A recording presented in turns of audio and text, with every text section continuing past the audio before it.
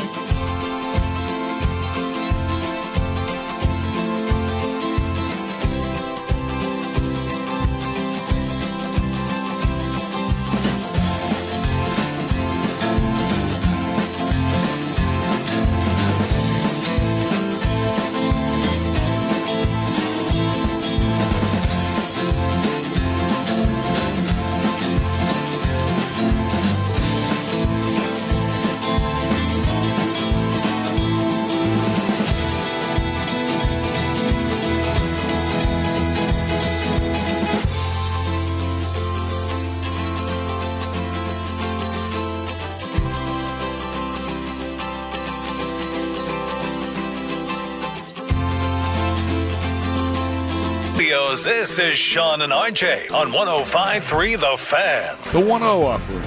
Swung on, hit high and deep to left center field. Going back is Collins. He's on the track. He's at the wall. He leaps, and it is history. Michael Helman has done it again. He's tied the game 3-3. Easy power strikes again. The Hall of Famer Eric Nadel starting off the Hump Day edition. Hump Day of Shawn and RJ here on DFW Sports Station 105.3 The Fan, also known as your home for Rangers baseball as they start off 2-2 against the best team in the entire sport. They hang on for the 5-4 win in Arlington. Dude, when you were introing that just now, I thought you were going to say the Hall of Famer Michael Helman instead of Eric Nadel. That's how I thought you were setting this up. On track. On track. He'll be the World Series MVP this year. That's what he's going to wind up being. I don't know how you allow Seager and Simeon back in the lineup, Adolis back in the line. I don't know how you allow him back in the line the way this team is hitting the series. The remarkable thing here is that they're doing it against who they're doing it against. They're 6-0 against the Dodgers. The Brewers are. They're 3-0 against Boston. They're 2-1 against Toronto. They're 2-1 against Detroit. They're 2-1 against Houston. They're 4-2 against the Mets. It's not like the Brewers have feasted on crap, right? Like, you could count on one hand. They got a losing record against the Cubs. They got a losing record against Cleveland. And again, the Cubs have played 13 games. They're 6-7. 6-7. 1-2 against Cleveland. They're 0-3 against the Yankees. They're 1-2 against the Padres and Tampa. Other than that, they have destroyed everybody else. Literally everybody else throughout the league.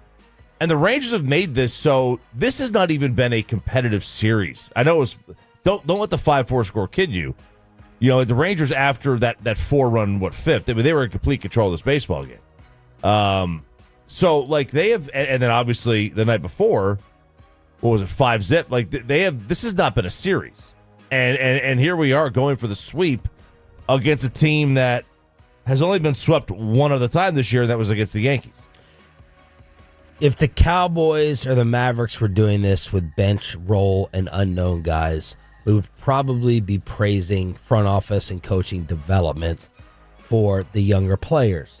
You got so-and-so off the bench. Do we need to be doing that with the Rangers? Like, I haven't gone to the development credit yet in my own mind versus this is just a crazy lightning in the bottle situation of great luck. Yeah, I mean, Helman he's almost 30. Yeah. He's not like somebody that they brought up in their system. Now they would still get credit for identifying somebody that they wanted to have here as a role player and different things like that.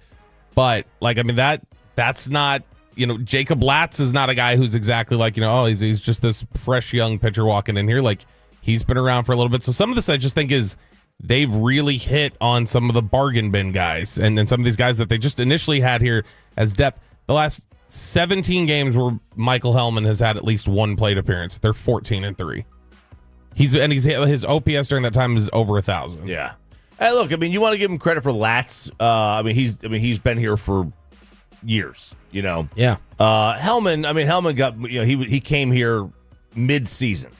Freeman, Higgy, what do you do with them? Yeah, Higgy. I mean, Higgy's been around. Higgy was a great pickup in the offseason. We talked about that. How in San Diego he was a really good backup. Can fill in every day. With New York, he was a really good catcher who the pitchers love to throw to.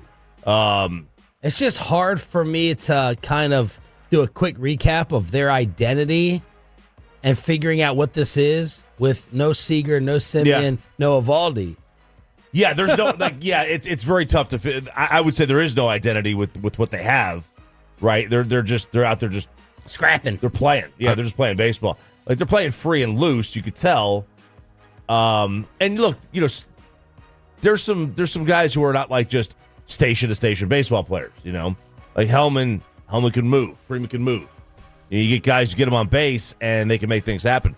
I feel like we've seen more guys taking, first to home on doubles this week than we have in the last, for a large part of the year, because you got some of these older guys who just don't run those same way. I've always kind of dismissed a team vibe. When Kevin Pillar said that stuff about the Rangers, I was like, okay, it may be true, but it's still the most one-on-one team sport that there is. Oh, yeah. And Easy. it's not even close. So it's like, okay, if the guys aren't hanging out afterwards and they're not, playing cards on the plane, does it really matter? And then you get this run, and you get Josh Smith yesterday on Foul Territory, Bobby's favorite show, saying, yeah, the young guys have brought a different energy. It is clear that there is a different energy and injection of youth. It kind of reminds me of Dak Zeke, rookie year, with the offensive lineman and the Cowboys doc talking about that. Like, you're too inexperienced, you're too young and dumb to know. But Josh Smith was highlighting a difference in energy,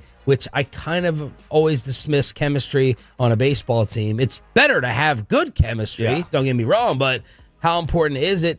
Josh Smith highlighting it. Yeah, and I mean, I guess for an individual, like when you just isolate it on an individual play moment, like you would naturally think, all right, in football, like you got 11 guys working together, so they've got to have good chemistry from play to play. But then also on the baseball side, you would say they also probably spend more of their free time with each other, or just their life during the season with each other. They're basically living together for 6 months. And so maybe it's just you're playing freer as an individual if you're just in a better mood and you like the people that you're working around, and you do feel like it's that Nate Newton factor I've talked about before, where Nate said that he wasn't a Pro Bowler until he worked with Troy Aikman, and it's because he saw how hard Troy Aikman worked, and he went, well, I can't let that guy down, so I got to work harder, I got to be better, I got to do those things. But I mean, yeah, you got to give credit to the personnel department, the front office, Chris Young, whoever else for making those acquisitions. Then I think you got to give a lot of credit to Bochy and the coaching staff too for getting the most out of guys. Michael Helman hits the 2-run homer. He saves a 2-run homer with the defense in the outfield. Here's Boch on the Aggie. I'm happy for this guy. Here he is getting a chance, taking full advantage of it. He's been fun to watch. Doing a great job in center. The bats, lefties, righties. I said, have a good season, you need a surprise or two, and he certainly has been that for us and more. And terrific job again, to tie that ball game, and he's just been playing great baseball. Yesterday, Sorry, real quick. There was a time, and that time was not like more than a couple weeks ago. You get down 3-1, as this team did last night. It's like coming back feels like pulling teeth. And they responded immediately, like literally immediately. They responded. That's something that just wouldn't have happened a couple of weeks ago. yesterday on MLB Network, they were doing a Jack Leiter praise session, and they were like, I'm interested to see after one more off season if this guy is an ace. Don't know if they did that. It was probably before the game, because Jack last night was 4 2/3, 7 hits, 3 earned, 2 walks, 4 strikeouts. Yeah. I mean, there was nothing special about him last night. I mean, he wasn't in particularly command of everything. I mean, he wasn't hitting the exact spot he wanted to. Those types of games happen, and he's been so good with his command and control over the last few starts. I mean, it was just 2 starts ago. He was the last 13 innings. He had 17 strikeouts and 2 walks. And that we means were raving about his command. You got to praise the bullpen with 4 1/3, 1 run, getting it done. So the first 2 against Milwaukee. Afternoon baseball today on this radio station as they attempt to continue to stun the best team in the entire sport. And now what's really fun is scoreboard watching in the middle of these things. I'll just go right down the Major League games from yesterday that affect us. Guardians shut out the Royals 2-0. They still have some pitching that they can rely on. The Yankees get destroyed by the Tigers 12-2. And the Astros fall to the Blue Jays in extra innings. Bobby, you were kind of following this text in the group. Yeah, they ended up. I was keeping up with kind of keeping an eye on the score. I was like, all right, Houston's up. They're gonna win this game. And then as I'm sitting there, I've got Twitter up and I'm watching the game, and I've got an Astros fan that I follow, and they're just like melting down, like, my God, again. Dear Lord, we can't have Abreu closing games anymore. Holy cow. And I was like, what the hell happened? So I jump over there and watch it. And Abreu did. He melted down. 30 pitches in that ninth inning. They end up scoring 2 runs. Toronto, they were down 3-1. They end up tying it at 3, and then they win in the 10th. And Houston, we have liftoff. Houston, they have a problem. That's what they have right now. It's it's really you're going for Seattle, right? They're obviously the team that is the closest to you. The Red Sox, and the Yankees are like 5 up. So I mean, and you're talking about like 20-ish games to play. That's just a lot to go, overcome in that amount of time. You don't have to overcome that either. All you got to do is get past Seattle, which you could do that. Although Seattle does play the Dodgers to end the year. But the Dodgers might have everything wrapped up, so they might not play for anything. And Pepe, you keep pointing out that St. Louis cannot hold a lead against Seattle as the Mariners end up winning 5-3. Yeah, it's been like 2 games in a row now. They've had the lead, and it might have been early on before the 5th, before the 6th inning. So, you give Seattle time to come back. But, man, they've had a lead there in Seattle, and they can't hold it, right? The next inning, they lose the lead. So they're not helping out the Rangers at all. But, now you're at a point where you're really close to the Astros now. You're 2.5 games back of the Astros in the West. So, you get the Mariners 1.5 back in the wild card, but the Astros are right there. And did you say Houston's dealing with another injury? Yeah, Garcia, who has been out for a couple of years, really, with Tommy John, comes back 2 starts, and now he's back with another elbow issue. And that, look, their pitching is they got some guys there, right? And this may not be the same offense that it was when you had Kyle Tucker and Bregman, and you replace them with Christian Walker. So it may not be the same offense, but you have to deal with injuries. That's a big problem. The playoffs, I'll tell you, Major League Baseball would love this. You'd have if they started today, you'd have Dodgers, Mets, Cubs, Padres. You would have Yankees, Red Sox, and Astros, Mariners. Those would be your wild card days. Those would all be on the same day. Now they would love and hate that because you could lose, you could lose. You're going to lose a big market, a major market team in one of those series, each potentially. So everyone in the American League wild card race is picking up their game. The Red Sox have won 3 in a row. Seattle's won 4 in a row.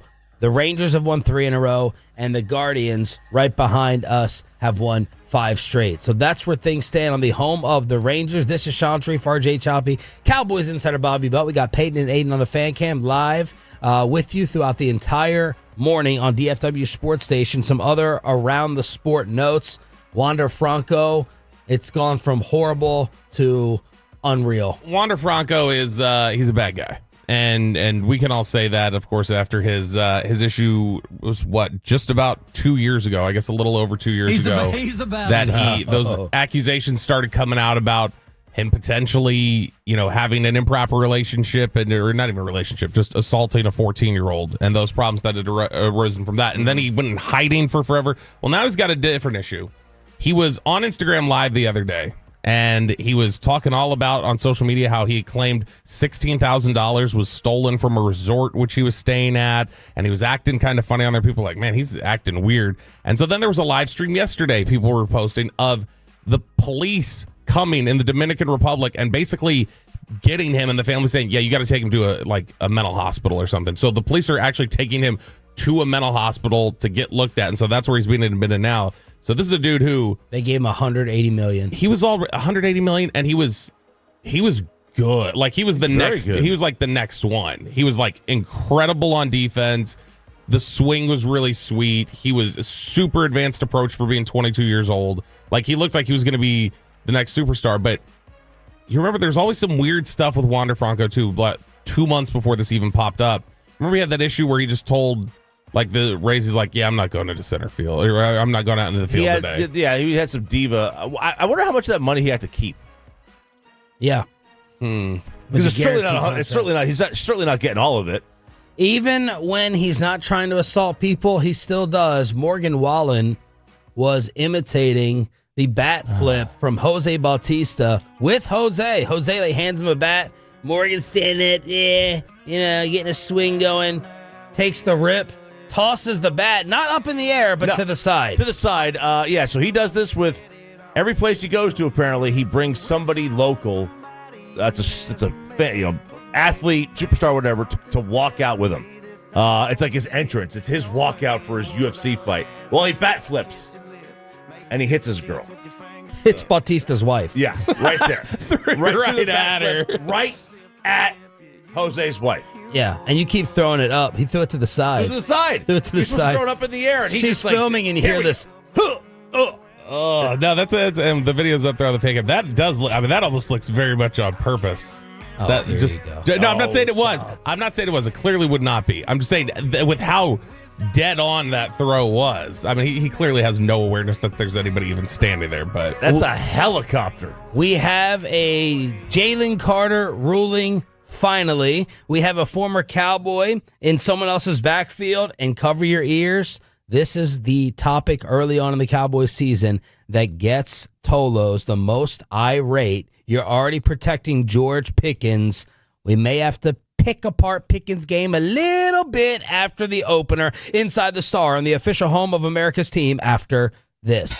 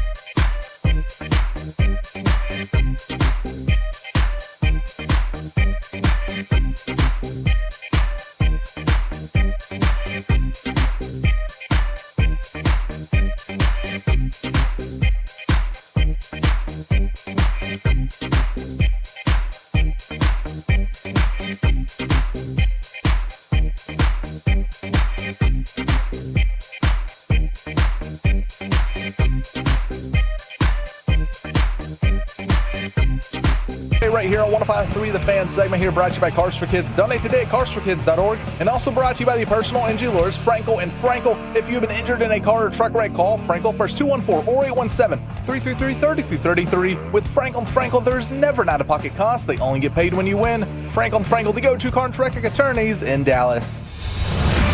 From news and notes to the coaches and players for America's team, let us go inside the stars on 105.3 The Fan. This is probably a fantastic example of why I do not bet as much, but I'm still hearing that the spread is 4 for Cowboys Giants. That cannot be. Cannot be. I got it at 4. I saw somewhere it had it 6 yesterday. Yeah, I got it at 5.5.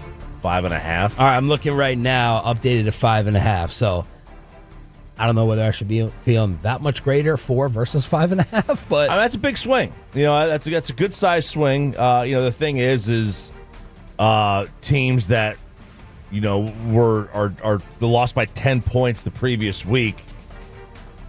They lose by 10 points the previous week, and they are road dogs the next week or dogs the next week. They cover like 70% of the time. Wow. What about, does that factor in it being the Giants, though? It does not. It's just so you gotta historical. That. Historical context.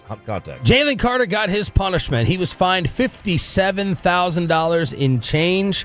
He is not going to miss their next game against the Kansas City Chiefs. They basically said you served your one game, you didn't play a snap, $57K. But Bobby, the league is trying to send a different message with this. They called it a suspension, even though they didn't suspend him anymore. They called it, when they announced it, they said Jaylen Carter 1-game suspension for spitting. No. It's like, well, no, you didn't. But they did say they went ahead and so because you get thrown out of the game, you don't miss your game check. So they fined him a game check, and they said, you missed the game. We're fining you a game check. We're treating this like a suspension. And Mike Garafolo talked about this yesterday. They're clearly trying to set a precedent and a baseline that says the next time somebody does this, they are getting suspended. So if they don't get thrown out of a game or we see something back on video or something like that, you're getting suspended. So it was important to them to take that game check and term it as a suspension because they want to make sure they can do that in the future. So that's why it was that odd number. 57,222. It is his salary divided by 18 weeks. So it's one game check. It's one game check. All right. I mean, look, I wonder if he had gotten thrown in the fourth quarter, how does that change? Obviously that's not that wouldn't be a 1-game suspension. I think that would have been out for Kansas City. Yeah, very good chance. Yeah, would the league have done a half, or is that more team? Teams would do league doesn't suspend for halves. That's weird team issued stuff, or Michigan trying to get away from a punishment. Mark Schlereth, stink. Weekly guest, G-Bag Nation, Super Bowl champ, keeping it real, played in the trenches, gave his thoughts on the spit. Good on Dak for being able to compose himself, no question about it. Just so stupid. Like you just think about how that went down with Carter. So stupid. I can't even believe you're that dumb. Like I would have to. You got fined, I think today, $60,000, whatever it was. I would have to fine them as an organization for just being stupid. Like you just get an extra stupid fine because you just can't operate that way. And then ultimately you lessen the strength of your football team because those two behemoths inside. I mean, those guys are huge difference makers, as you guys both know, with Davis and him in there. So Carter, So anyhow, just kind of crazy in general of how that went down. And the Eagles are going the opposite direction, not trying to touch any extra money. Yeah, this is weird. So when a player gets suspended while they're on their rookie deal, I remember this was the thing with Ezekiel Elliott, that you can basically void guarantees, or you can have certain forfeiture language in your contract. That's what Shamar Stewart fought about with the Bengals, was the idea of forfeiture language in the event of suspension or other things like that. And so now that he's officially been termed to suspension, since that's what it's defined as by the league, the Eagles could void guaranteed money in his contract moving forward, but they've decided not to. Not only have they decided not to, which is typically a team would just go, do we want to do this or not? Okay, we won't do it. Do we want to say, Trayvon Diggs, you can have your $500,000 or not? That's typically how a team would look at it. Instead, this was something they spoke with Rosenhaus about. And like, Drew Rosenhaus is his agent. Spoke with Rosenhaus about it and came to this agreement of, we are not going to do this. Promise. This is a deal we're making. We're committing to this. I don't know if it was a handshake deal, a look in the eye, or if it was something that they signed. But that to me says Philadelphia is terrified of negotiating with Jaylen Carter.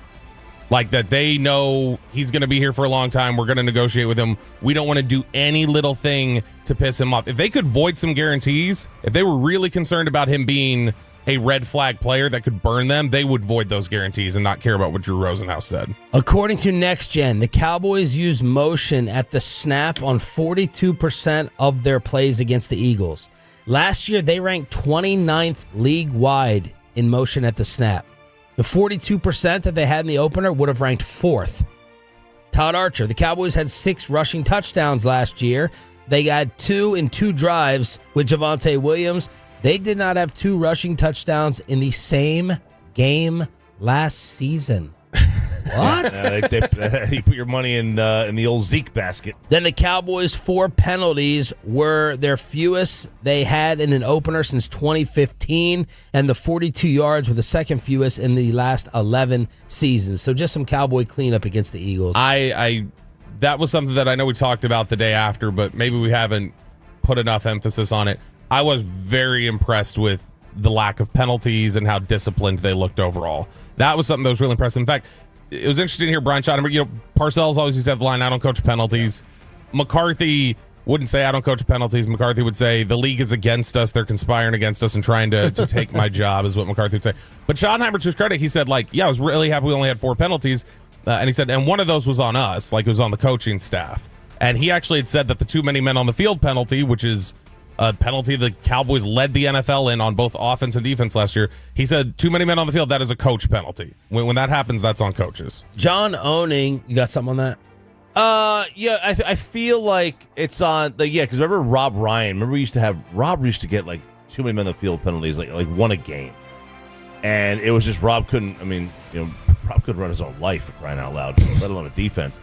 And I wonder, is that on the position coach, the individual position coach? I would assume Shoddy is saying that it's on the coaches to communicate what personnel needs to be out there, communicate that clearly so there's no confusion. Cover your ears, because the newest cult in DFW, the newest collection of growing psychos, are the George Pickens supporters. We got to come up with a nickname for them.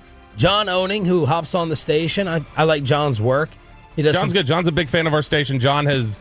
When people take shots at us on the internet, which, you know, they like to come for the best, when they do that, John has always actively gone out and said, I'm not tolerating fan slander. So I love John. Here's what Owning tweeted the other day. One aspect of Thursday's game that is being overlooked is how George Pickens' lackadaisical route running really hurt the Cowboys in some key moments. Little attempt to pick DeJean on the 4th down throw to CD. When Pickens is not the primary or secondary option, his route running effort went into the dumpster, in my opinion, which hurt Dallas because he's not stressing the defense to create openings for others in those situations. Well, some of the reactions to John were die. You don't know what you're talking about. You're a freaking moron. A lot of F-bombs. Yeah, and I mean, he followed up that and said, if you don't believe me, he's like, go to the QB school, which is JT O'Sullivan's website, the old quarterback, and he's like, JT breaks it down too. And JT looked at it and said, like, I don't love this effort here on the route. I was talking to somebody in the media last night about some stuff, and they were like, yeah, we're watching this back, like, this is, and they were pointing to like actual examples on film of like, look at this. This isn't the effort like I'd like to see typically out of a receiver running a route. And so I think that that's certainly something that, you know, is a discussion point. I didn't notice it watching it back. Like, I was not looking for it because at that point it wasn't something that had been discussed a lot. So I was not looking for it. I may have been zeroed in too much on offensive line and different things like that. But it makes me want to go back at some point this week and just go look and see, all right, was there some problem there? Yeah, that's not. It's not the first. Very encouraging, but it's not an encouraging start in a contract year to have the personal foul and then lackadaisical route running. That's not a great start. I'd be interested to hear how they graded him. Yeah, there are other players who do it, but this is supposed to be best behavior season now. Okay, this is the day after you've been grounded. Right. I mean, like, you know, I can understand. I can't understand, but I can understand. Like, if it's a running play away from your side of the field, Like if you're not like doing the same type of engagement as you would if it's a running play on your side as a receiver and you know you're not getting the ball. But on a simple route, like you're probably, I would assume, as the number 2 receiver, you're the second read on a majority of the plays. It can depend. So, like, for instance, last night, one of the plays I was looking at that I was talking with somebody about, when Dak snaps the ball, they've got 3 receivers to one side of the formation. They've got Pickens to the other by himself. And when they snap the ball, Dak is looking at the safety. Pickens is running a dig. When the safety is in the middle of the field at the snap, that's off. He's not, as soon as he sees the safety stand there, he goes, nope, not Pickens. And he's going to look to the strong side and he's going to go through the progressions over there. So Pickens knows that too. Pickens is going to come off the line of scrimmage. He's going to see the safety sitting there in the middle of the field. He's going, ball's not coming to me. So I don't know if that's what he's actually, what his actual thought process is, but Pickens knows, I would imagine, usually within 1 second, just by glancing at where's the safety, whether he's getting the ball or not. George Kittle is being put on injured reserve. He is now gone for San Fran's next 4 games. He hurt the hamstring in the opener. Now he's going to miss games at New Orleans, Atlanta, Jacksonville, and the Rams. Oh, freaking San Francisco. Oh, only they would get these cupcakes while Kittle is out for 4 games. With New Orleans, Atlanta, okay, Jacksonville, and then the Rams kind of okay, like Atlanta. But that's George Kittle hurt because San Fran now has 4 games in the next 23 days. They also finally got rid of it was the most entertaining Sunday train wreck in football going. Jake Moody, the kicker, the one who Deebo Samuel slapped last year and had a horrible debut and opener. He gone. See you later. Yeah, they had a note yesterday. Eddie Pinheiro is coming in. And God, how old is he? That's what's funny. If you look at the last couple 40, like the last couple kickers that have been picked in the top 100, it's Jake Moody and Eddie Pinheiro, and both of them ended up being like sub 80% kickers as top 100 picks at kicker. You don't do that. You go to the Notre Dame soccer fields. You find yourself a Brandon Aubrey. That's what you do. Which the note that was going wild over on Reddit the other day, I know I put it in my email. If you take just his 50-yard field goals, Brandon Aubrey, he would be the number 1 most accurate kicker in the history of the NFL. That's unbelievable. Matt Prater the other day got mistaken by Bills players for a new coach. He's so old. He looked old, man. I didn't realize he was that old. I was like, oh, he's kicking in Detroit just a short time ago. Matt Prater coming up big for Buffalo. They thought he was a new assistant. So there it is, Around the NFL and Inside the Star on your official home of the Dallas Cowboys with Sean, RJ, and Roberto. We got a PBR ticket giveaway during the 7 o'clock Expressway. We will chop it up. We got our first power rankings of the young season. Nick Eatman and Brett Boone in the 9 o'clock. No reason to go anywhere else. Is it about to be over for this former player on ESPN? I think this is going to light up the fan text with your opinions.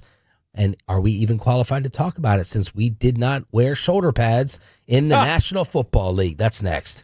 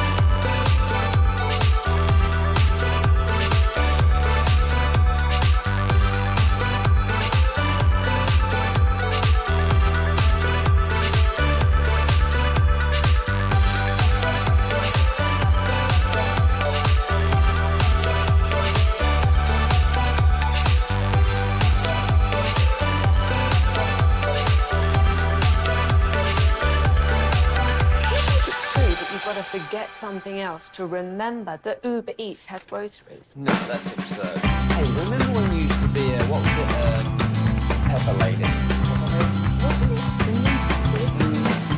Asia babes. Saffron squad?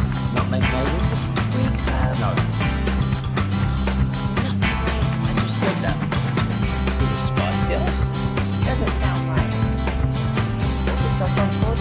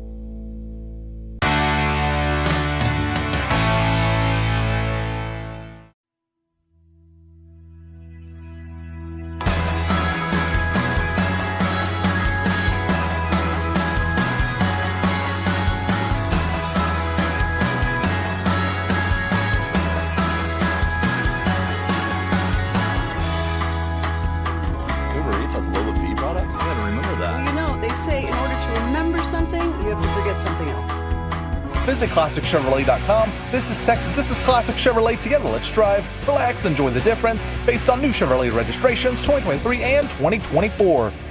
We got a PBR ticket giveaway coming up at 7:20. Back to the Rangers, top of the hour with Diamond Calves. We'll chop it up at 7:40 in the commercial-free expressway, and then our first NFL Power Rankings of the young season, 1 through 5, 5 through 1. Give us yours. Start thinking about it on the Franklin & Franco Injury Attorney text line. This is the Hump Day edition. Hump Day. Of Shawn and RJ with some extra coffee kick. Yeah. So the boss, thank you to the boss man, Gavin Spill. He had some coffee in a bag, Ziploc bag. It looked like a drug deal he texted us last night. Yep. That's exactly what Choppy and I were talking about walking in here. I dragged the text down as I was like, and I looked at it and I pulled it down. And when I saw there was just a baggie on the table, I thought this was, hey guys, found this in the studio. Yeah. Need one. And I was going to be like, you are talking to the wrong show. Yeah. Leave it in G-Bag's box. Now, Am I smelling a little of the ganja? this is not a gallon Ziploc bag. It's not a quart. We should text it to Aiden and put it up and see what Tolos say about how many pots that should make. Yeah. Okay. Let's get that. I'm email it to him right now. So this bag, like I said, it's a sandwich Ziploc bag. It is pretty stuffed. And Spittle goes after that. The good stuff. Yeah. The good stuff. Freshly ground. And I was like, man. So I go to get some coffee this morning, and there's barely any left. I'm convinced that I just went in there to try it. I couldn't tell which one had the coffee. Yeah, I think Peyton's only filling up half a brew. We've discussed this, RJ. I don't do that. I'm going to start recording myself every morning and sending. I'm full every single time. Full. The last 2 years I've done. You're going to have to, because there's nobody else on this floor at 6 a.m. and we're done. We're out of coffee. So I was like, man, this is strong. It's bitter. That's good. And I was like, how much did you use? I want to get the next one. I mean, you didn't say it was good. You said it was too bitter. And he said I used the whole thing, the whole bag. He used the whole bag, which I was like, whoa, that seems like an awful lot for the whole for one pot. But maybe it is. Okay. So we'll have the Tolos judge it, who are getting ready to make their coffee this morning. Although it could literally be that whatever was in there, G-Bag thought it was something else, and that they used some of it before we got to it. I think this is the end of Ryan Clark at ESPN. During a debate over CeeDee Lamb's drop passes, who's to blame, he belittled and got into it with new ESPN edition, longtime respected insider from the NFL Network and Fox. This is Ryan Clark and Peter Schrager. Okay, you look at A.J. Brown, which is this number one wide receiver who got one target all night, and then you got CeeDee Lamb. But when was the one target? That's the target, But though. I'm saying, when was the one target? I'm saying you could have it both ways. 54 seconds left in the game on 2nd and 11. It was the one target. He runs the out route. You wake up this morning saying A.J. Brown had a better day than CeeDee Lamb? You know what you wake up saying, though? A.J. Brown's team is 1-0. Of course. Right, that's what I get it. But the thing is this, though, and we shouldn't do this on TV. And so I apologize if people think this is rude. That's the non-player. Oh, stop. CeeDee Lamb is let me tell you why. I'm not looking at fantasy football. Ryan, I'm not. Don't belittle me like that. I could come in and say, as 3 ex-players are saying one thing, and give an alternative perspective that maybe CeeDee Lamb did play well. And Peter, what I need for you to do is not get mad and let me finish for one. Okay, go on. It wasn't about you. It was going to be about me. That spilled into a commercial break. They got into it off air as well, and Ryan Clark confirmed that. So while he was live tweeting Chiefs Chargers, he tried to, the internet thinks, sneak in a little apology during his game observations, saying, today I had an interaction with my colleague Peter Schrager, both on and off the air, that I regret. I've apologized to Peter and taken accountability with ESPN leadership. My focus will remain blah blah blah, being a better teammate moving forward. Ryan Clark had to apologize earlier this year for the RG3 wife incident, bringing up race and Angel Reese and Caitlin Clark. And then Front Office Sports reported Ryan Clark could be on thin ice with ESPN after that Schrager interaction. Quote, bad blood from the viral on-air dispute spilled off the air, leading to an uncomfortable confrontation. So it's been 15 years since I was over at ESPN, but the one thing. 103.3. Yeah. That barely counts. Hey, it was owned. You're with Steve Dennis. It was owned and operated. The one thing that they always would say is that no matter what, like there is no fighting between coworkers. Okay. Like on the air. Yeah. Right. That was the one thing. There was like, which they've thrown that model out with First Take. I mean, that's what they built there. They don't want it to go right too far. Yeah. Like they don't arguing is fine. Like those kind of things. Personal. Where it gets personal, that is like their number one no. Like this is the moment, there's old adage, the moment a player says, well, you never played, they already know they lost the argument. That's their last line of defense before just completely losing the argument. Because, that's what it looks like right now. Like on the surface, it looks like you're a jerk. Like you belittled him, you demeaned him, and this is the appeal to authority that I hate. Like I don't care if you played. Like Bobby's smarter at football than half the football players. It's just the reality. I hate to blow your whatever, but no, please go right ahead. Like just because you played a sport at the highest level doesn't mean that you know what the hell you're talking about. Some people can just do it and don't know it. In a decade at NFL Network, I don't think I ever heard him on the air get worked up like that. Schrager, like get that, like I mean, and he's 4 months into this at ESPN, however long it was that he joined. I've always liked Ryan Clark. I really liked him early on. I think I've always liked his perspective. I think there are times where when he says stuff, occasionally I'm just like, okay. And then there are other times where he says things I'm like, okay. And then I stop and I go, it's a good point. And he does make me look at things from a side that I don't normally consider. And so I like that and I respect that and I appreciate that. It does feel like he's been a little too combative in the last calendar year or so. And I don't know why or what drives it. So I'm not going to put non-football players in the same level of football players when it comes to like breaking down plays. It's like when Brian Baldinger is breaking down tape on Twitter, I can't go near that. I can't touch that in terms of analysis and breakdown. There's tremendous value there. When someone is talking about, the Vic Fangio scheme and passing off defenders, me and Choppy, we're not doing that. We can't do that. When Brian Broaddus is like breaking down the handset for an offensive lineman, incapable. So there's a pedestal there when talking about that type of stuff. When you have analytics and, sometimes you just have common sense takes. I don't know that argument and what it was before the previous 3 to 4 minutes. If the argument was, A.J. Brown had a better day than CeeDee Lamb, then that's just stupid. We do see player opinions come in the form of the NFL Top 100 poll with how they vote things, and that is probably the least credible player ranking list that is currently out there. Easily. But Ryan Clark, I'll give a piece of advice from the R.J. Choppy School of Broadcasting, the Bruce Gilbert School of Broadcasting as well. And Choppy tried to teach this lesson to us yesterday, unsuccessfully, but he tried. Stop being so serious.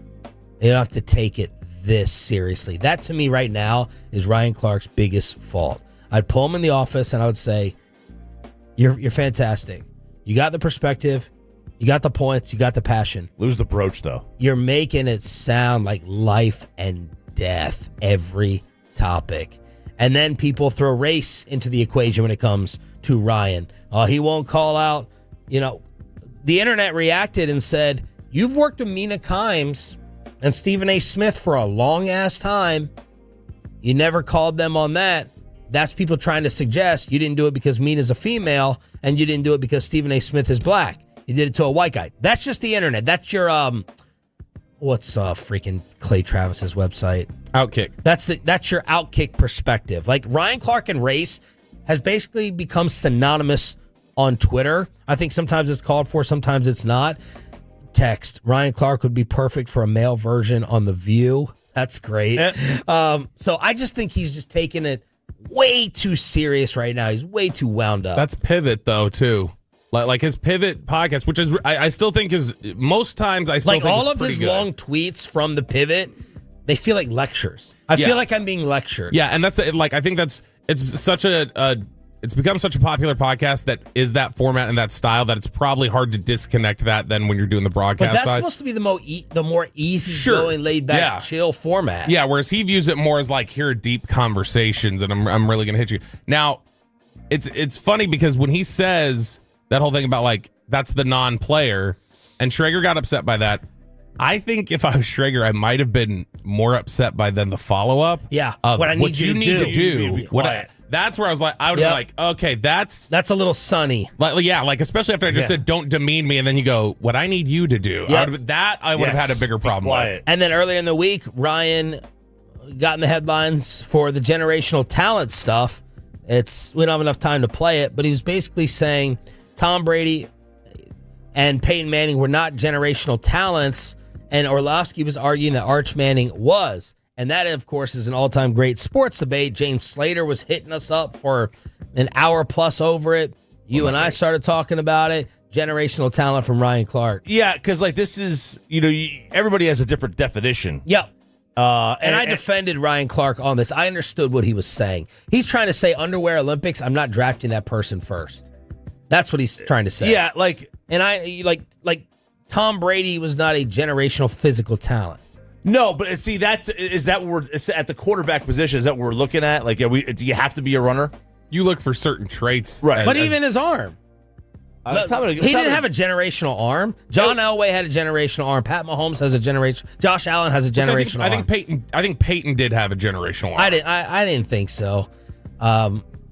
Generational? I thought Peyton's arm strength was really good. Okay. I always thought of Peyton as generational mind. That is absolutely his biggest trait. Like if you told me I could, he loses one, you absolutely take his IQ. I did think he had a pretty strong arm. To me, I just think it scrambles people's computer systems when you say Tom Brady's not a generational talent. Right, I'm thinking physical. Now Tom, Arch Manning to me is not a generational talent based upon what I've seen from him. Orlovsky is just a Manning suck up and saying who's from the lineage. He's generational. Right. He's 6'4" and he can run fast. To me, in order to be generational, it's got to be at you were the best. You were like a prodigy at 8th grade.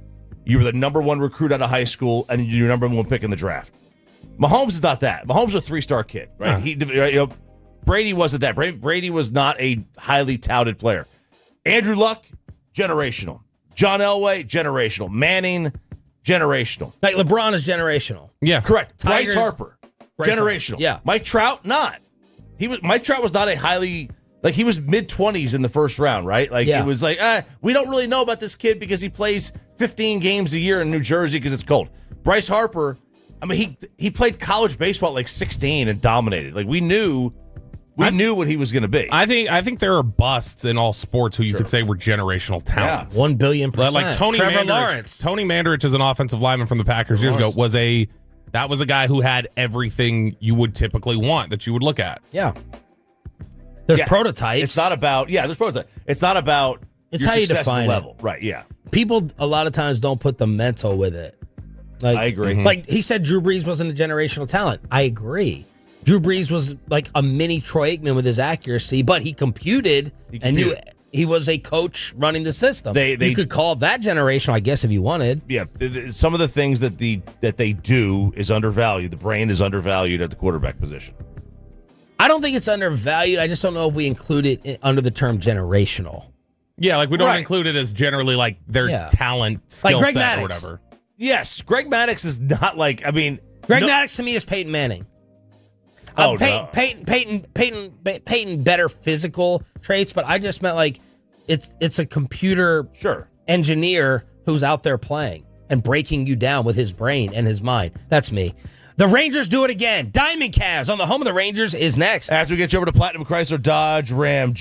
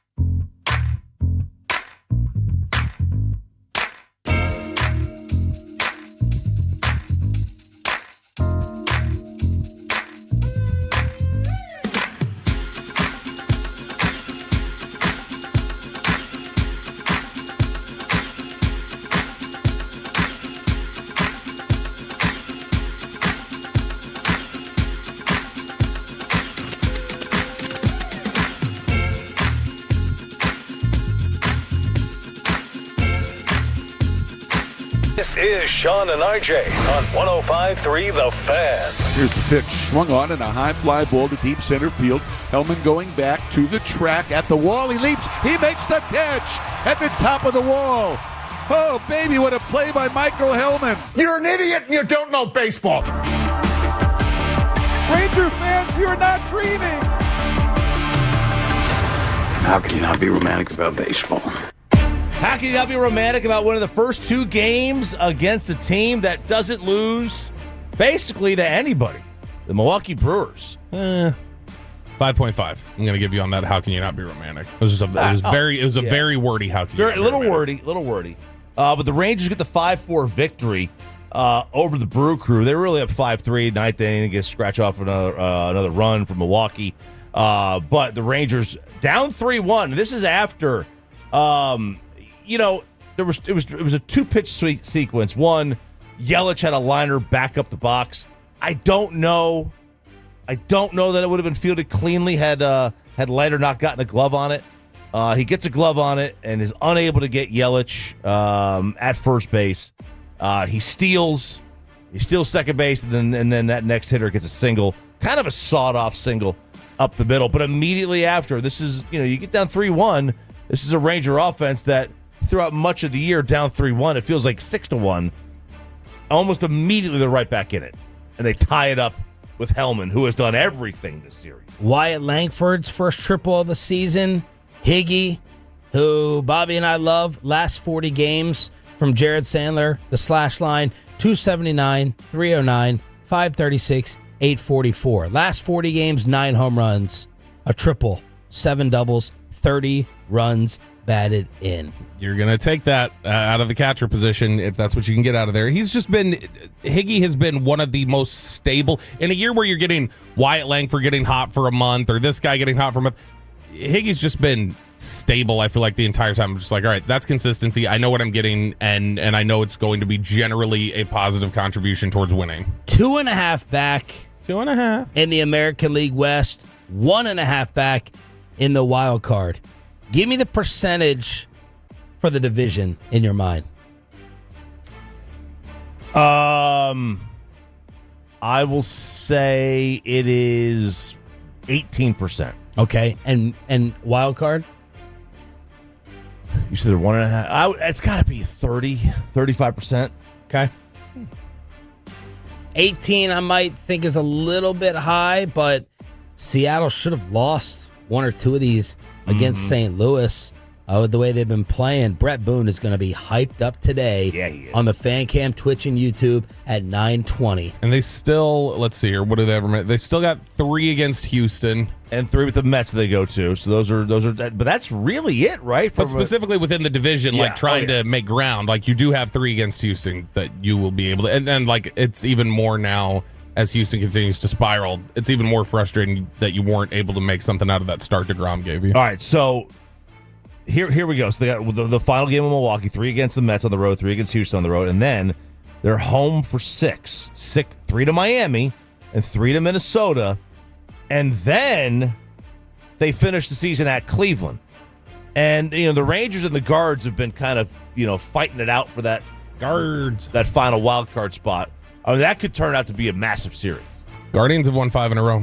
Yeah, and seeing what Seattle does. Because Seattle does finish the season. They play Colorado at home, and they also play the Dodgers.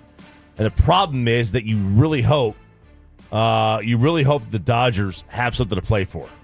Because if they got everything wrapped up, then they're just going to mail in that final series. Dodgers have lost 2 no-hitters in the last 4 days.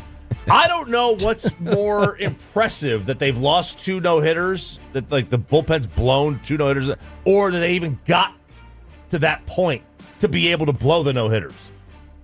You're getting these no-hitters, but then all of a sudden you just completely blow Getting it. to the point. Yeah, of course. It's just wild. I thought you just said you didn't know which one was. Oh, I was being facetious. It's you would expect a really good team like this to have such a bad bullpen. 1 o'clock pregame today. Merrill Kelly on the mound with his 3.16. That's still not coming close to Peralta. Freddie Peralta with a 2.50 as the Milwaukee rotation continues to come at you. This is the guy they would want on the hill, Milwaukee, to avoid the sweep. But the playoff picture We had guessed on what the odds would be. So the exact odds, according to ESPN, the Rangers have a 38% chance to make the playoffs, a 10% chance to win the division, and a 28% chance to make the wild card. All right, so that's how that would look. Now, their chances of winning beyond that, they're not even listed as being on the board to make the World Series, to win the World Series. They've only got 6 teams in the AL. But your favorites in the American League to make the World Series are the Yankees at 24%, and then the Red Sox at 19%, and then the Tigers. So you got Astros at 11%, Blue Jays at 13%, Mariners at 12% to make the World Series. Boy, it is. If you look at ESPN Bet right now, they have 12 teams that are plus 1,500 or better to win the World Series. And then it's a drop to Texas at plus 4,000. And then behind that, it's 3 teams at plus 15,000, plus 15,000, plus 20,000. So Texas is literally the one that's just like hanging in this space of like, let's see which direction this could go for them. Ironically, the Brewers are not first or second in the National League. Phillies and Dodgers have a better chance of making the World Series than they do.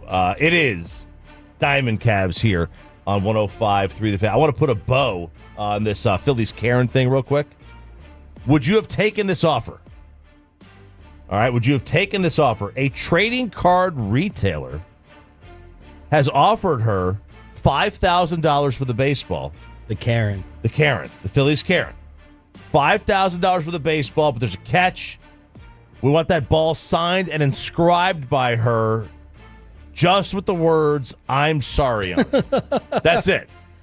This is a hard no for me. Yeah, it's an absolute no because of what you wrote last night that we still don't know the identity. I have not seen any. There's been one name that was thrown out there, and then there was a job that she had that was thrown out there. The job was a Haddonfield school teacher. That school district came out and said, absolutely not. She does not work for us. And then another one was this woman's name, Cheryl something. 3 name. Richardson Wagner. That's it. Hyphen. And she was like, she looks like a hyphen, to be fair. Yeah, she does. But the Cheryl Richardson Wagner says, hey, guys, no, not me. She's way skinnier than I am. We're having a harder time finding this woman than Aaron Rodgers' wife.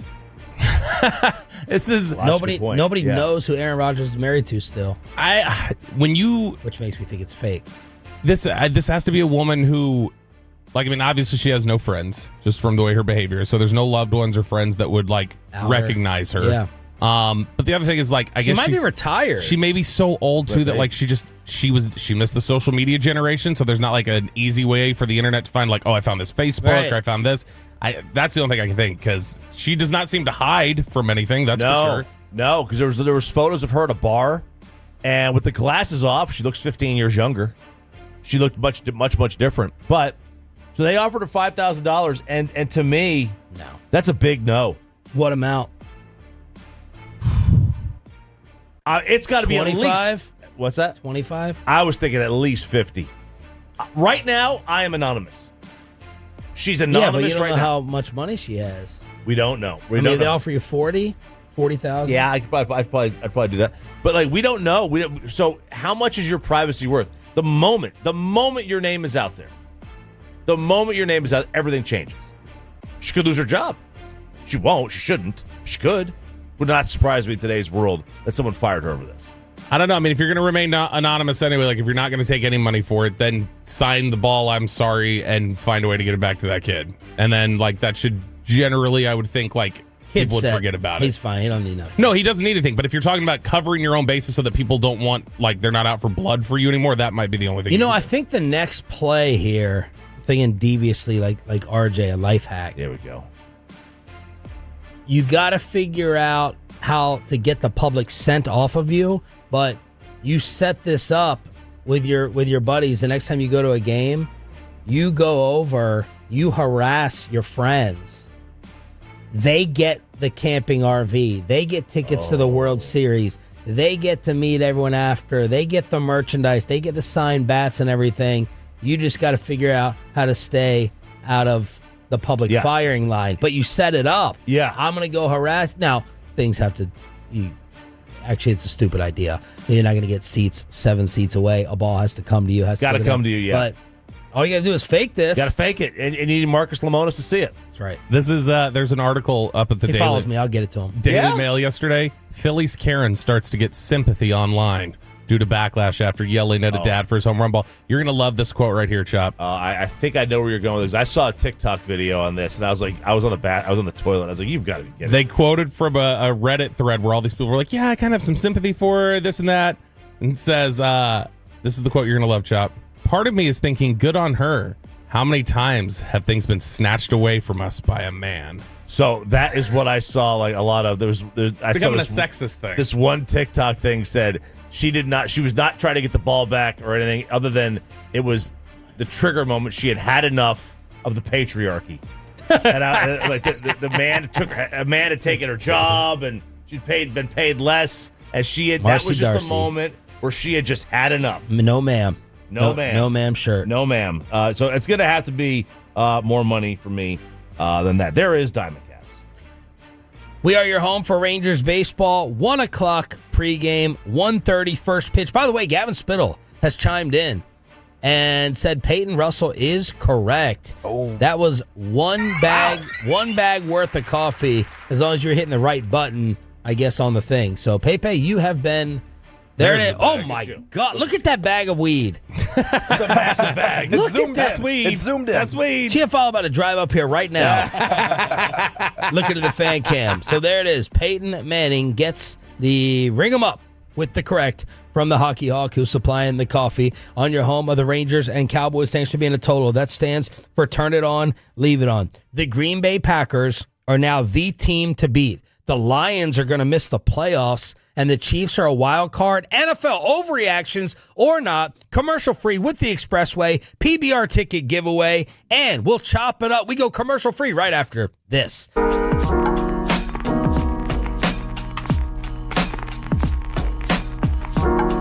think it's true that you've got to forget something else to remember that Uber Eats has groceries? No, that's absurd. Hey, remember when you used to be what was it, Pepper Lady? Wasn't it Cinnamon Sisters? Basil Rose.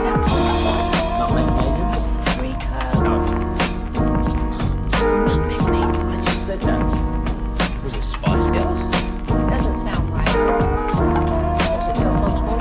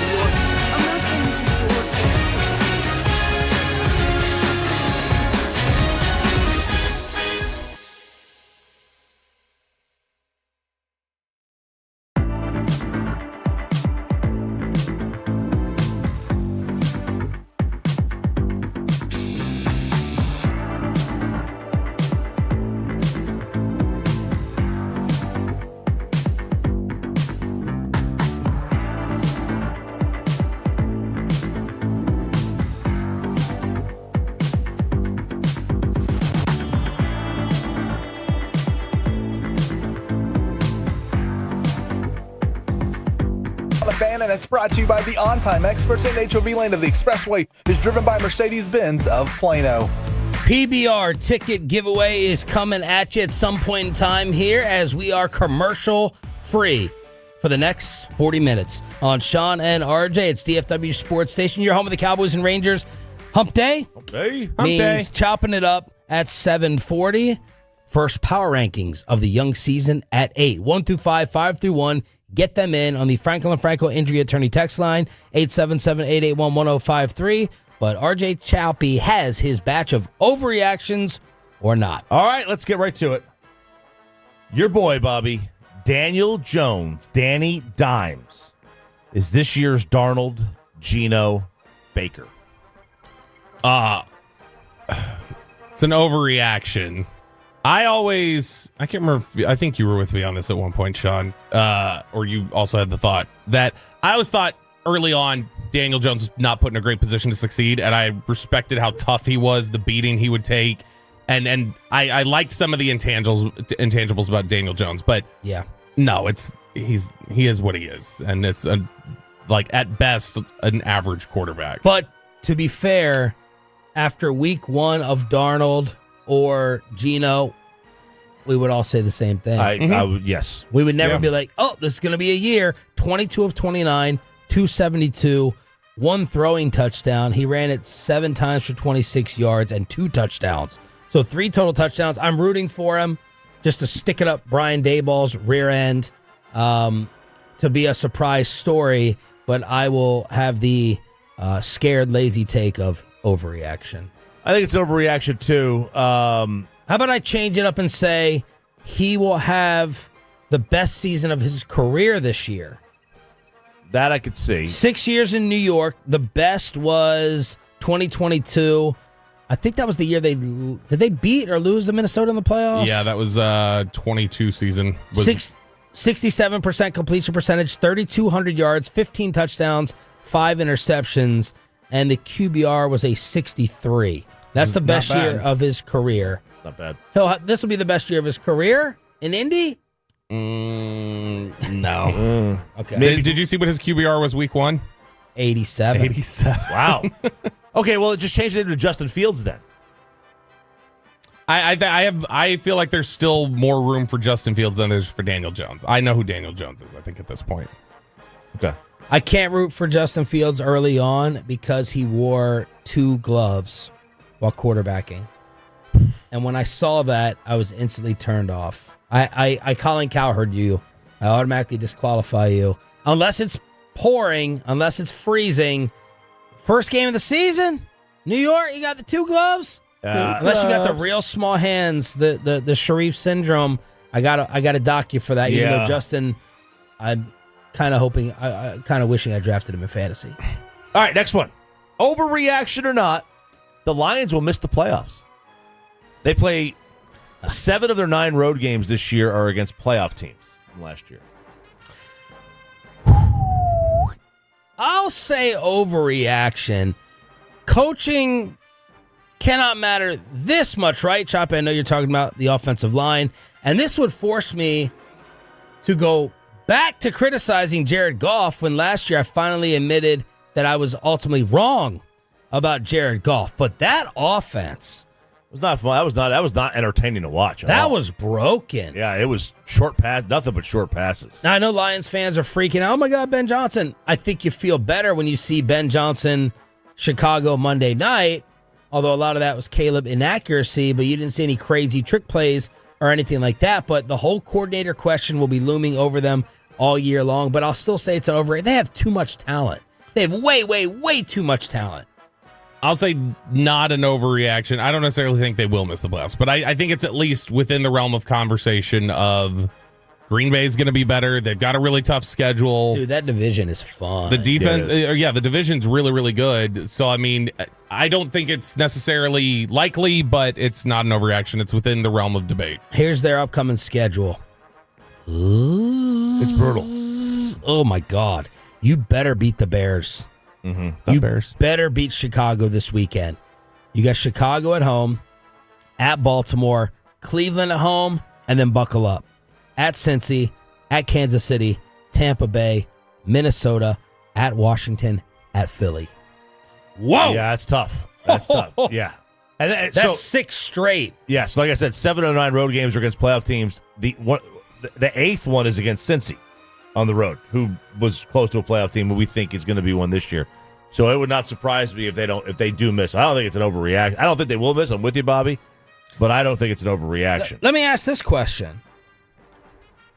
Would you root for Detroit to miss? The new America's team, Choppy, I think they were your adopted team last year. Would you find it funny, or are you still rooting for them in a way? Would you think it's funny that they missed? No, I'm kind of tired of them. Already? Yeah. That was quick. Yeah. I mean, to be fair, I was really tired of the Ben Johnson hype. And then I also didn't understand why everybody was talking about Aaron Glenn like he had created the number one defense of the NFL when they would get picked apart. But I don't like Aiden Hutchinson. Why? I think he's a dirty player, and I think he's kind of a douche. So I'm not an Aiden Hutchinson fan. Reba's rolling his grave back there. I hear from Amon-Ra St. Brown too much now. Yeah, he's a little annoying. By the way, all the Goff over Dak takes are annoying. So I'm tired of Detroit. I still find them fun. I think their uniforms are awesome. I love their uniforms, their color scheme. I think they're fun still. I root for fun. I love Dan Campbell. And Dan Campbell, right? We were comparing audio. Mike McDaniel after the Miami disaster. Do we have Mike McDaniel or no? Yeah, Chop. I sent it to him yesterday. Oh, give me one sec. Okay. Look, if we haven't played it, keep it on there as leftovers, Pepe, like we always do. Let's start off playing Dan Campbell. We'll play a coach you can get behind versus one you may be quitting on. This is Dan Campbell after getting mic'd. Well, look, this is the same thing we ran into with, with AG and Ben. I mean, in 22, we remember we started 1-6. I mean, I think people are asking me to fire Ben at 1-6. So look, it took us a while to get our feet, man. So to get our bearing, but you learn every time you go through these and you work together and you find the right flow and you do it collectively, you do it together. And like I said, man, the more those 5 play together, we got 2 young guards, but the more they all play together, the better we're going to get. These are real reps against other opponents, and you get a full game. And man, you go and you teach off of it, and you correct it, and you learn from it, and you move on. I should be clear. I'm not tired of Dan Campbell. I still absolutely love him and love listening to him talk about team philosophy and everything else. Who's their replacement OC, by the way? Did they just promote from within? I know something Morton. They bring back Jim Bob Cooter. Johnny Morton. Let's see who it is. It is. It says John Morton. John Morton. Yeah, the former receiver. No, not that John Morton. Different John Morton. Oh, different John Morton. Do we have Mike McDaniel? Yeah, it's a minute 6. Oh God, no. Okay, it's a brutal cut. It's brutal. Yeah, I'll tell you what he said. Okay, it can't get worse from here. The life looks like it's been sucked out of him. I had said for the last 2 years he's the best and most interesting quote in all of football. And now it's like he's the Undertaker. He's talking about being a day closer to death. You are a day closer to coaching death. But he sat up the other day, and I thought he was going to fall asleep. I did too. He was just like, it's not his fault. You can't blame him.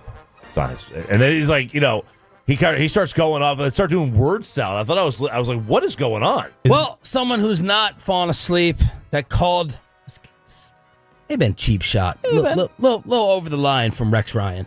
What the hell is he talking about? Maybe he's on a different level, McGenius guy, whatever the hell he is, nerd boy. But anyway, nerd boy. Their team has no respect for the coach.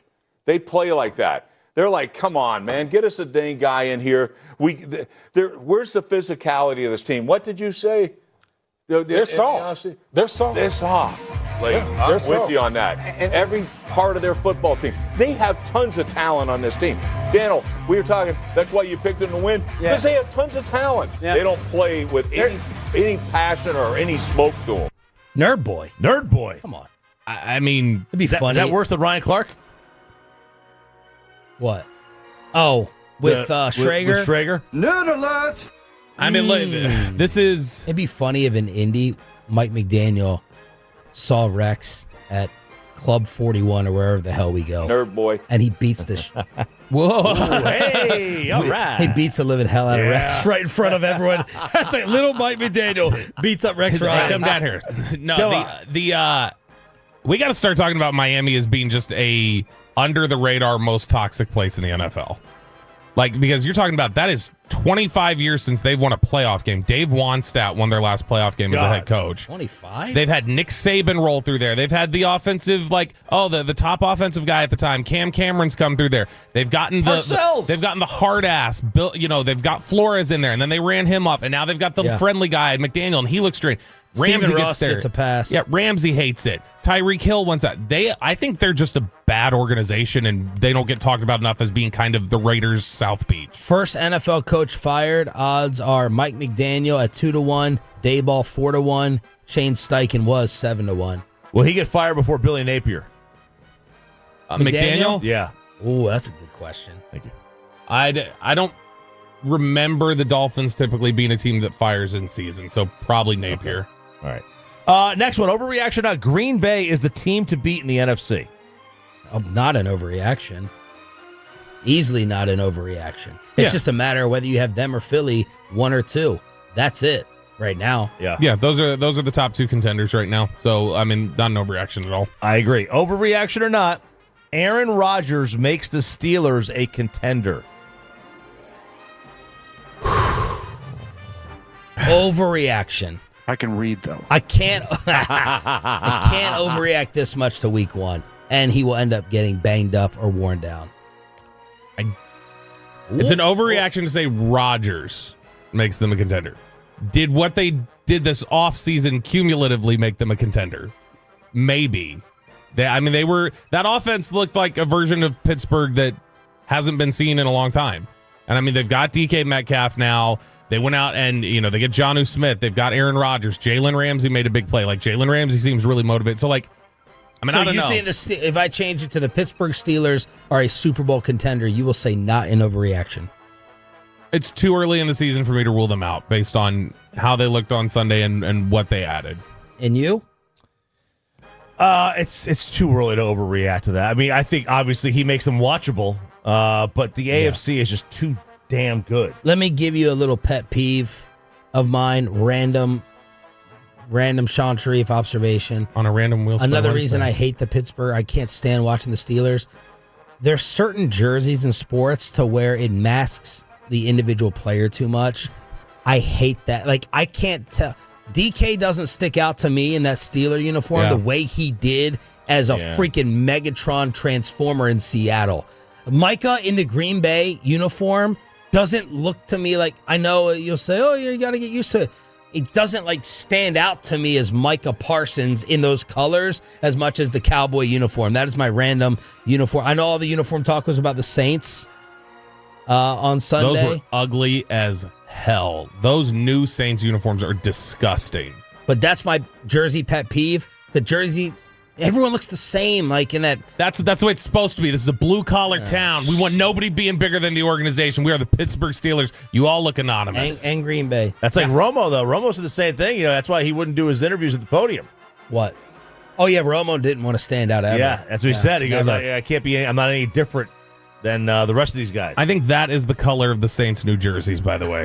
They are disgusting. And they've got the helmet's darker now. I don't think the Saints have ever had really nice looking uniforms ever. By the way, Aaron Rodgers, his last 11 games, 22 touchdowns, 4 interceptions. Wow. You had said people slept on the second half of his Jets season. I hope that they're relevant. I hope for the story. Yeah, for sure. Absolutely. Overreaction or not, the Chiefs will be a wild card team. Not an overreaction. We did not talk about what the Chargers did to them. That was freaking impressive. I'm hoping that was a Justin Herbert coming out party, but I was already regretting drafting Mahomes in fantasy in that first half, especially after Travis Kelce takes out Worthy and puts his shoulder in a sling, because it feels like when Mahomes drops back to pass, there's a desperation to find somebody with talent and it's going to be Mahomes running for his life, and how long is he going to be able to go ahead and scramble around? Even behind a new offensive line, still got a rookie left tackle, but this feels like it's going to have to be Mahomes' magic, as it was to score one of their touchdowns with him scrambling and rushing it in. Not an overreaction that they're a wild card, as a lot of people are waiting on Denver to take that other leap, even though their offense was not impressive. Not an overreaction, and Geno and Pete Carroll, they might be a little pain in the butt in that division. Oh, I could see that. I'm not saying they're going to win it, but those they'll two pick games against them. Yeah. not an overreaction, and I hate to adjust a second straight question of yours, but if you were to even say overreaction or not that they missed the playoffs, I don't think they're going to, just like I don't think Detroit's going to necessarily. I don't think it's outside the realm of possibility that they're just, the AFC's good enough that they get kept out. So then just say not an overreaction. Stop. I did. I said not an overreaction. Stop and then adjusting I said, his question. Just say it with your chest. But I adjusted this one. You adjusted the last one. That wasn't me to adjust that one. You just said I don't want to adjust another one. No, because the second one in a row. But no, I do think, because I'm saying it's not an overreaction to say wild card. It's even more than that, not an overreaction to say they missed the playoffs. That would be interesting because we have not seen a quarterbacks. You're guilty of something. What?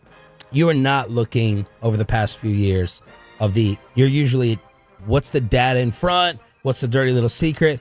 You are giving the mystique. You're allowing the Kansas City mystique to cloud you too much. Listen. You're not looking at the actual data. You're just saying at the end of the day, this is what's going to happen, but you're giving them regular season passes just because of Pat's greatness, which I get that in the moments, but now it might be a battle of like getting to those moments. Yeah. But you have not been looking at Kansas City accurately enough on paper. Well, that's true. I look past it. I've been looking at it more like from Vegas perspective. But look, Mystique and Aura, they're not just dancers at Baby Dolls. Okay, you're not a Mystique and Aura guy. Are you kidding me? I'm all about Mystique and Aura. No. What? Analytics are not about Mystique and Aura. I know, that's right. That's You've divorced analytics. We've let you get away with that after 10 years of preaching and numbers and nerd, and now conveniently you've dumped them for some reason over the past year and a half. You've broken up and left analytics on the side of the curb at 2 a.m. So now because Mystique and Aura are not analytics. Though they're definitely not analytics. They're definitely not. This is the. In your email now, you take shots. You go, the nerds. When you were Captain Captain Rex Nerd. Ryan in your email now. Yeah. You know how there's the Maha movement? This is the Chopha movement. Okay, that's what this is. Last 26 games, regular season games for Patrick Mahomes, 39 touchdowns, 22 turnovers, 6.6 yards per attempt. That's not even a top 10 quarterback statistically. Now Obviously, there's context there, but statistically, the context is he got old Kelsey, doesn't have Rashid, doesn't have Worthy. So he's missing weapons, but I think it's going to be a struggle for them. I don't. Here's the thing. First 5 weeks. I do think they're still going to win the division. I don't know that it has as much to do with them as I don't trust any of the other teams in their division. Period. Right. Like the Chargers are still the Chargers. The Broncos, I don't buy them at all. And then the Raiders.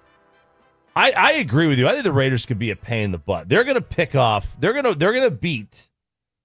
Against those other three teams, they probably, I would say, win 2. Okay. They win 2 games in division. Is that it? That's it. NFL overreactions are not from RJ Choppy. Hump Day edition means the hour of Ralph continues with chopping it up after we hook you up. All right, Tolos right now. That's right. Call number 10 at 877-881-1053 wins a pair of tickets to see professional bull riding on September 26th at Dickies Arena in Fort Worth. That's caller number 10 at 877-881-1053. First official power rankings of the young season at 8, 1 through 5, 5 through 1. And how much did the Cowboys move up after a loss, according to all the so-called Ryan Clark experts? First, we chop it up. All right, here we go, fellas. Let's have a little fun today. All right, so I got to have some questions. I got some questions I need help on from you, and the people on what we do here. Question number 1. I got to find something. I got to ask you guys something about my niece. Your niece? My niece. Now, she just had a baby. Okay, congratulations. Congrats. Little Hudson. Now, she lives in Michigan, so I don't have to worry about going to see her. I'm not going to go up there. I'll go there for the golf, but I won't see her. She's only 3 hours away. She is asking everybody that comes to see the baby, got to see the baby. Got to get a Tdap shot, which fine, right? You should be getting those anyway. Oh, you should be getting those. Yeah, a tetanus shot. Got to get it every 10 years. I thought we were out on shots. No, every 10 years. You got to get one of those. But then she says, no kissing the baby. Oh, man. This hits home with me. And now I'm not a kiss the baby guy anyway. Right. I don't kiss people's babies. It's not the Godfather? I don't like other people's babies. I don't hold other people's babies. It's not an offense. I'm not I don't want you to be offended if I say I don't want to hold your kid. I just don't want to hold your kid. Because if that kid poops, it's on the person it's like a hot potato. Right? It's a hot potato. But my sister, her mother, is not allowed to kiss the baby. And she is heading up there right now. And I told her, I said, listen, you're the grandmother. You don't follow rules.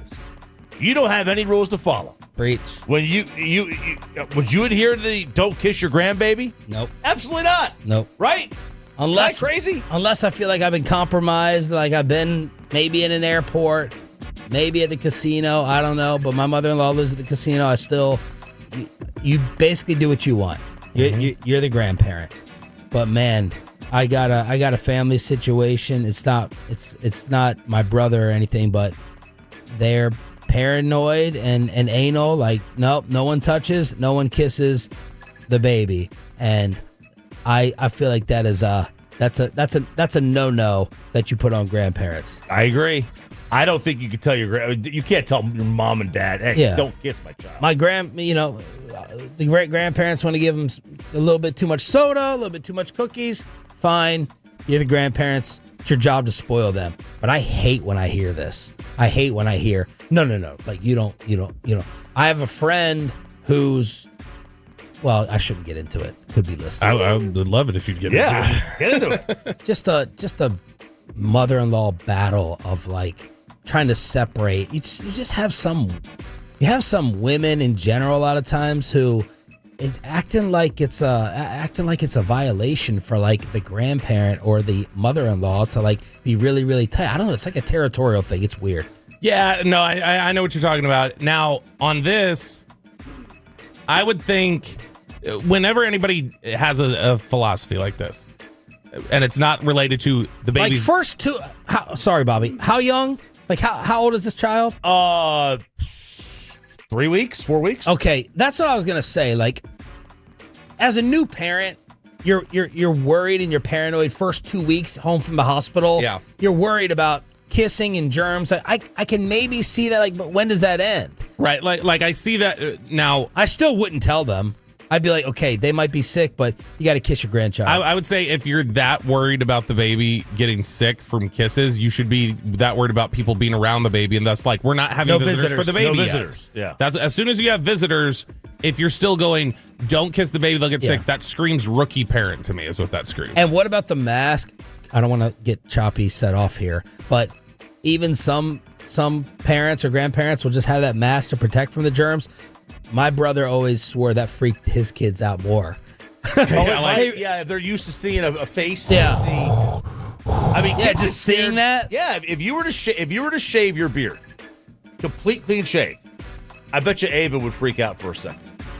Yeah, she looks at me a little sideways. Right? Yeah. I mean, I'm not like Bin Laden over here, but. Well, no, he said you shaved. So. No, that is the that kind of thing is just. It wouldn't surprise me if kids get freaked out by like this is weird. You got a mask on, but yeah, the whole like don't kiss the baby, worried about baby germs. You obviously don't want to just like let's just like get them around all sorts of germs and things like that.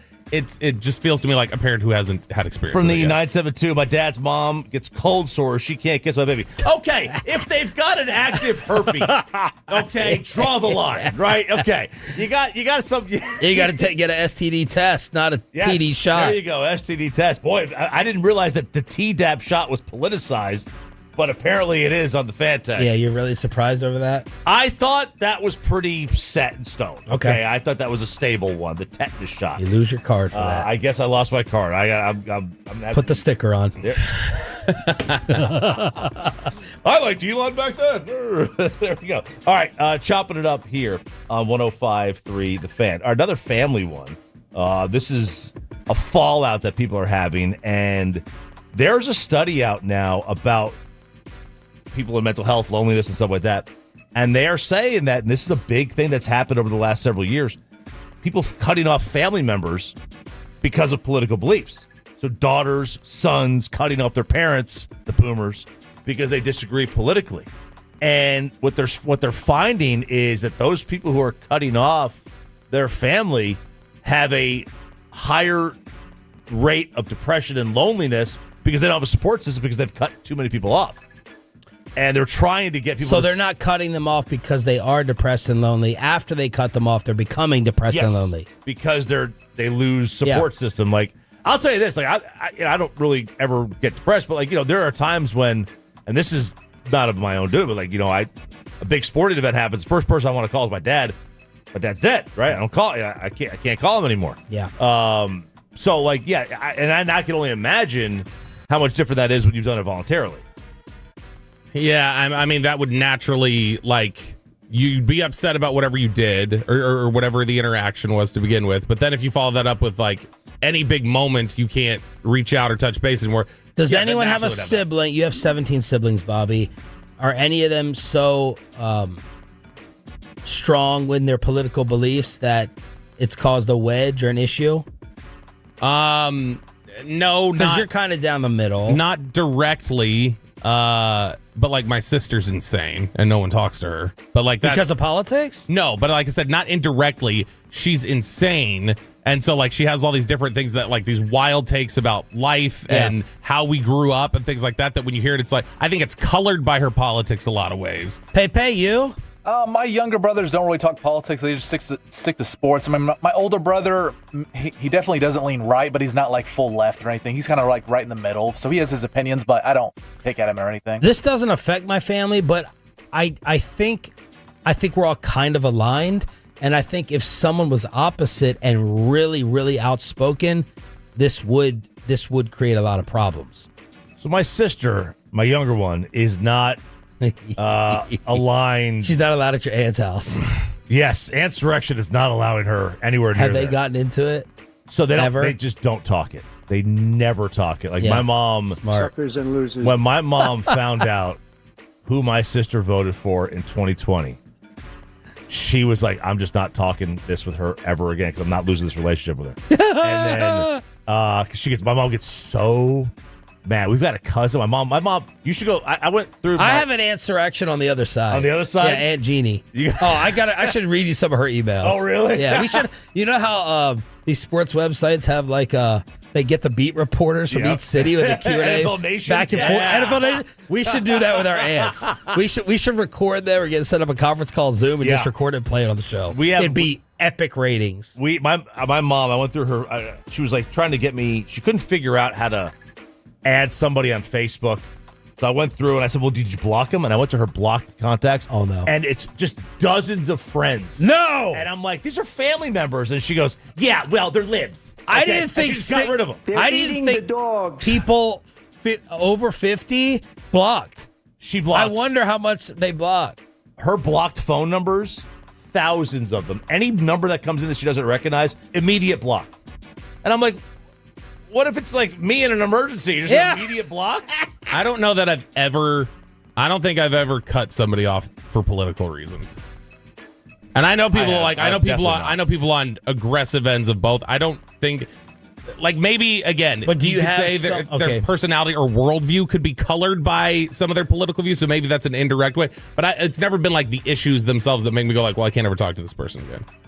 Chopping it up here on 105.3 The Fan. The Cracker is back in Cracker Barrel. Oh, wow! They have officially made it official. Made it official yesterday. They have suspended the restaurant remodels. There was talk about this happening last week. Wow! They have made it official. They have suspended their remodels following the backlash that forced the chain to walk back plans.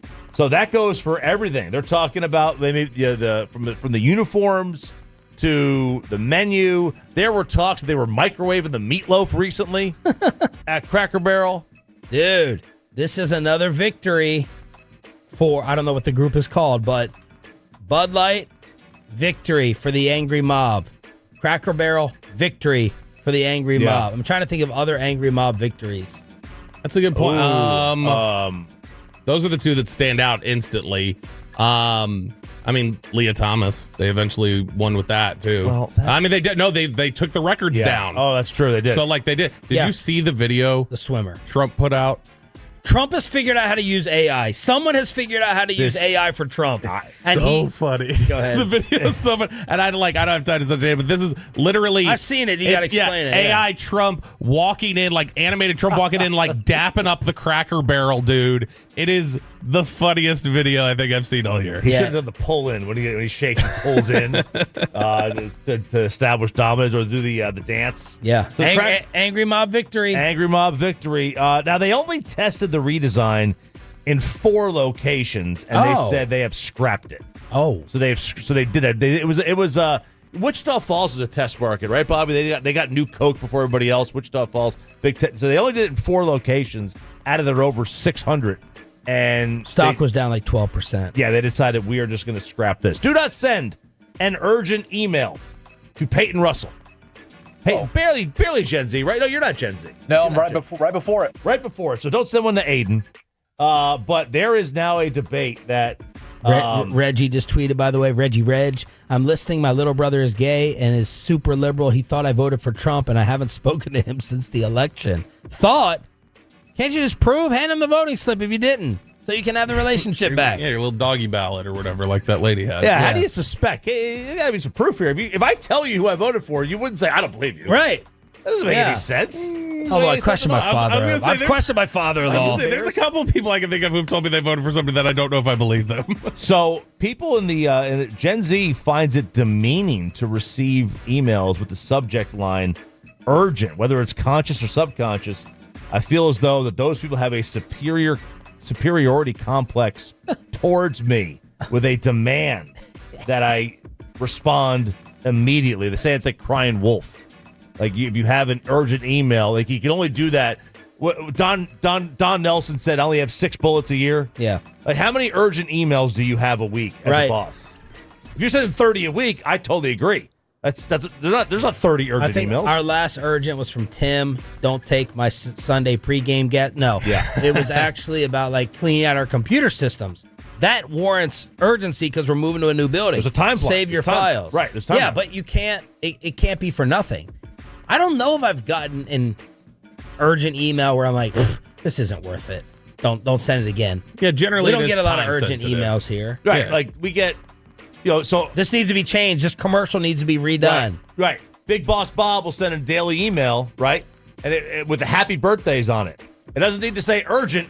Yeah. Make sure you wish happy birthday to Peyton. It doesn't say urgent, right? It doesn't, right? Yeah, Sane it or Bob. Are we just talking about writing urgent in the headline or whatever else? Or are you also talking about like the high importance indicator? Is that the like flag? the exclamation? Yeah, like you can basically say like this is high priority, but it's not like aggressive blinking light. But you can see like this has a little bit of high importance. Yeah, I don't think that's not popping you in the face. That doesn't slap you across the face. When you see urgent in all caps with asterisks on each side, that's like, okay, I really got to open this thing. And if it's just, if it loses some luster. I messed up the coffee this morning, it's not worth it, which you did not pay. You didn't, apparently. It's the commercial-free expressway every day at this time with a PBR ticket giveaway on Shawn and RJ. Thanks for being a total. That stands for Turn It On, Leave It On. 1 through 5, 5 through 1. And how much did the Cowboys move up despite a loss? The year's first edition of NFL Power Rankings. Next.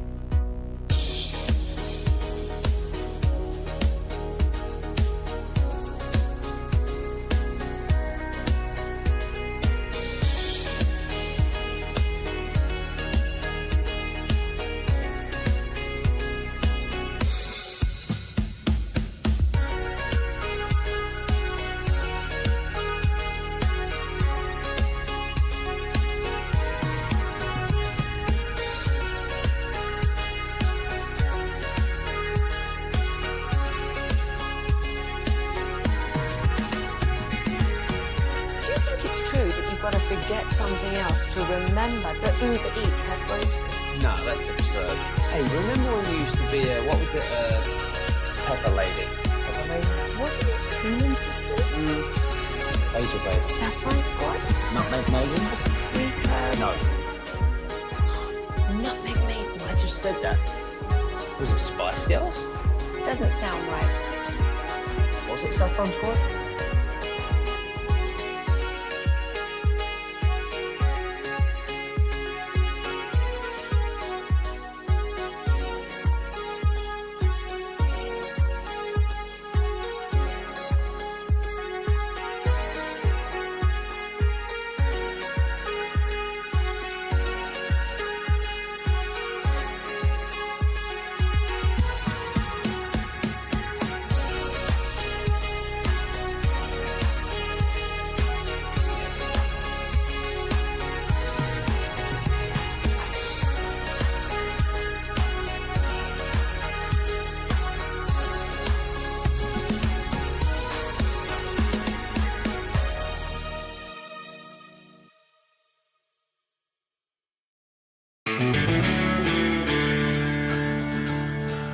Is Shawn and RJ on 105.3 The Fan. Welcome to the greatest show in sport. The biggest football game in the history of Western civilization. What a ride it's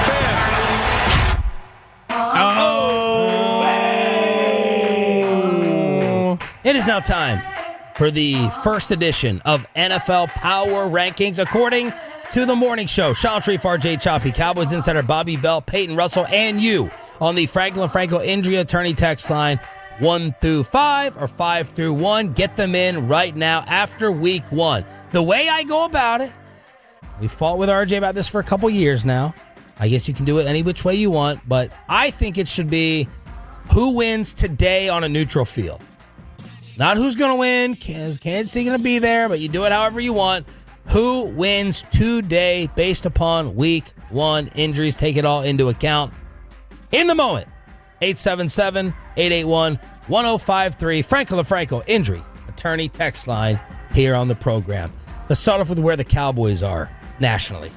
Well, we don't want to spoil our top 5, but I guess we can talk about nationally, they say. No, I think, where would we say? We'd say they're probably somewhere 15, 17. Okay, so here's where they always they started, 12. I feel like they were at like 17, 16. So I always take the top, I take like 6 national outlets: NFL.com, CBS, The Athletic, ESPN, Sports Illustrated, and Yahoo. And here's where they were at yesterday. The lowest ranking, both of them from SI and Yahoo, ranked them 24th in the NFL. Then you had 22 from The Athletic, 21 from NFL.com, which is what their average ended up being among the 6 was 21. And then ESPN had them at 19, and the highest ranking, Pete Prisco over at CBS, had them at 16, which was a slide from apparently where he had them heading into week 1, which was 12, which was really high, I feel like. Well, I got to buy Pete Prisco a drink at the Super Bowl because I think his is the most 24 after playing like that against the Eagles? Cal State. You're telling me that you're a bottom 9 team, 10 team in the league? I think that's too harsh, and I'm not trying to be a homer. Yeah, and on both those, they have the Eagles as a top 2 team on Yahoo and SI, the ones that ranked them 24. That's a little low, like really, really low. Honestly, a little low. I don't know how you drop them 4 spots either. They can't drop. Period. But Prisco dropped them 4 spots. Unless you thought that they were going to win the East. Okay, that's fair. That's it. Yeah, if you had top 10 or unless close, you thought they were an 11 or 12 win team, then I could see you dropping them. All right, so that's where it stands.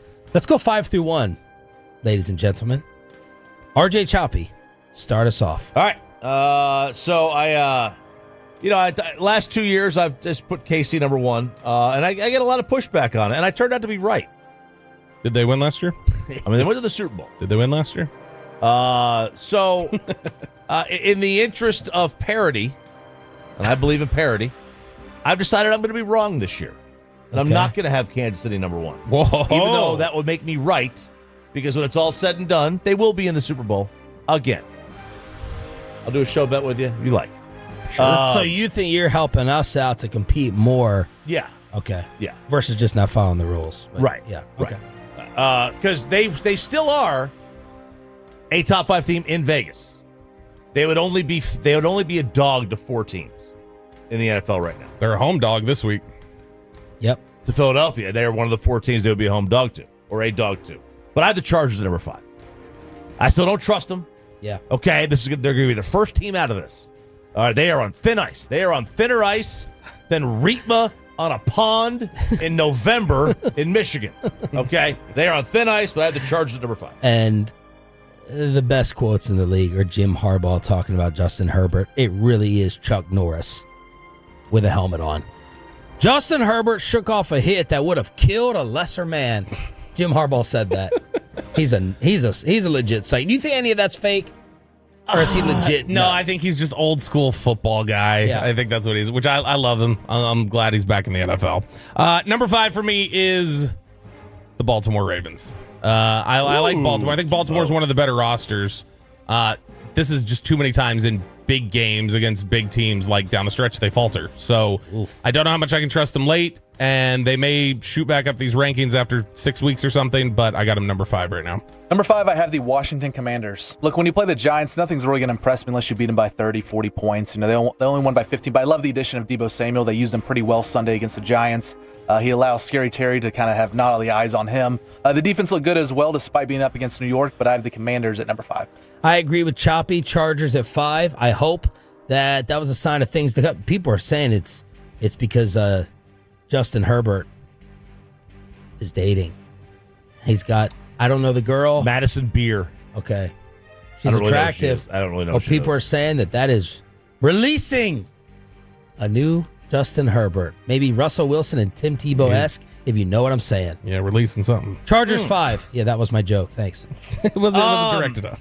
It what? I didn't get it. I didn't know you were making a joke. I thought you were serious. So my Tim Tebow reference and Russell Wilson, you didn't understand that? No, I didn't hear that part. Your brain, by the way. Uh-huh. I'm shifting my worry, my cognitive worry, off of RJ to you. I'm off my meds. Are you? Yeah, I stopped taking my heart you're meds. still stuttering and stammering, but like not as bad. But your cognitive ability in the last week, you're repeating stories. You're just saying the same thing over and over. No way. Breaks. No, you are. I'm gonna start tracking it. When you dinged me during the break for repeating a story the other day, you're like, "Yeah, you already said that." I was like, "I know." I was resetting the top of it. I knew I was repeating something. I forgot it 2 minutes prior. Yeah. No, because I said it so quickly that I was like, "All right, let me baseline reset it." I'm off the heart meds, off the cholesterol meds. I'm supposed to be taking them still, but why are you off? They fogged my brain. I couldn't speak. I couldn't think. Yeah. I'm on liver tabs. I'm peeing like crazy. Okay. We're back, baby. We are back. Did you clog that toilet in there? Was that you then? No, but I've had to go. I've had goosies for like the last 45 minutes. 4. I'll tell you, this is one of the first ones that I struggled on because week 1 tells you it should be like, maybe Baltimore should be here because they lost, but Vegas says Baltimore is favored over everybody today on a neutral field. On a neutral field, Baltimore would be favored over everybody in the NFL. So I'm thrown here. So I'm going to go Philadelphia. Just do what you think. I'm going to go Philadelphia. They're RJ Choppy's power rankings. We can just read Vegas. I was not impressed with Philadelphia this week. Either the Cowboys are going to compete for this division or Philadelphia is going to struggle to advance the postseason off of week 1. Philly 4. Chargers at 4. I think that the Chargers in general, I'm a big believer in Justin Herbert, and I've always thought highly of him. And I think that after a year and that first game that you saw, it looks like Jim Harbaugh is not going to just treat him like he's a child out there on the football field. So trust is developing there. I think Herbert's going to be cut loose a little bit. Their defense is something that's encouraging. So in general, I think that big victory for them and ascending. And to me, the AFC West favorites, I got the Chargers. I'm with RJ number 4. I have Philadelphia there. Look, overall, again, nothing impressed me like RJ said against Thursday's win against the Cowboys, but overall they still have a very talented team, one of the best in the NFL. I still expect them to win 12 games, maybe 13 games when it's all said and done. But I have the Eagles right now, number 4. Green Bay at 4, and I was just wrestling between them and Philadelphia. I still got to see a little bit more from the Packers with Micah, braving it out to play over 50% of the snaps. They could be better than Philly. I got to see a little bit more to totally believe it. So I'm going to go Green Bay 4, and I'll just give it away with the Eagles at 3. Eagles at 3. Yep. Power rankings 1 through 5, 5 through 1. Franklin the Franco Injury Attorney text line on Shawn and RJ. I have Baltimore at 3. Proud of you, not following Vegas. I'm proud. Well, I really wanted to put them at number 1, but again, it's too early in the year to fight with you guys. I just don't want to do that because I don't like. I've always said I don't need the final score to know who the better team was. They were the better team. They were 40-25 with a handful of minutes to go. Agreed. Nobody in the history of the league has lost a game where they scored 40 and rushed for 235 yards in the history of the league. So they were the best team on Sunday. They just didn't win the game. But I'll have them at 3. Oh, see, here we go. We're already getting a tone from it. All we're year. going to get rid of power rankings. You bullied me into picking this. Buffalo's 3. I got I got the Bills at 3. They are the issue with Buffalo is just you question about how consistent the weapons are. Keon Coleman looks like he's about to break out. He was somebody who was really impressive in spurts last year. Where's he from? Florida State guy, and he's somebody who was impressive last year in spurts, and in that first game looked like he was ready to go. Josh Allen just kind of giving a middle finger to Buffalo fans at the end, going like, "Yeah, next time y'all go home." Really, he just seems like he's got an edge and an attitude and different things like that. I think Buffalo's really good, and to me, I can't put Baltimore over him with the late game issue, so I got Buffalo 3. I have the Green Bay Packers at number 3. Thought about number 2, but I was like, you know what? It's just one game sample size there. I'll put them at number 3 for now. But a dominant win over the Lions on Sunday, and everything was clicking Sunday for them. I mean, offense, defense. Micah Parsons was pretty good, even though he had the garbage time sack. But the Packers number 3. Philly was my 3. Buffalo is my 2. Ooh. Don't even need a ton of the explanation until I get to number 1. Okay. I like this. You'll be proud, RJ Chapman. I will be proud. No. My number 2 is the Buffalo Bills. I can't in good faith put them at number 1. They did not have the most dominant performance of the weekend. I could argue they didn't have the second most dominant performance of the weekend, but they definitely not have the most dominant. So I got Buffalo at 2. I think they're tomorrow neutral field. You pick the Bills over the Ravens. I'd pick Josh Allen over Lamar. Okay. I think that's what's going to wind up doing it for me. Okay. Number 2 on this list for me is the Philadelphia Eagles. I still think they're the most talented team in football, probably. They're the most even, most balanced football team. I don't know defensively what some of those lapses were about, though. Like, they were having serious lapses. The secondary questions people have been talking about in the offseason. Well, and that's the thing is that, like, they've got Mitchell and DeJean, who they think really highly. The play on that Schoonmaker throw near the end of the fourth quarter, DeJean made one of the most ridiculous plays I've ever seen. Like the way he got back and was able to get there and get his hand in between, Schoonmaker's hands and disrupt the pass. That was incredible. I think that if you look at what Philadelphia is, and if Jaylen Carter plays in that game, we're probably talking about their performance a little differently. So I've got Philly 2. Despite the loss Sunday night, I have the Baltimore Ravens at number 2. Didn't think about putting them at number 1, maybe a little bit, but had them at number 2. I mean, look, Derrick Henry, he's not slowing down at all. That offense was really impressive. Their defense had some question marks there in the fourth quarter. But look, Derrick Henry fumbled. Jerry Jones was right. Don't get him. He fumbles. He fumbles like Miles Sanders. So I have the Ravens at number 2 for now. Number 1 for me is the Baltimore Ravens. Good for you. I like that. There's DMV Shawn coming out. No, I mean DMV. Look, what RJ said. They were up double digits. They should have won the game. They were the better team against a powerhouse. They were on the road. Tomorrow I would pick Baltimore to beat them on a neutral field. And the Baltimore Ravens are number 1 in my power rankings, despite being 0-1. I have the Green Bay Packers at number 1. That was the most dominant. I thought most dominant of victories over the weekend. It wasn't 20. It was really 27-6. Yeah. Right. It was a much more dominant. And I know Detroit had a chance to score at the end of the first half inside the red zone. They threw the pick. That was the most dominant victory, though. I mean, they beat a 15-win team from last year, and they made them look like they were a fringe wild card team.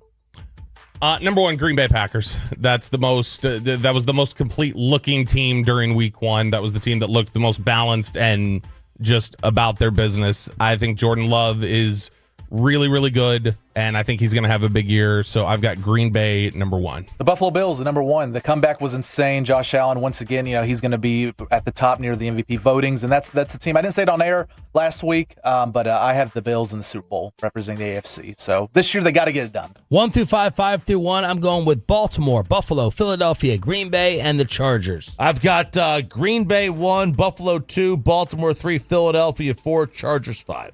Ravens 5, Chargers 4, Bills 3, Eagles 2, Packers 1. Bills 1, Ravens 2, Packers 3, Eagles 4, Commanders 5. Let's spin the wheel. Sports bets, baby. Let's go. Let's do it again. No. You're getting... Oh, am I the a-hole is what we're getting here. I can deal with this. Yeah, this is good. So, Yeah. all right, text us in your predicaments, the questions you're facing to determine who in your personal life is the a-hole in the situation. 877-881-1053, 877-881-1053. But let's get you over to Underdog Fantasy promo code.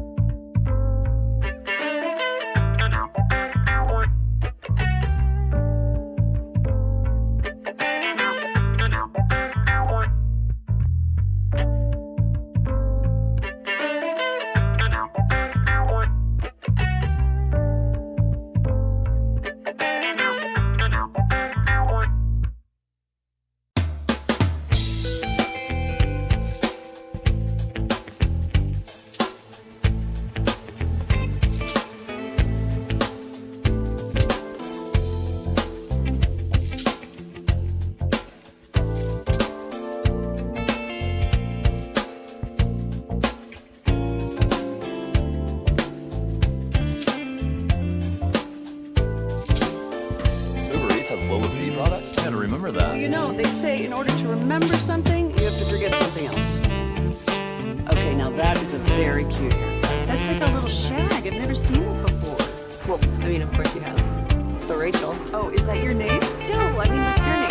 No, I'm Jen. Your name's Jen. Right, but I just mean like this is your haircut. But that's hair on your head. I'm not saying this is your hair. Okay.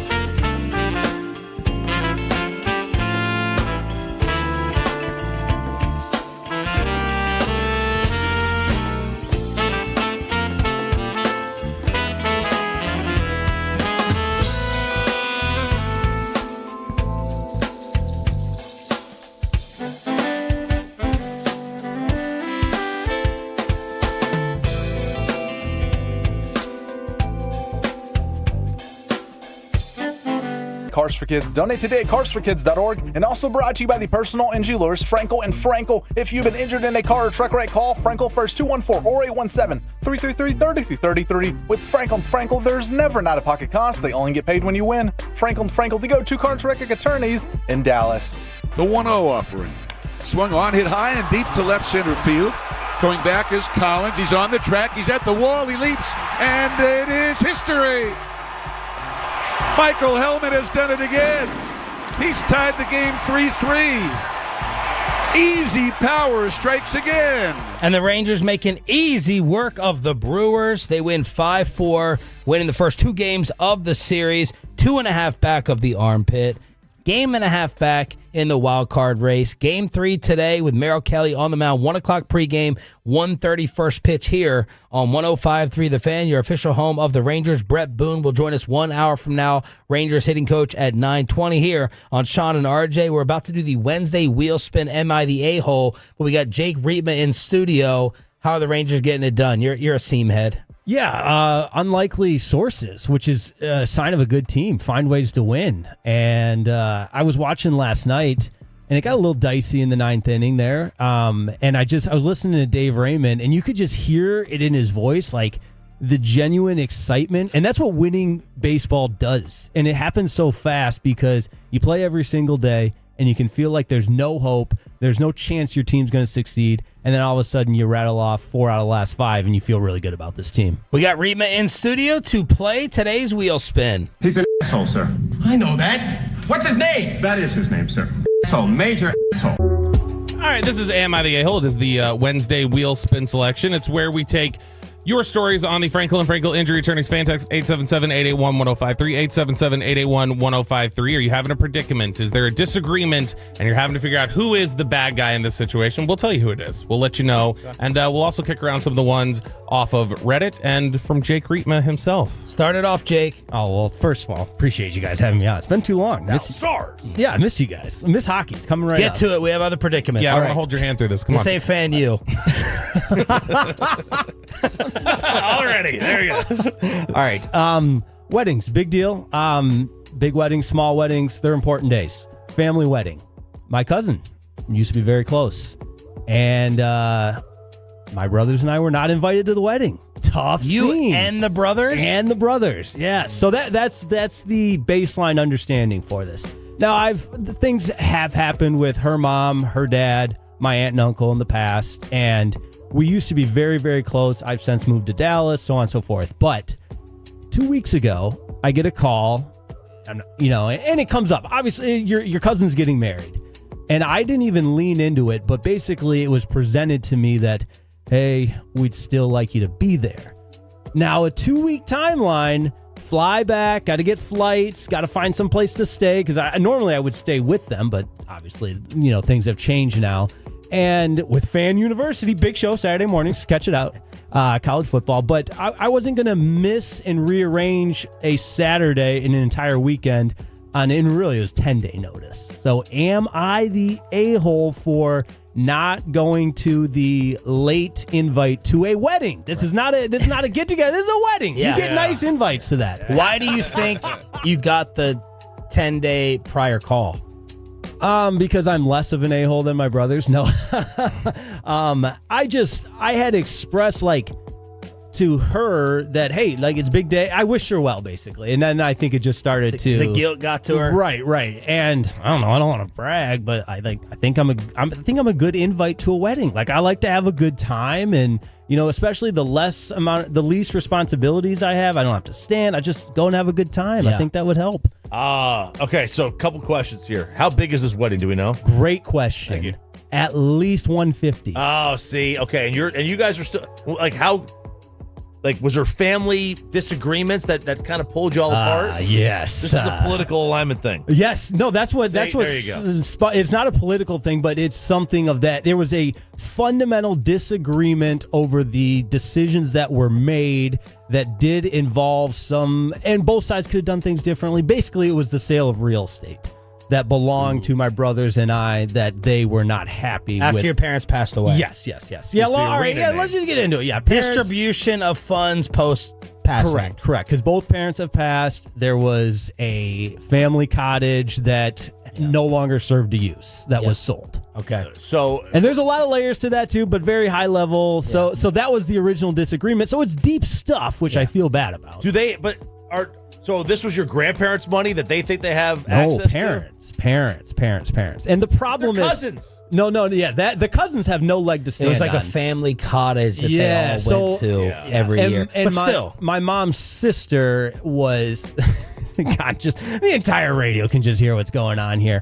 But my mom, before her passing, had said, I want this to be a legacy. So that made sense. However, oh my goodness, if you know Michigan, this lake flooded, and so it's no longer a really desirable place to be because there was no point. Nobody had gone to the cottage for 4 years. You are not the a-hole. Thank you. You cannot get the last second. I know Bobby's already on my side with this. You can't get this last second pity, change it. That's an invitation. You're starting a new show. Yeah, I like that. You're not going to miss your first show or first 2 shows. You're not the a-hole. That's my verdict, and I don't even think it's a tough call. I'm going with, in some of these instances, you can vote that there's no real a-holes here. I don't know that there are real a-holes here. If there's a deep-seated family difference that has happened, I don't necessarily know that I would expect an invite at that point. So if they didn't send an invite... What? You're turning it such a fence sitter. Just stick with this. Is not fence sitting. Is Jake? We're not saying who the a-hole is. Is Jake the a-hole? Jake is not the a-hole. There you go. The segment is called Am I the A-hole? All right, then I'll be different then. Jake is the a-hole for the. I know the segment. I was the one who suggested it. Jake is the a-hole for the emotional manipulation of the 2-day earlier note saying best wishes. No, that's the emotional manipulation. You're the a-hole for the emotional manipulation. There you go. What if here's one other curveball that actually kind of annoyed me. I wouldn't say it pissed me off, but it annoyed me. Her husband-to-be, who I was kind of tight with, cool, he likes sports and everything. He texted me a week ago and said, hey, it would mean a lot. I'll pay for your flight. And I was like, bro, it's not a paying for a flight, man. I can pay for a flight if I wanted to. Well, break the tie, RJ. Yeah, no, you're not the problem here. The late invitation is it's a non-vite, it's an invitation. Yep. The familial strife that is going on. Yeah. Look, I get it. First of all, did you sell the cottage? You never should have sold the cottage if you sold it.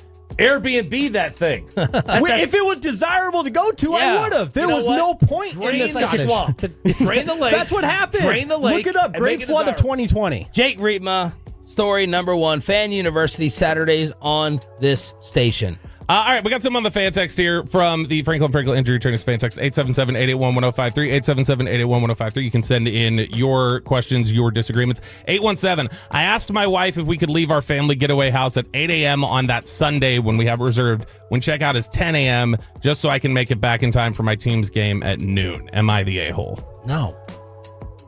Absolutely not. No. I don't think so either.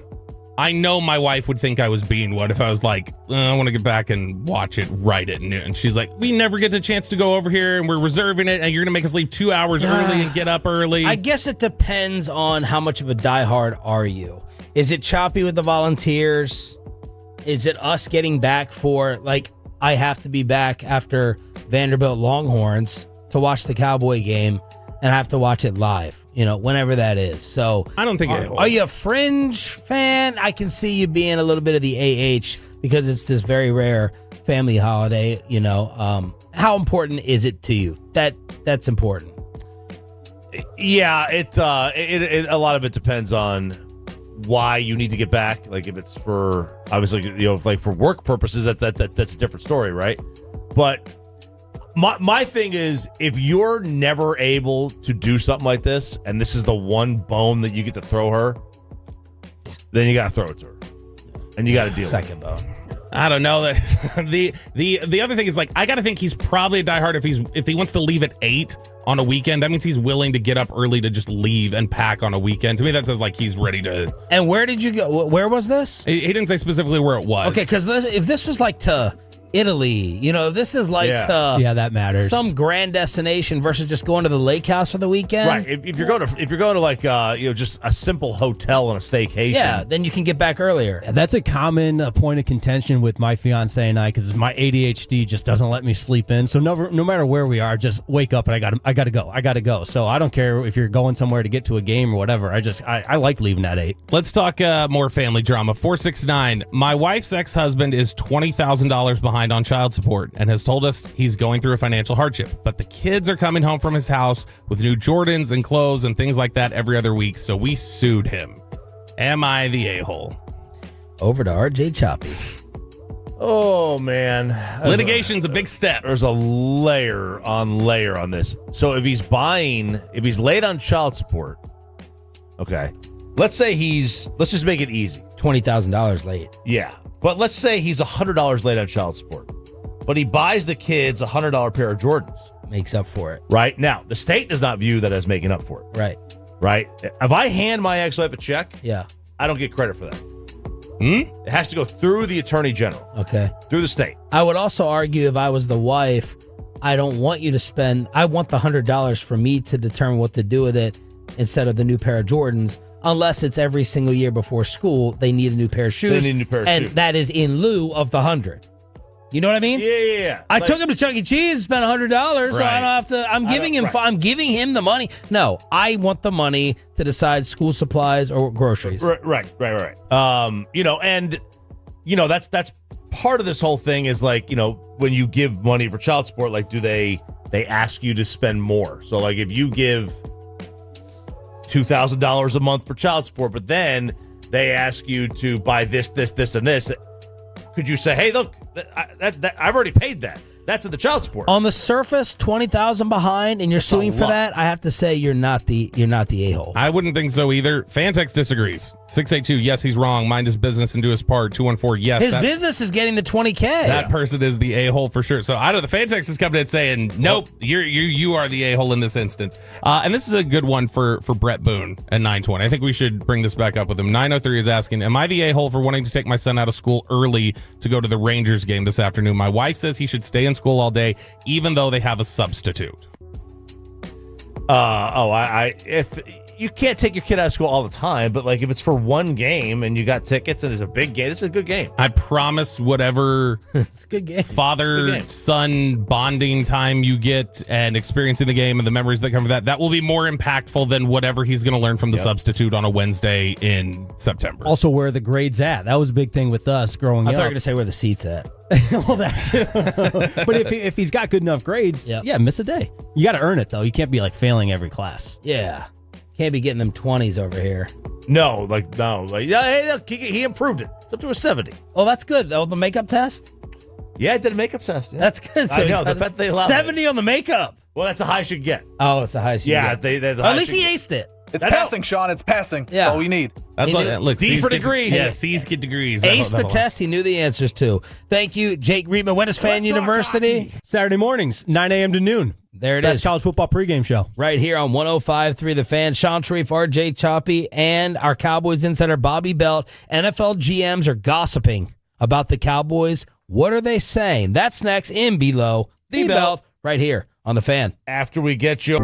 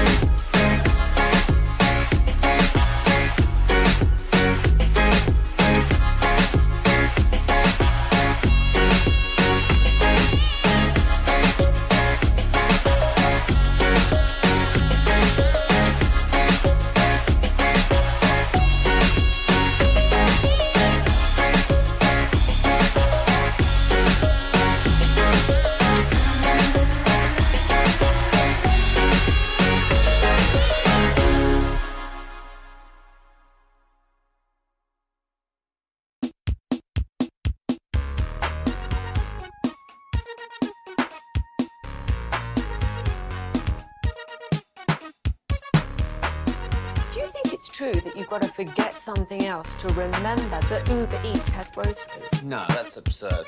Hey, remember when you used to be a, what was it, Pepper Lady? Pepper Lady? Wasn't it Cinnamon Sisters? Hazel Babes. Saffron Squad? Nutmeg Maidens? Paprika? No, Nutmeg Maidens. I just said that. Was it Spice Girls? Doesn't sound right. Was it Saffron Squad?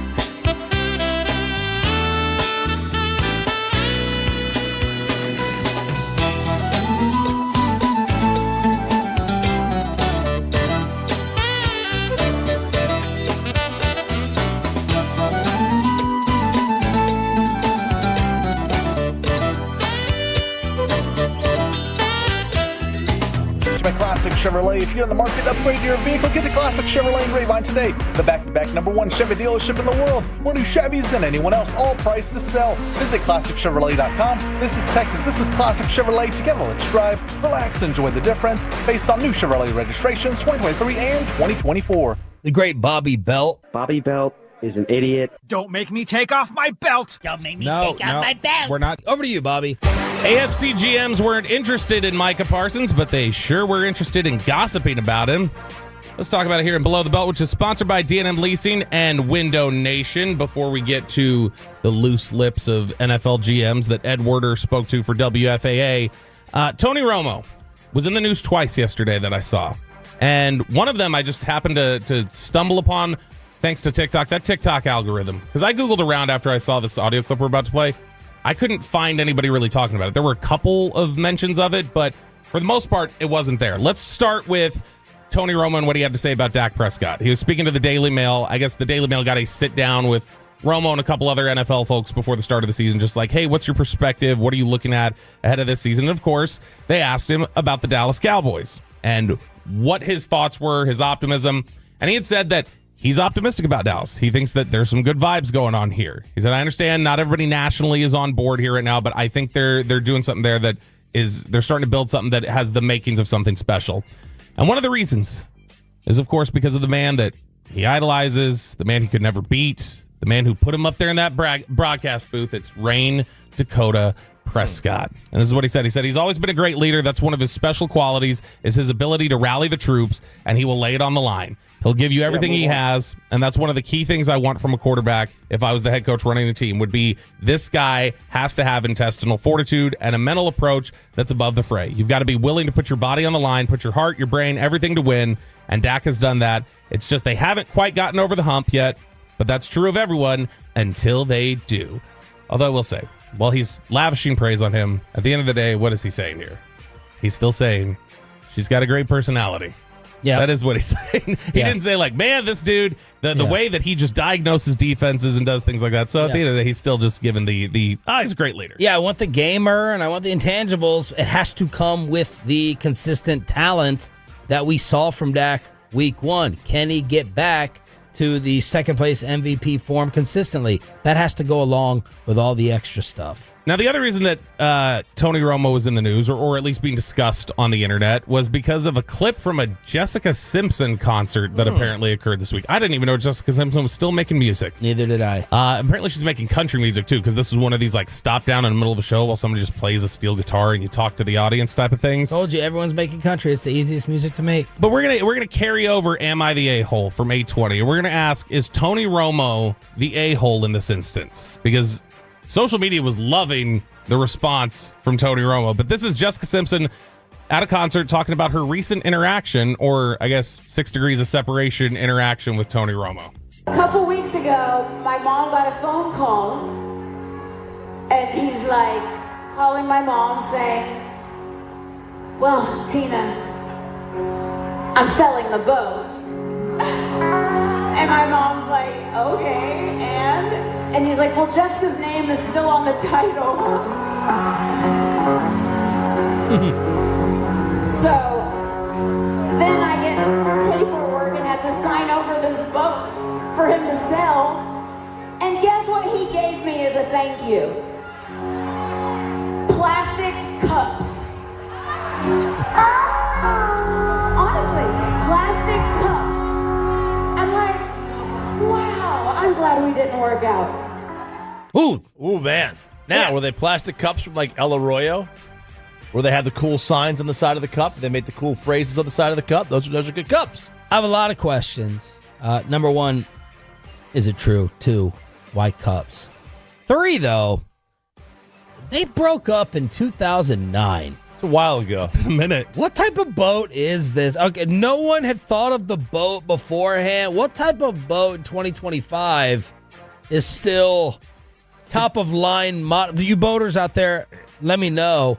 Yeah, I mean, look, he had already signed his first contract, right? His first, because they gave a big deal already. So he had plenty of money. Yeah. It was probably a really, really, really awesome boat 15 years ago. Yeah. It sounds like, though, like you talk about the amount of money, it sounds like she bought it. Yeah. Like almost like she bought it and gave it to, if her name's on the title. But she never for the last 16 years was like, I want my boat. I want the money for the boat. I need to sell the boat. Why is it just coming up now? Unless they agreed, I guess, just like, hey, keep the boat I bought you or something like that. Yeah. And then he hasn't sold it. He's kept it this whole time. And I was like, hey, I'm getting rid of it. But reaching out to mom first, maybe he doesn't have Jessica's contact, but like, all right, let me get through the mediator, which I think is fine. If you're Tony's wife, you better go through the mom/mediator. I'm not hitting up Jessica directly. I personally, in my head, like to think this was a wink, and he was going, I already know you have some plastic cups, and so I'm going to give you some more. Here you go. Here's some new plastic cups for you. But in general, this is very... I don't understand. Is that a fake boob joke? Yeah, it is. Okay. Oh. A cups, B cups, I get plastic.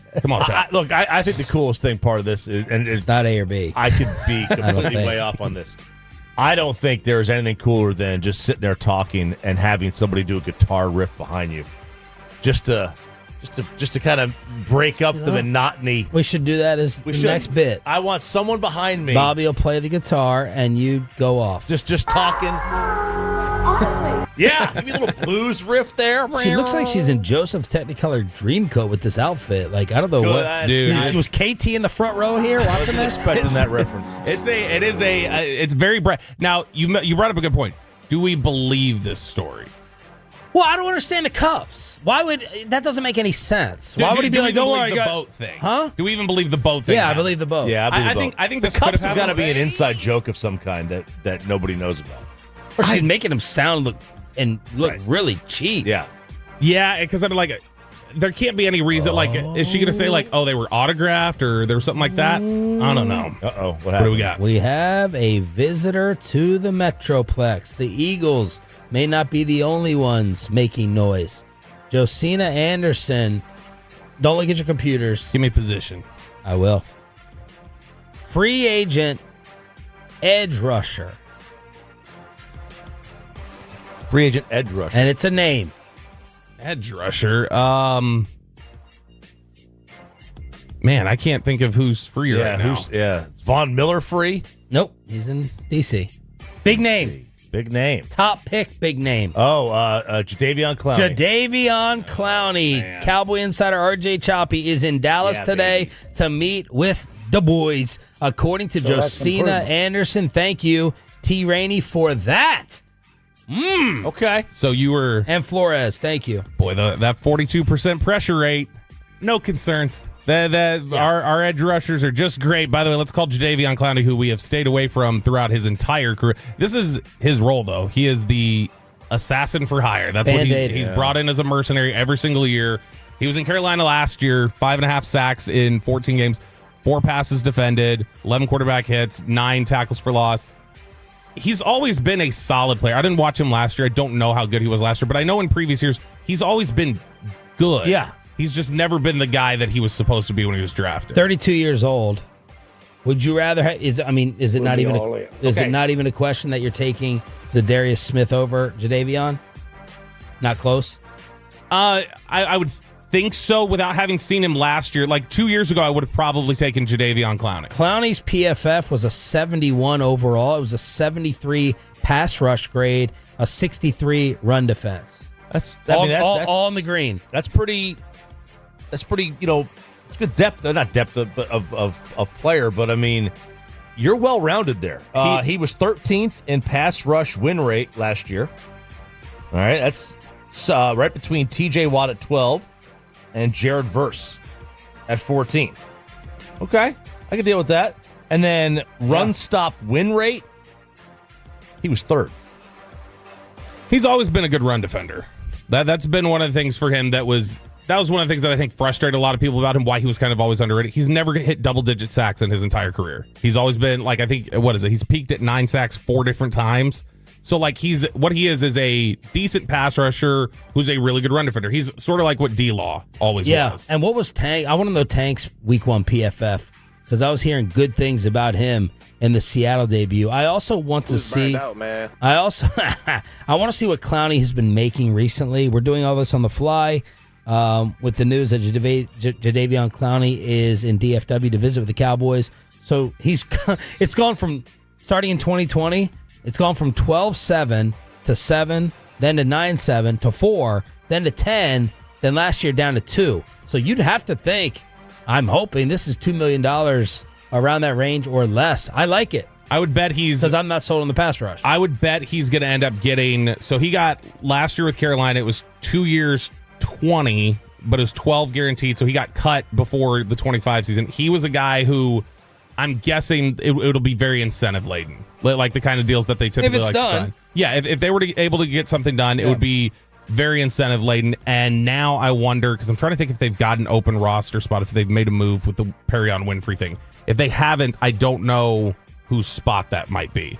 I don't know who they'd move on from. That would be an easy answer. Circling back on DeMarcus Lawrence, Week 1, 59.5 overall grade, 49.7 on the pass rush, but 67.2 on the run defense grade. Which is, I mean, they're very big on run defense. They want to. That's how they think you're going to win championships. But I don't know. Jadeveon Clowney is going to be one that Clowney, man, he just takes that Revis blueprint and he's like, call me after Week 1. No one call me in the offseason. I'm not going to camp. No. Yeah. Just call me after Don't bother. Don't bother. Which, I mean, look, if he can come in here and be, like, I'm trying to think, like I said, without knowing last year, at his prime, if you were to just say he's 80% of what he was when he was at his prime, that's somebody who makes them much better. That he would make 80 them much might better. be lofty, generous. Okay, even 80% is a run defender then. Even if he doesn't have the passer stuff, 80% is a run defender, I think makes them much better. Sure. Yeah, because they're this pass rush from week 1 is not what this ESPN Next Gen 33rd team thing threw out to me. I know Jerry referenced it yesterday, so he's paying attention to that stat. Someone got that to him. I mean, could I make the case that if they sign Clowney, he's the best DN on the roster? Is that the state of things with all the unknown? Yeah, I think he would be. Certainly the one that you could probably count on the most. The one, yeah, if you're talking about what they've actually proven and not just, okay, we believe in the upside. Forget about proven, just like Nealon, who you think would have the most production this year? I think Nealon might be a better player. And like I said, I'm going to do film study. I'm going to pull him up during the break here, and I'll study him later this afternoon. But Nealon, I would think, I really like what Nealon's doing. What does Nick Eatman think? What is he hearing about the rumor from Josina Anderson that Jadeveon Clowney could be a Cowboy? Nick Eatman, DallasCowboys.com. Then Brett Boone, Rangers hitting coach, next.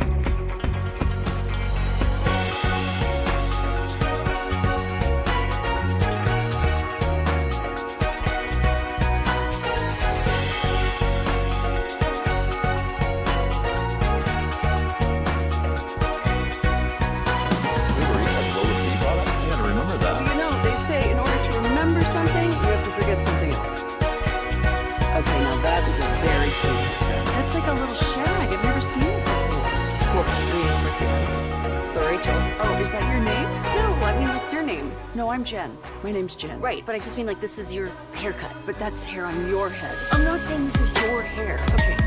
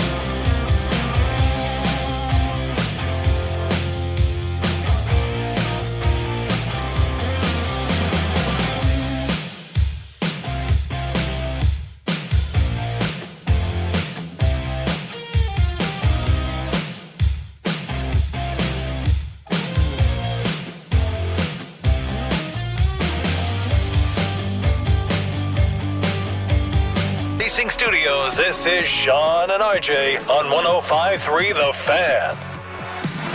9 o'clock here on Shawn and RJ. It's DFW's sports station. Is it fist pump time on the Fan Cam, Twitch, and YouTube? It certainly will be for Brett Boone, Rangers hitting coach, brought to you by Ranger at 9:20. But we have a developing situation from Josina Anderson to talk about with the great Nick Eatman, DallasCowboys.com, brought to you by the WinStar World Casino and Resort, proud to be the casino of the Dallas Cowboys. Please game responsibly. Josina Anderson, thanks to the Tolos sending it. Free agent edge rusher Jadeveon Clowney is in Dallas today to meet with the Cowboys. Nick Eatman, your reaction to that?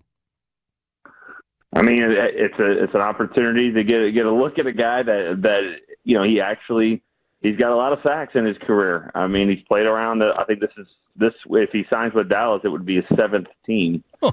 So he's certainly seen a lot of the NFL and all that. And this is one of those things where he's a veteran player and he's productive. It seems like he's productive everywhere. Everywhere he goes. Even last year, he had 5.5 sacks. So we've been debating the pass rush. Jerry dropped the 33rd team, 42% win rate. I think that was second best from week 1 in the league. Not taking into account Sunday night, Monday Night Football. I'm more scarred, Nick, by the first half defense versus the second half improvement. So do you think someone like Clowney's needed based upon the Eagle game? Yeah, I mean, I think that especially from a standpoint of a guy that's a big, I don't know if you would call him a run stopper, but yeah. I think he can kind of, contain and set the edge and all that. So, yeah, I think he gives you just another veteran presence that you have. I mean, sure, it's just been one game, so I'm not really sure what to think of this 40% pass rush because, there was pressure. It didn't bother Hurts that much though either. Like you're saying in the first half, there was pressure. And then he ran out and got 15 yards or got a touchdown. So right now it's still early. It's an early sample size to see just what this team is doing and what they're doing, in generating pressure. Nick, remind me again, where do they stand right now in terms of their roster numbers? Has the Winfrey spot been filled yet? If they were to sign Clowney, would there have to be a corresponding move? Where are they at with the roster numbers? Why are you asking me that? Because you're the guy who knows everything. They cut Christian Matthew yesterday from practice squad or from injured reserve. That's all I remember.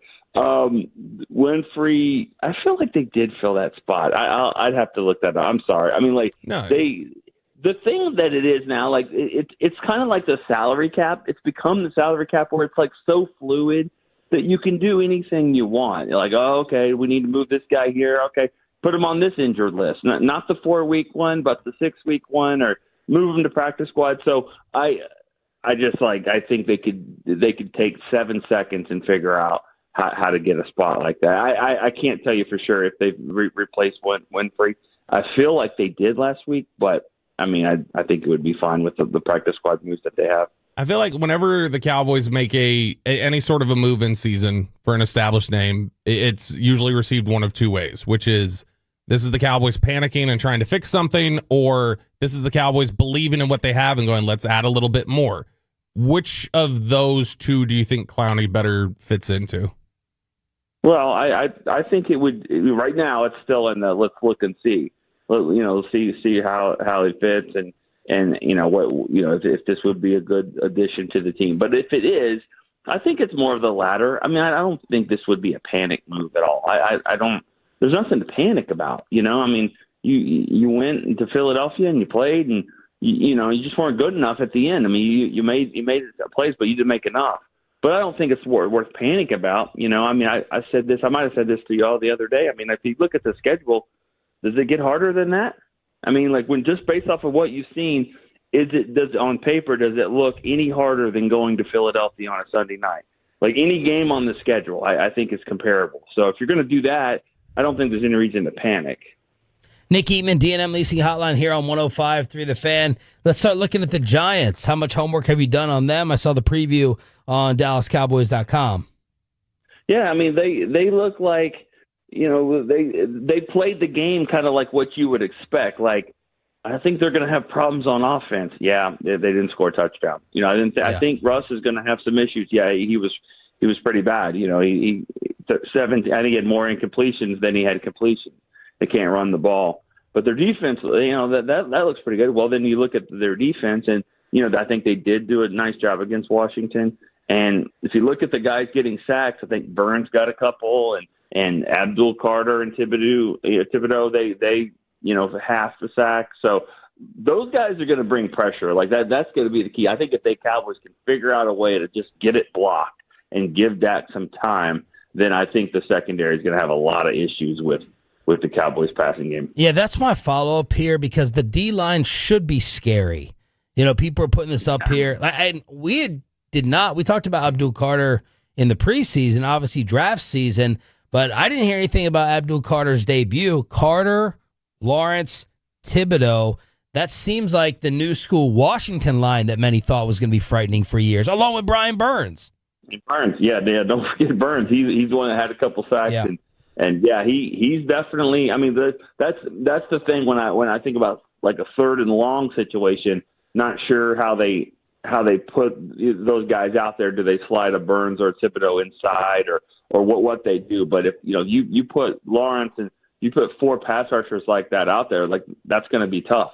So you want to stay out of that for sure. And you wonder if, just like teams would do to Micah, with Abdul Carter, yes, he's a good, young pass rusher, and I'm sure he's going to be dynamic off the edge, but, can he stop the run?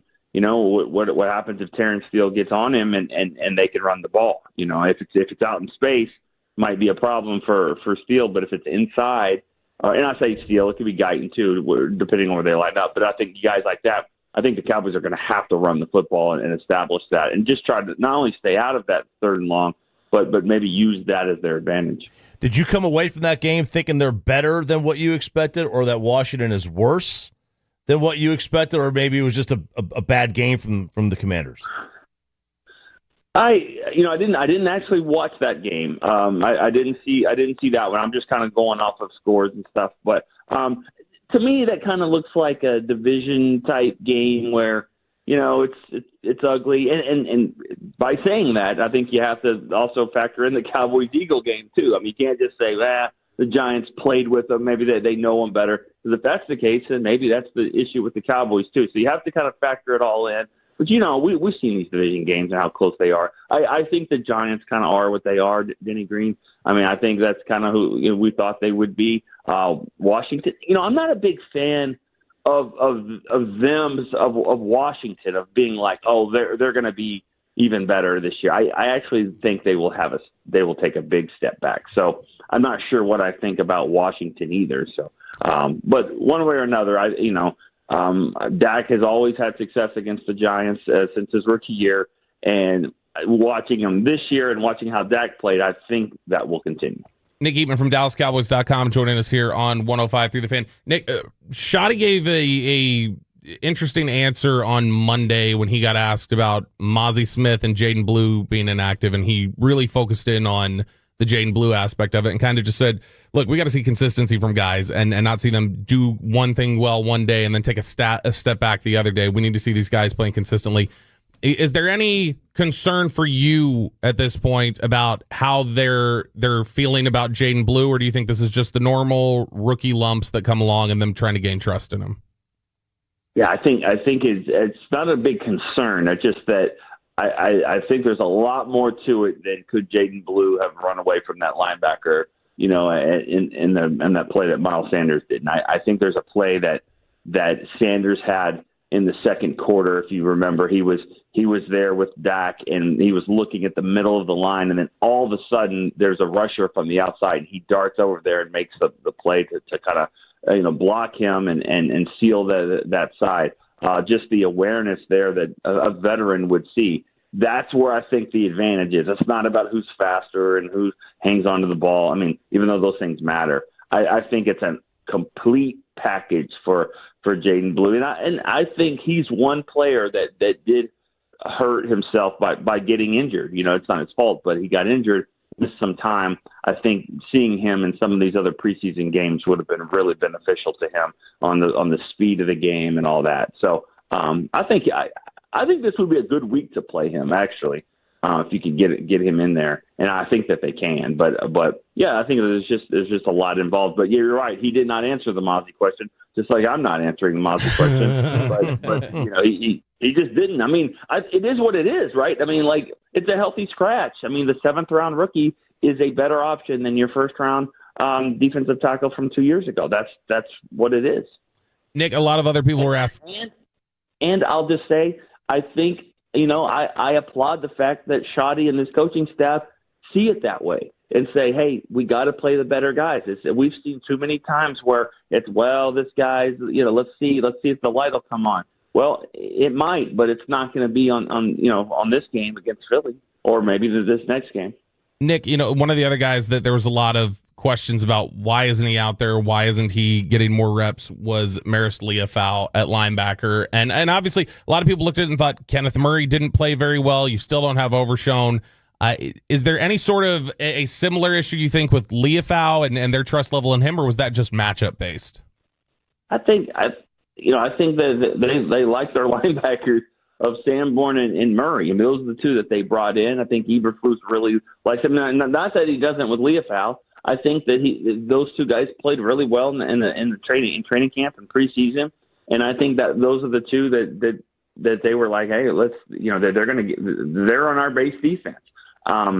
Maybe Leafau he should be, but obviously he gives them more, maybe speed wise, than the other two do from an experience and maybe from a tackling standpoint. But just like I said a few minutes ago, I don't want to judge anybody's linebackers on how they played against the Eagles and the Eagles only. I just think that is an absolute nightmare matchup for any linebacker. And so if you're just judging off of that, I think it's too early. I'd like to see how things go here in this game against the Giants. And if that's still the problem, if it still looks like they're a little late, it looks like they're not making the tackles that they should, then maybe you should try to switch some things up. But I think it's a healthy rotation of those guys. Maybe should lean a little bit more towards Leafau. I like him, though. He's undersized, it looks like, but he definitely, you know, brings a punch to the play. And so I think we'll see a combination of him in there, too. It looked like they came out of the game pretty healthy overall. The one guy who was missing out there from that lighter practice on Monday was Malik Hooker. Is there any concern that you've heard there with Hooker, or is that just something where we're kind of wait and see? I think I'd wait on see. That's a bonus practice, you know, that they had, and so they really don't have to throw any injury names out there. Let's see what happens today and tomorrow. You know, now we're really back into like a regular schedule week, Wednesday practice, Thursday practice. But I have not heard anything about Malik Hooker that would be serious. But, you know, even if he is banged up and maybe doesn't play as much or limited, you know, that is a position that you look at safety. It's like, you know, they have experience at that position even in the backups. You know, with Wanye Thomas has played games, Marquise Bell has played games. So, you know, that is one where you look at, there are some positions that have experienced backups. I think from 1 to 53, this team's a little better than I thought they would be as far as depth-wise, going off the fact that you have Miles Sanders as your backup or Jalen Tolbert as your 4th receiver. I mean, I think across the line, maybe not at offensive line, but some of the other positions, you got some experienced backups. Great stuff, Nick. Let us know if you hear anything on Clowney. Appreciate it. All right, see you guys. Nick Eatman, DallasCowboys.com, brought to you by the WinStar World Casino and Resort, proud to be the casino of the Dallas Cowboys. Please game responsibly. He should be in a great mood, and you're going to see it for yourself on the Fan Cam, Twitch, and YouTube. Rangers hitting coach Brett Boone on the craziest and best story in town. Booney joins us next.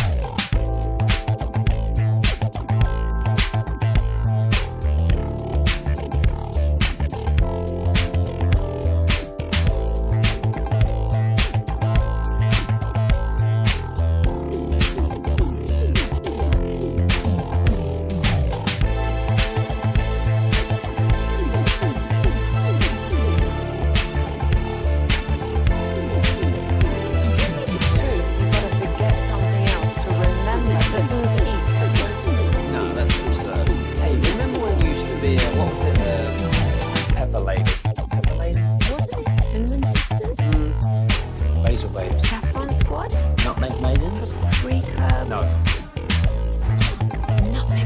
I just said that. Was it Spice Girls? Doesn't sound right. Was it Saffron Squad?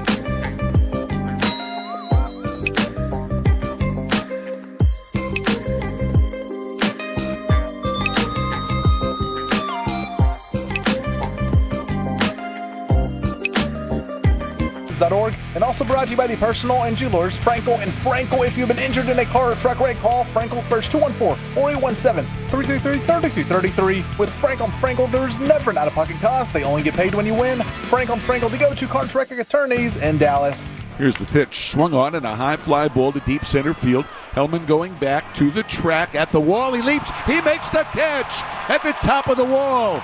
Oh, baby, what a play by Michael Helman.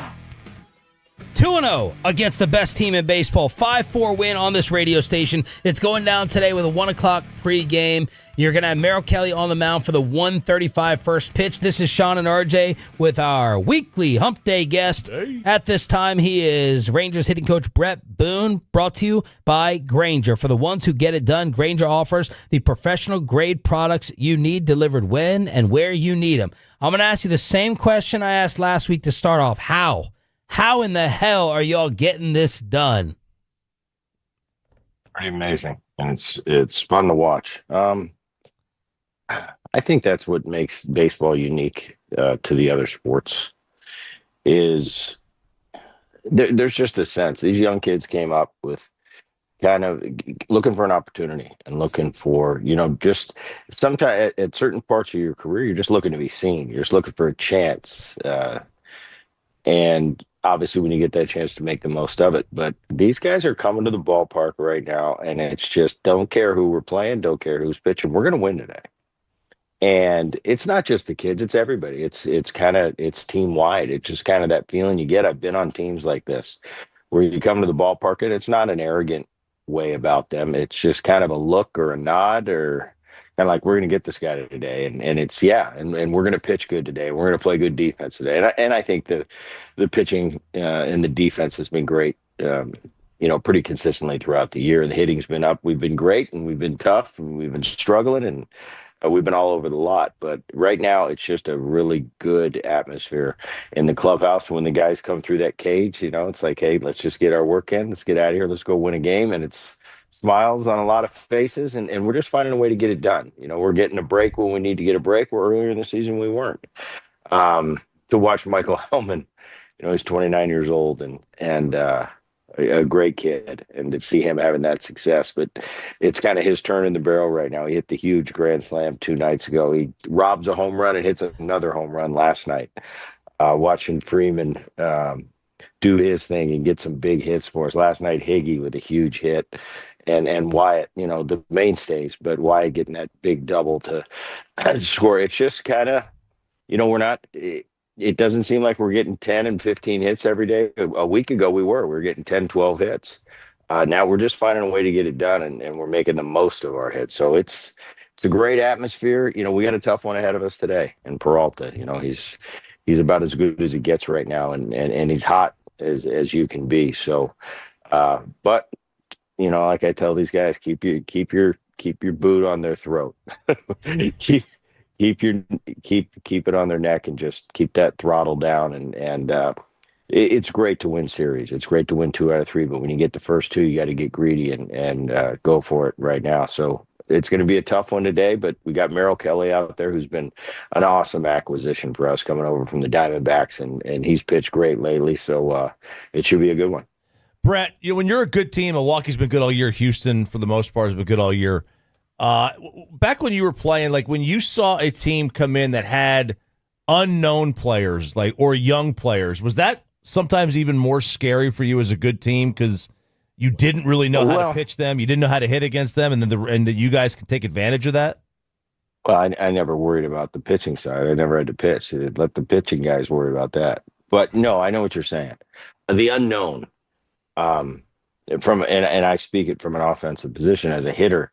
You have your nights in my generation, and I hope I'm not dating myself too much, but a Clemens or a Schilling or a Pedro Martinez or John Smoltz or Greg Maddux, Tom Glavine. Those guys are top guys, and you go into that game thinking, all right, I have a history with them. Some of the history is good, some of the history is bad, but I know how they're going to come at me tonight. Randy Johnson's no walk in the park, but I'm familiar with him. I know how he's going to try to get me out. The biggest nightmare for me, seriously, was we're getting a start on Tuesday night. We got this young prospect come up. Guys are raving about him. He's coming up out of AAA. And I have no video on him. I have no clue. I just know he's a hot shot prospect. Those are the guys that scare me to death. Not the Randy Johnsons, not the Roger Clemens. It's the unknown. And that's from the hitting perspective, because you just don't know what to expect. It could be same could be said for pitchers. They might think, well, you have the great hitters in the game. When you face Aaron Judge, you kind of know what you're getting. When you face a Juan Soto, and pick Shohei Ohtani, you know what you're getting, but then you're picking these guys that you've never you're not familiar with. You don't know the names. You're like, well, how do I pick? All of a sudden, and a guy like Michael Helman comes up and hits a home run off you. Well, what do I do? The next night he does it again. So yeah, there's a little. It's the familiarity that is part of it. But at the end of the day, these guys. Speaking in our situation, it's just good to see people smile, and everybody's smiling. The Simeons and the Seagers. Of course, we need those guys. The Adolis. Evan Carter went down. Haggerty went down. Our big blow on the pitching side was Evaldi. But these guys are all here, and they're all smiling, and they feel the energy too. And it's just kind of it just kind of catches on. Everybody just feels as a group when we get here that hey. I don't know who's pitching. I don't know what's going on. Yeah, the Milwaukee Brewers' best record in baseball. We're going to win tonight. And that doesn't mean you win every night, but if you have that attitude and you truly believe it, it's not just words. You believe it, you got a pretty good chance. That's a pretty good opponent. I always thought an opponent that knew they were going to win that night. Whether we beat them or not, it's like the fact that you're going to win, that's a tough opponent. Rangers hitting coach every Wednesday, Brett Boone, brought to you by Grainger for the ones who get it done. Grainger offers the professional grade products you need. Okay, Brett, so we've talked about Michael Helman. He's a guy who everybody sees. He's the hot shot sensation right now. This was his fourth organization of the year when the Rangers claimed him back in May. What did everybody else miss about him? What's working for him right now? What's made him the type of player he's been for you guys the last month or so? Well, Michael, and it's tough to compare him to a player. He's 29 years old. He's kind of a journeyman at this point, but he's got kind of that Trey Turner-ish skill set. He runs like the wind. He plays great defense in center field. He's got a real quiet demeanor, but a good guy and a fun guy. He's just really quiet, as most rookies are. But he's just getting his opportunity right now. You never know. It's really cool to see. Everybody knows about the 21, 22, 23-year-old first-round picks that come up and make their mark and have long careers. But a guy like Michael, who's been, kind of like you said, he's been with 4 organizations. He's been in the minor leagues most of his life. To come up in this situation, get an opportunity, make the most of the opportunity, especially when you're in a pennant race. He's probably right now waking up every day going, wow, I didn't expect, 2 months ago, how could he have expected to be in this situation? But he's making the most of it. And I'm happy for him. The big thing is we're not sitting here misleading ourselves, thinking this thing's all wrapped up and we're going to get to the postseason. What we've done right now is we've put ourselves in a good position. Where 2 weeks ago, let's be honest, our backs were against the wall. We were in a corner. It's like we better start winning games now, or the season's kind of over. Fortunate for us, we put ourselves in position. So we're right there. I think we're a game and a half, 2.5 out of the division. And we've got Houston coming up on this big road trip with New York and Houston. So, kind of your fate's in your own hands when you get, and I don't think you'd want it any other way. We've played Houston very well this year. Hopefully that continues. And the main thing is we've kept this boat floating. And a lot of the young kids have been a big part of the reason why we're in position to make the postseason. But we got to go, and I'm looking forward to our, the Garcias and the Corey Seagers and the Simeons coming back to help us with that end of the year push. They're going to be definitely welcomed. But in the meantime, the guys that Bo's putting in the lineup every day, they're getting it done. Brett, is there anything that a Seager or Simeon can sit on the sideline and watch and learn from this, being such established guys? We do that sometimes with, the quarterback who gets benched. These guys weren't benched, obviously, but hey, sit back and learn and watch it from a different perspective. Is there anything to that? The one thing I see with those guys, and they're on the bench during the game, and I you kind of watch things. And I see these guys, they're smiling. They're kind of like me. I'm watching around going, wow, how exciting for this group of young players getting their opportunity and coming through right now. I think they have the same feeling, like, wow, these guys are really picking up. They're really carrying the mail right now while we're out. I think there's genuine happiness that I see on their face when somebody gets a big hit or hits a big home run or makes a big play. These guys are in it with, you think they're kind of in the background, and oh, the media is going to go, oh, when they're not playing, no, that has nothing to do with it. These guys are in it they're around every day, they're interacting, they're in uniform for the games, and I see them smiling like the staff is. We're happy for what's going on, and I think it kind of wants to speed up the process for them to get back in the lineup to be a part of this. So I think it's nothing but a positive. Rangers hitting coach Brett Boone joining us here, 105.3 The Fan. I wanted to ask you about sign stealing. It's obviously it happens all the time. Yeah. I saw a video. Crazy. I know your brother's team is they're relaying signs from second base. So how in the era of PitchCom are teams still figuring out team signs, or is it location? What do they do? What's going on? If I tell you, I'd have to kill you. And then and what's the punishment too? Like how do you just drill the next guy? That's the thing. Since I've come back here in May and on this side of the ledger, it seems like every once in a while I kind of get that look on my face like, whoa, it's like this now, huh? There are some differences than when I played. I mean, you relay a sign like I saw the other night with the Yankees. In my generation, the next pitch you're going to get hit in the neck, and I'm going to tell you at second base, I'm going to hit you in the neck. That's just the way it was. Now, it's a part of the game. It's always been a part of the culture in baseball, getting away with stuff. And if you have the skill to decipher, back in the day before the PitchCom, the sequence that the catcher was putting down, well, then more power to you. But you still had to be subtle at how you relay. I remember having conversations with guys at second base. If I even thought a little bit that you were getting our signs, I'd kind of come over and have a conversation with you. Like, if I find out that you're relaying signs, there's going to be a problem here.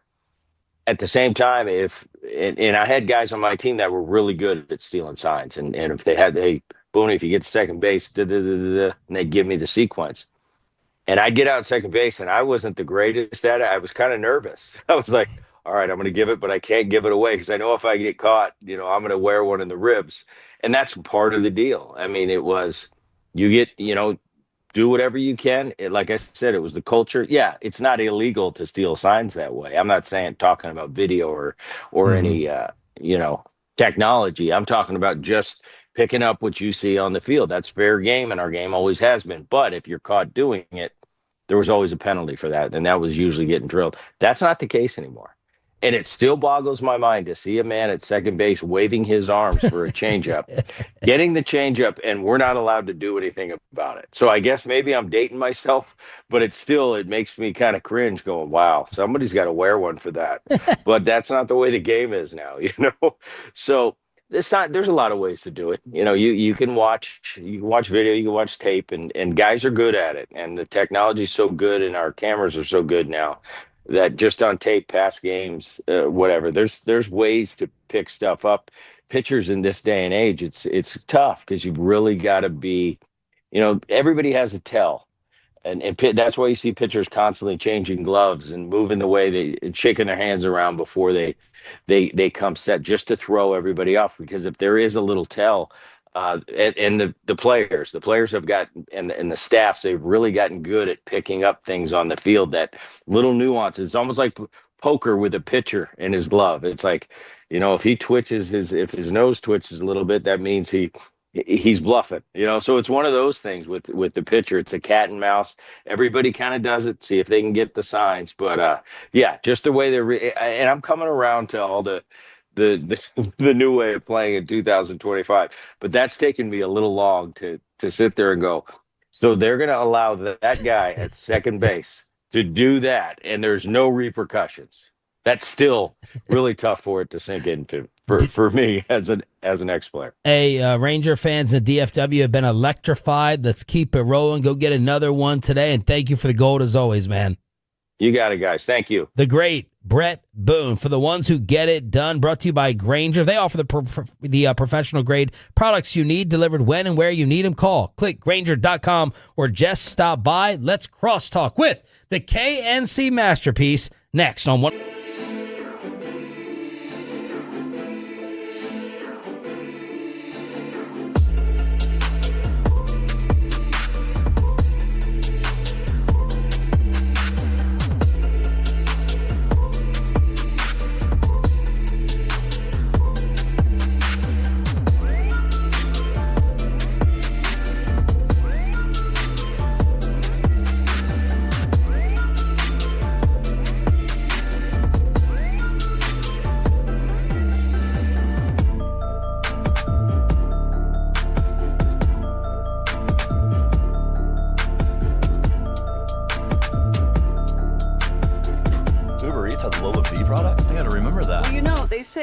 to remember something, you have to forget something else. Okay, now that is a very cute haircut. That's like a little shag. I've never seen it before.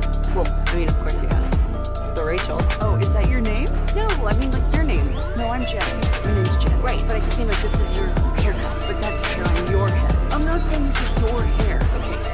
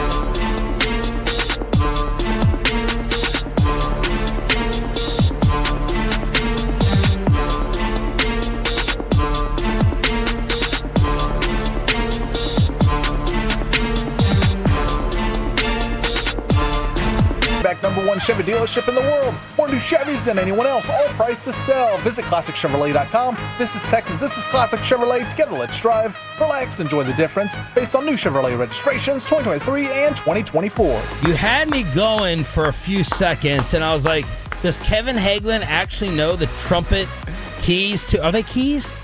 Trumpet? Yeah. The trumpet keys to He this? does not. And No, then I was he does watching not. the fingers, and they started to... They started to lose tempo. Hey, story of my life, Sean. Oh, you lose tempo a lot? With your fingers. On the trumpet, I thought we were men. We're in the ballpark, for goodness sake. No time for those shenanigans. Did you play an instrument? I played the clarinet and the drums. The clarinet? Yeah, so I too played the clarinet The and all the clarinet? saxophones. You did every not. woodwind instrument I did. Choppy, I think you're going to... Guitar, piano, Oh, bass. see, I did not have that sort of I actually, Kevin, repertoire. I'm thinking about bringing my guitar tomorrow to the station so that I can play while Choppy talks. There's the I have 3 instruments at home. I don't know how to play a single one of them. 4 I bet to one count of them's Sarah. a flute. No, I got a guitar, I got a bass guitar, and I got a drum set, and I can't play a single one. Valves. RJ. They're not called keys on the trumpet, by the way. They're called valves apparently. Valves. RJ, I would think you would appreciate my journey to the clarinet, though, because it seemed like the easiest and laziest route to go from the recorder. And I was like, oh, that looks pretty much the same. So From the what? From the recorder. You remember, like, the hot cross buns and all that? Okay, I call that flutophone. A flutophone. I've never heard that in my life. Yeah, really? Flutophone. Yeah, That that's is the fanciest thing I've ever It's heard. called recorder here. It's called recorder here. It was a flutophone for me too. As a kid. Yeah, don't run for me. So support me. I got you. You I got know, you. East Coast band. We were the blue-blooded backbones of America back then. You know, I gotta say, I mean, you guys, you had to be destroyed mercifully, unmercifully, whatever it is, for playing the clarinet. Well, here's the good thing. I wasn't good at it, and what really took a hit was my ego, because we had a whole lot of clarinets, and they essentially were like, hey, you're not good enough for us to need to keep. What we really need is drummers. And I remember our drum instructor was like, do you really want to play drums? And I was like, yeah, do you think that's okay? And they go, yeah, they'll be fine without you. We got a couple of state champs on our show, and they got some clarinet players. But Corey, how of all the instruments did you say that's the cool one? I want to play clarinet. Whenever I got into band, my teacher, she was like, we need a clarinet player. And the clarinet, you're like Team Gel guy. And to rent it, it was the With a cheapest. deck of bands. It was the cheapest one to rent. So that was my parents' approach was whatever the cheapest instrument is, you get to play that one. And I was like, sounds like a deal to me. And I got really good at it, and I was first chair the entire time, all the way up until high school. And then I switched over. I switched over. Yeah, there was one time I was not good. My best friend, she was trying to compete with me for first chair, and I defeated her. And she threw her chair. She threw her chair across the entire band hall. Shut up. Gosh. And my buddies were laughing about it, and I was like, dang, I'm sorry. It's just that I'm a guy and you're a girl, and guys are better at stuff. Wow. And, No, girls are supposed to be better at but all my best friends were in the band too. They all played trumpet, and, Yeah. and we all played baseball together, and I was good at baseball, and we all ran together. So nobody gave me a hard time about it. But I was the football player that was on the field without the shoulder pads and a saxophone, because I did switch over to saxophone my junior year. I always thought that was cool in the halftime show, and they had the football jersey. Yeah, that on. was- I that thought was that me. neat. Y'all have very different definitions of cool from listening to y'all this segment, Hagee. That's fair. Go ahead, Bobby. Recorder and flutophone apparently are different. They are not the same instrument. So they said that the difference is that the flutophone generally has raised finger positions, raised finger like position this? indicators. Yeah. Yeah, and they said yeah. on the recorder, they said that has they said it looks like a recorder except it's a wide bell and raised finger position. So if there's no wide bell and no raised finger positions, it's a recorder. The flutophone kind of looks like a fish. Gentlemen. You want pressure. I played saxophone before quitting. Well, but you have a band room, and all of a sudden the teacher goes, "Bam, third chair, play this." They should have that broadcasted, because running an out pattern and dropping a pass in practice is nowhere near as embarrassing as calling someone out who has not studied it at home, does not know. You don't know the I can't even remember what it's called. The music, whatever the little segment is, and then you're off key on top of it. That is more humiliating than any sports practice blunder behind the scenes. And they're like, get up and sit at the end. Oh, you either get up and you get demoted, you get up, you move forward like Corey, or you stay right there as the number 1 spot or the number 2. But all of a sudden, a random pop quiz for a band test, that is humiliation. Am I wrong? No. Yeah, I saw it happen many times. Yeah, down the road, you stayed in number 1 spot. Right. You over there, sucker. My siblings wouldn't dare mock me, so I didn't have to worry about that. True. That's right. That is true. They're like, Nor your move third mom. chair in the living room. I would like that, actually. You sit in the bedroom, you demoted to the bedroom chair.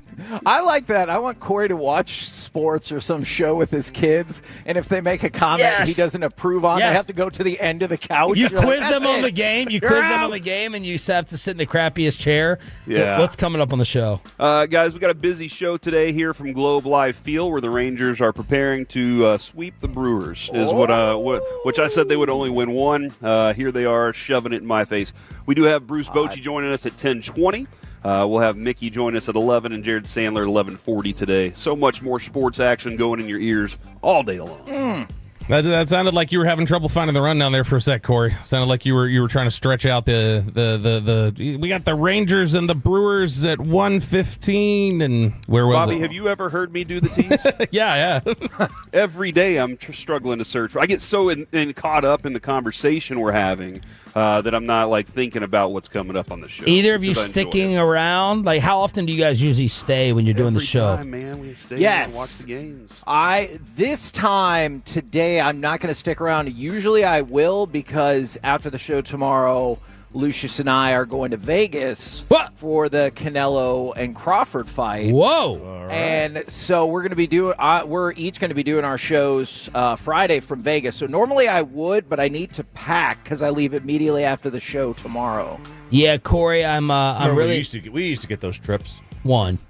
We did like 4. Did we? Oh yeah. I remember only going to one We boxing went to the fight. Maybe one that's why you fight. didn't get invited back. No, we went to one fight, but we went to the week, the Radio Row for a bunch. Yes. They were fun. So it's changed though, RJ. You might be glad you're not going this go around. They are mostly geared up for bloggers and TikTokers and whatnot. So just do everything. Doesn't from your really phone. sound like there's going to be a radio engineer there. So wish me the best. Kevin's going to get double the salary by being an engineer while he's out there. Do you have those skills, Kevin? Hell no. Nope. He doesn't I'm know actually- how to use. He doesn't know how to use the audition. In Dude, there. we have to interview Jerry tomorrow, Right. and Kevin's going to be in Vegas. No, God knows if he's going to be able to get on air. Cause it's Tomorrow? Kevin. Yeah, or Friday. Friday, I'm sorry. We have to interview Jerry on Friday. Man, you guys Look, work I mean, a I don't few even know what hours the and your run brain sheet gets says. scrambled. Yeah. That's mailing it in Mailing already. it in. Wait, Kevin, you can't record your own commercials over here in the production room? No. Corey? Yeah, I do all the time. So how do you record them? I get somebody to The help little me. people. Oh, God, the little people. I was I not always thinking. say thank you, but yes. Yeah, I get people to help me. That is something that Babe gave me recently. He gave me a It's like you're quote that I punching a can little stand by, and that is, you judge a man's character by the people, how he treats the people he doesn't need. And Kevin is always nice to people. I also don't know how to use the Comrex because I've never set it up. Oh my God, It's not that hard. Yo. I But you've had to broadcast from home. No, he didn't. And He went that's to the thing, station. Sean. Right. Never happened. I always come up to the station. Yeah, the broadest. Broadest Tough Guy Award. The You know. broadest of the midday. Yeah, Or so you maybe didn't, it's because I fear technology. You you didn't have TNP come and bring the broadcast setup and walk in the house and do it? Nope. Wow. Never. I did. You've never done a show from home. Even during COVID. Yeah, even whenever it like ices over, he's like, "I'll just get up at 4 a.m. and drive 1 mile an hour to get there." Well, I don't know during if that's COVID, impressive. I don't think it's we impressive just- at all. Okay, well, That's why it was more than RJ 2 weeks I'm to with flatten the Choppy on curve. this. Hey, No, he just kept going out into society. RJ, you're right. I was deemed the most expendable during COVID because Mike's like, well, my wife's a doctor, so she has sick kids. And obviously we were concerned about protecting Lucy. But with me, they're like, nah, go ahead. You can go out to the station. If something happens, so be it. All right, real quick. Were either of you or your wives paranoid grandparent guards? First 2 months of children being born, you didn't want the grandparents were not allowed to kiss your new baby. Oh hell no, man! No. Okay. Yeah, no, that's part of the gig. You get to love on the kids. All right. Just making my sure. gosh, Who did that's not the way feel it- that? Do one of y'all not feel that Well, way? you got to be a Tolo to know that, as Corey Majors He didn't deal with is. the kids. So there you go. It's Kevin and Corey from I'm the trying Globe. to start a conversation. It's boring. I'm trying to get you to the top of the hour. We can extend this and run over like G-Bag if you want. Trying not to. Let's get the sweep done. KNC from the Globe next.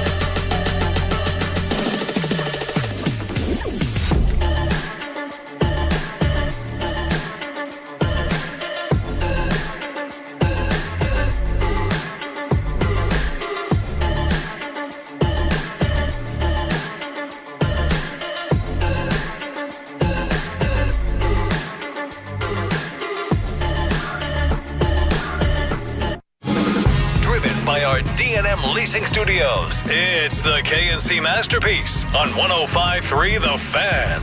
KNC Masterpiece right here on 105.3 The Fan. You got me, Kevin Hagelin. You got, Corey Majors. And the famous Alec Medford. Gentlemen, we are live at Globe Life Field where the Texas Rangers are now only 2.5 back in the divisional race. I realize what you're going to point out to me. I didn't tweet about it, so I couldn't have known that. You knew that. Yeah. I know that we're still going to have a discussion about the wild card race. We're still 1.5 out, dude. I know. And think about this for a second. Even if you gain a game, you're still half a game out. And even if you gain that half game, you still have to figure out how to have the tiebreaker win, right? Like, you still have to figure out the tiebreaker. Look, I'm with you on all of that, but instead now I'm like, you're gaining ground on the Astros, and they are falling apart. Their pitchers and catchers hate each other. The whole thing is falling apart. They were humbled by the Rangers. So that is super encouraging to me as well. You're dead on. You're correct about that. But the Mariners are still ahead of you in the division, too. True. So you've got to figure out how to take out their knees. So, in my mind, it's going to be an awesome scenario where Seattle ends up taking the lead in the division, and we end up being in second, and then the Astros fall out and miss the playoffs altogether. Now, I know what you're thinking. Wouldn't it be better if you won the division? Yes, in theory, but then I keep thinking about 2 years ago where you didn't win the division and then you won the World Series. So my whole preconception of playoff seedings is messed up by the Rangers. But if you could make the playoffs and win the division and bounce the Astros out of the playoffs, what a magical world that would be. Kevin, I was talking to Parking Lot Ronnie whenever I pulled in, and what a great name. He's an awesome Tolo, man. He loves our station, loves our show, and he was like, I'm just telling you, right now, it's starting to feel like 2023 again. So I don't know exactly, like, it feels completely different to me because none of your stars are involved right now. It's like you're relying on a bunch of different pieces that you didn't think you would be relying on. Michael Helman has the 4th highest OPS in all of baseball if you only go with 50 plate appearances. Who's ahead of him? Aaron Judge. Okay, that makes sense. Shohei Ohtani is 3rd, by the way. Nick Kurtz has got a 1.015 right now. That makes a lot Michael of sense. Helman's giving us some fun, man. This is a blast. And then you think about it, the other thing that's fascinating that's different from 2023 is you like major nut, for lack of a better description. That is a business term. Not I know. what I you're heard thinking. Taco say it on the league whenever he sold DallasCowboys.com to Jerry Jones. There you go. And then you were able to kind of like cruise through mediocrity the rest of the way. This season, you cruise through mediocrity for, 2/3 of the year? And now you're on a torrid pace. So the way you've constructed your record to maybe get to about the same place is exactly opposite. And I would say that I love that the Rangers are on fire, hopefully going into the playoffs. But again, looking back at 2023, maybe momentum going into the playoffs doesn't mean anything. I do. That's a interesting question that I want to ask Boach about, because that's 2 different years with 2 different, styles, but having a section of mediocrity, does he feel like that you can burn out in this game, and sometimes you just kind of have to battle through it, just kind of sometimes you're going to have stretches like that, but whenever it really matters, you kind of you turn it up just a little bit, because we did see that, dude. Go back and watch that run to the World Series. They turned it up whenever they needed to the most. Absolutely. And they turned it up at a volume that was very loud. Absolutely. Especially in Houston whenever we were giving them the double bird the entire time. I think you might get the more logical answer of we're all used to this baseball season, when in reality he would really want to be like, are you effing kidding me, Corey? Yes, this is the longest season in the world, and you can absolutely get burned out. You might get a more politically correct answer, which is probably the way to go. And I wonder, though, like, would he ever treat anything else in life like that, where you're like, you know what, I can go mediocre for about 2/3 of it, but I really got to ramp things up. I don't know, like when you're fixing a car, right? Or whenever you're fishing. How do you fish? Do you fish? Very you carefully. You just patience. Yeah. And he's a great fisherman. So maybe that's one of the things. Maybe being a great fisherman creates great patience for this game for him. I don't know, man. That's the things that we get to discuss with Boach coming up here at 10:20. And from the 972, somebody asked about the roof being open. I mean, it's not open right now, but I don't think they ever open it this early, even with the game at the time it is. But it usually happens in our show. But will they make the announcement? That's what we need to know the most. I will keep an eye out, Kevin, for the announcement. Because it'll of be whether or not. Oh, my God. Stop it. The roof will be I knew open you were going to do that. They're going to play for the today's music game. from 2001 A Space Odyssey when they open it and everything. And It gets really loud in here. Talk, Doesn't it feel like all the air gets sucked out of this place, Yes. too? Because the way, Yes. essentially that's what's happening. Absolutely. Now, we've got some Cowboys news, both real and potential. Roof closed. Roof's closed today. Son of a biscuit. Do you think? How are we ever going to make it, dude? Do you think if we talk to Bochy, we could convince him to open the roof? I don't know, It man. is going to be hot It's today. really so. it's really a dew point situation. You know? Plus, it is going to be right around 90 degrees. I was going to say, surely they take more things into account than strictly the dew That's point. one of the keys. Okay. One of the key factors is All dew right. point. I promise. Now, we said yesterday the over-under on the fine for Jadeveon Clowney was $35,000. I actually thought that seemed a little bit low. Did I say Jadeveon Clowney? I meant Jaylen Carter. Yeah. We'll get to Jadeveon Clowney in a second. So Jaylen Carter fined $57,222, which is essentially equal to a game check for him. And then the fancy way that they did it was said that he was suspended for one game, but it was the one game that he was already kicked out of. So he wasn't really suspended for a game. And even though he technically has gotten suspended, which would allow the Eagles to void out the guarantees in his contract, they agreed that they're not going to do that. Okay. Now, that was probably smart from like a, morale standpoint, but also it just makes sense from a player standpoint. Like, I couldn't envision a world in which, unless this continued, that they're like, oh, we don't need Jaylen Carter. Like, that feels crazy. Yeah, I do. The idea of the one-game suspension, I think he should have to apologize publicly to Dak in his face at the next game. Who do you want? Before the next game, he should have to walk up to Dak and apologize. Do you want that apology more from him to Dak or that lady to the kid? Man. She took the Phillies fan who she took the baseball Spitting on people is gross, all right? Agreed. It's very gross. You can wash that off of you at some point. It's always going to feel a little, it smells for a little bit because people's spit's gross. But human disgust like that, like she needs to apologize publicly for being just a very bad human. That's not good humaning. Now, in other Cowboys news, Jadeveon Clowney is in Arlington today, Frisco today, visiting with the Cowboys, a former number 1 overall pick. He had 5.5 sacks and 11 quarterback hits in 14 starts for the Carolina Panthers last year. This is something where I go back and kind of default to what Mickey has told us time and again is, well, why was he sitting there out on the street? Like, why was this player available? And one of the things, and we used to talk about this with Ndamukong Suh quite a bit, is it just the price tag?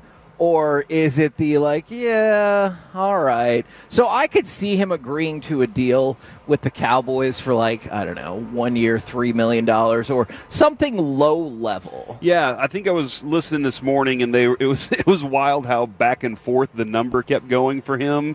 12 million here, 7 million there, like back and forth. Right. And so it does feel like we're on the low end right now. Like we should be in that low medium for him. And look, maybe if they don't come to an agreement, it could be for a variety of reasons, but maybe it's because they think he just wants too much money. Now, I know the counter argument is going to be that the Cowboys have plenty of money in their salary cap right now, but I also think it's a little bit humorous that they spent so much time talking about their depth at off of the edge.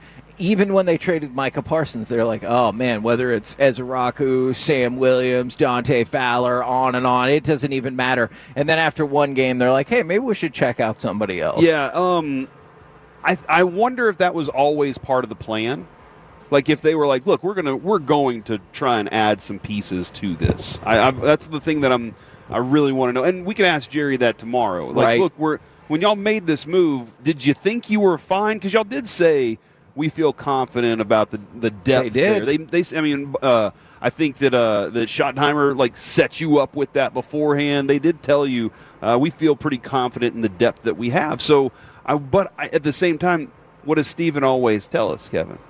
Talent acquisition 24/7, 365. So with that being the case, then I think that they would keep an eye on what is our grade for these guys compared to what we think we might grade somebody else out. Yeah, look, to me, it's a no harm, no foul situation if you pick him up low. Like if this is a Javonte Williams, Miles Sanders kind of deal, just in terms Which the Cowboys love. Yeah, absolutely. So if it's like a 1 year, $2.5 million deal with incentives, you can get up to $4.5 million. Like that makes plenty of sense to me because if he doesn't work out, you didn't really ding yourself too much salary cap space. And if he does, you'd be thrilled with some sort of relevant productivity for $4.5 million. Jadeveon Clowney never lived up to, as I predicted, never lived up to the number one overall pick, Billy. I agree with that. That was I said, man, I love the skills. I love the body. Everything about him had a lot of good things, but then there's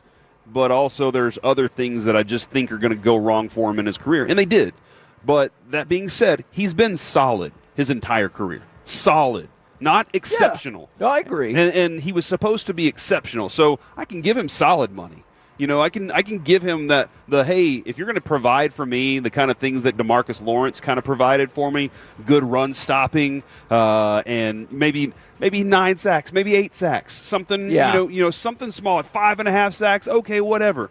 But if you can provide that, I got a young group out there of defensive linemen that could be a benefit. He might just be one visit though, Kevin. There might be multiple visits. There are other guys out there I would prefer, honestly. And so if that's the case, if they're saying, hey, we're picking up the phone and calling around, and we're going to have instead of $47 million, we're spending $3 million, and we still have room to upgrade the roster in other places, then I'm all about that. Yeah, and look, it might be a scenario, or I'm sure it's a scenario if he's got other visits lined up where they waited until after week 1, so you got around certain guarantees with the contract. All right, I wanted to throw this out there because I actually talked with Mike Bassick about this. From the 940, all Rangers credit goes to Mike Bassick. Now, I joked about this a little bit, and I talked with Mike both Friday and Saturday. You were trying to get him to come out here and hang out with us? I mean, definitely. Yeah. He only wanted to talk about cards and the Dallas Card Show at that point. Okay. But I tried to talk to him about other things. But one of the things that we discussed was his speech and how it really sparked the Rangers. And he even joked, and he goes, yeah, it sparked him that next day. But kind of what I joked about is they ran into a little bit of a funk right after that. So it took about 5 days for the message to truly sink in. Mm-hmm. They got the 1 day high, then they hit the dip. Well, maybe they didn't see it that day. Maybe they had to wait until they saw it on social media a couple days later. Sometimes it doesn't hit the TikTok algorithm until a couple days after. There is no way Mike knows how to do TikTok. I'm not saying he does, but I guarantee the RSN threw that on there, and they were like, hey, let's have it there. And then the guys are sitting there watching their TikToks. Okay. And then they were like, man, this Mike guy, he comes in here every day. I wonder what he knows about baseball was probably their first thought. I wonder if he's like, has he ever played? People say that all the time, and he was like, actually, I have. So that was probably going through their minds. But then they said, you know what? We could be inspired by Mike's speech. We just wish he would have cussed a little bit more. Okay. You know what? That could have been the case. But I just wanted people to know that I did talk with Mike, and he was having some fun with it. And he goes, yeah, no, I can definitely take credit, not right away, but eventually. So it took like 4 or 5 days. But it is true that they have been rolling about 4 or 5. There you go. There you are, 4 or Mike. 5 days after Mike's speech. And by the way, I do also, if we're doing cause and effect right here, I did see multiple people text in Frankel and Frankel injury attorney text line 877-881-1053 that they think the Clowney move, or at least bringing him in to talk with him, might be a reflection on the disappointment in the way Dante Fowler played. I think it's more a fact of you needed to wait till after week 1 to make it a little bit more palatable contract-wise. As the home of the Rangers and the Cowboys. That's right. Currently, Sebastian Walcott is on the MLB network and says he will participate in the Arizona Fall League. So let's see some more baseball from that kid right there as he continues to grow. I really like him. I do too. We're the KNC Masterpiece right here on 105.3 The Fan. You know what? Since we're live at Globe Life Field, how about coming up next? We talk with Texas Rangers manager Bruce Bochy right here on 105.3 The Fan. The more time you give, the more our crush grows. Together we continue to build something special. Keep turning it on and leaving it on 105.3 The Fan and the Odyssey, iHeartRadio, and TuneIn apps. Football is back, and Underdog is the best place to make picks and win money all season long. And you can play right now in Texas. Playing on Underdog, it's easy. Just pick whether your favorite players are going to go higher or lower on stats like touchdowns, receiving yards, interceptions, and more. If you get your picks right, you can win up to 5,000 times your cash, and you can play with as little as $1. And by the way, I want to throw this out there. People have been sending me DMs and having discussions. If you want to let me know. Low fee products. I got to remember that. Well, you know, they say in order to remember something, you have to forget something else. Okay, now that is a very cute haircut. That's like a little shag. I've never seen it before. Well, I mean, of course you have. It's the Rachel. Oh, is that your name? No, I mean, like your name. No, I'm Jen. My name's Jen. Right, but I just feel like this is your haircut. But that's hair on your head. I'm not saying this is your hair.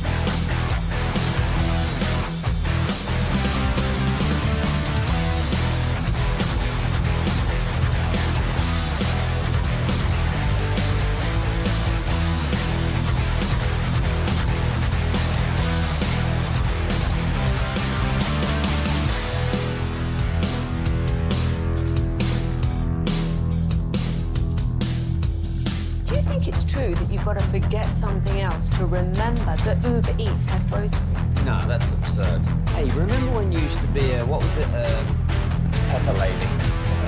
Wasn't it Cinnamon Sisters? Saffron Squad? Not Meg Maiden? No. You said that. Was it Spice Girl? Doesn't sound bad. Was it something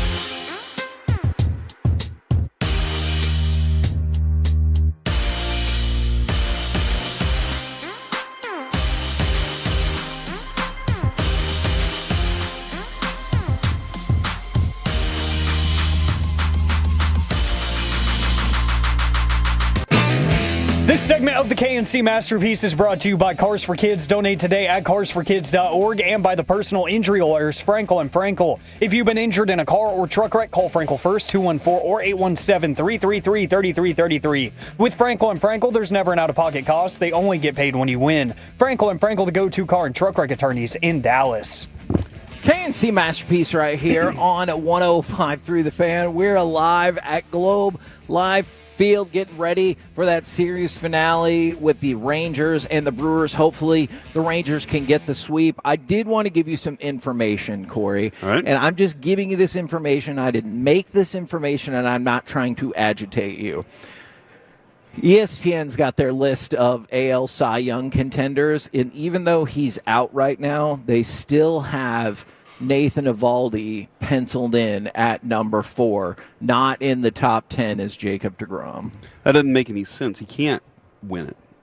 Like, he wouldn't have enough innings, right? I mean, you can vote for whoever the hell you want. But doesn't he have to, like, in order to qualify for it? No, that's to qualify for, like, ERA titles and everything like that. You don't need that to qualify for Cy Young. I think the biggest thing is it's just more recognizable to voters when you look like in the statistics, but you technically don't need to do that to qualify for the award itself. Yeah. Hey, man, again, I would love for that dude to have it. But more importantly, I love that dude is a stud whenever it's time to pitch in big games. Right now, whether you're on the mound, at the plate, or on the road, National Car Rental invites you to stop waiting. Start winning. Book like a winner today.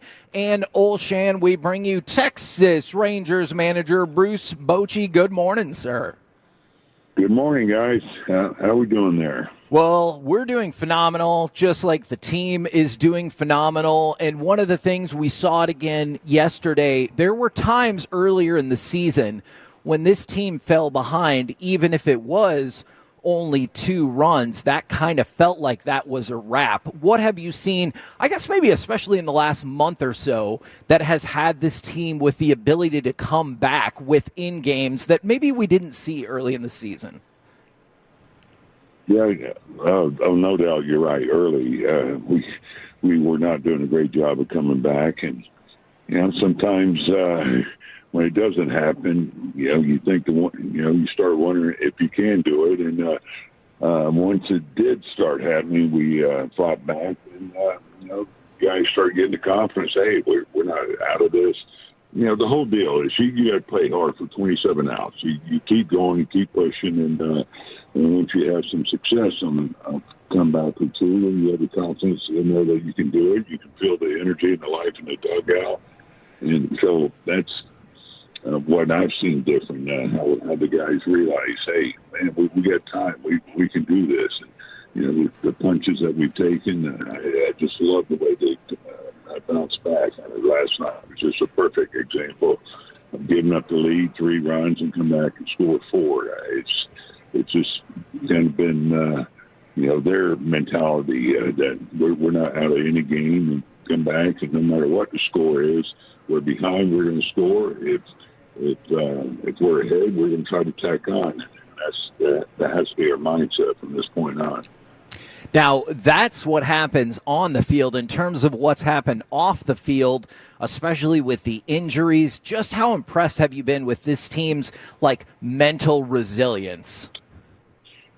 Man, I couldn't be prouder of these guys because nobody's dwelling on the injuries. The guys that we have lost, the core players, sure, you're going to miss them, but what these guys have done coming up from Round Rock, it had really softened the blow of that, and just brought, I think, some new energy too, because they're having games where they're making a major contribution, and that sends life throughout everybody, including our core guys that have been here all year, knowing that they don't have to carry the day. We get some help here, and these guys will do something to help us win the ball game. And so it's just been a lot of fun to watch how these guys have just handled themselves, carried themselves through these important games. Now, in terms of the players who are either younger or have bounced up from the minor leagues, what do you think about the nickname of that group of the Little Rascals? Yeah, it's kind of it's fun to watch them because they, you look at the Freemans, Sullins, these guys do remind you of the Little Rascals. They're just running around this clubhouse. And if you didn't know them, you may think they're the bat boy. But they're just having a lot of fun. And I tell you what, they're playing with joy. That's what I love, man. When they do something well, they show it. And I think it has gotten infectious around the clubhouse. Man, yeah, I love that celebration. Kevin, we had that time, was it Lance Berkman? There was a walk-off, and Lance Berkman sat there and just stared at it. And we were like, oh, man, that's tough. So we love seeing that kind of energy. Boach, I recently pulled a Michael Helman rookie card out of a box. Is that going to continue to go up in value, or how do you feel about that right now? Yeah, I'd hold on to that, baby. It's I tell you what he's done. It's you look at how he played in Round Rock, and he did a great job down there, especially against lefties. But he's hitting everybody up here. But it's the power he's hitting with. That home run he hit yesterday was on the outer edge, I think, and pulled it and got enough of it. The job he's doing in the center field he completes a double play a couple of days ago. Jumps over and saved a home run yesterday. Hitting home runs. I mean, he's Superman right now. So yes, save that card. I promise I will. Now, I was just talking to Kevin about this too. This season, and even the World Series season, it had ups and downs and some stretches that were really kind of difficult to go through. And I said, hey, maybe being a great fisherman is one of the reasons that Bochy has such great patience with this, because you do go into the mindset of, I'm trying to win a game today. You're very consistent with it. Does fishing help out with something like that at all? Well, I may be more patient here than fishing. If I don't catch anything in a few minutes, I'm going to another spot. But it's a long season. These guys go through a lot, and they're going. We are going to have our ups and downs, and have to deal with adversity. And we talk about in spring training, and as I always say, it's not important that it happens; it's how we handle it, and that's what I really feel good about. What I'm proud of, how these guys have handled the punches we've taken, and the slumps and skids, they're going to happen, and you try to shorten them up and do what you can as a manager or coach, but you just got to keep believing in these guys and walk in this clubhouse the same every day, and not get on that emotional roller coaster, because they'll see it. And so I think what makes this group special, especially back in 23, was the calmness that they had to do what we did, especially on the road. That's just who this group is, and they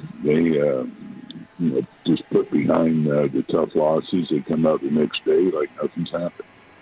Well, and I was kind of thinking this morning, as I got 3 kids as a parent, I'm always trying not to screw my kids up, just trying not to mess up things too much, be there and advise them when they need it. Whenever you have a team that is playing with this kind of confidence, how do you maintain that confidence? Do you just kind of pep talk them all the time? How do you go about keeping them riding high? No, you stay out of their way right now. Just let them do their thing. It's a group that really has come together at the right time. How we're playing and pulling for each other. So I love the vibe, the chemistry, what's happening here. And no, these guys don't need a pep talk or anything. They come out ready to go every day. Getting the work in, putting the wins behind them as much as the losses.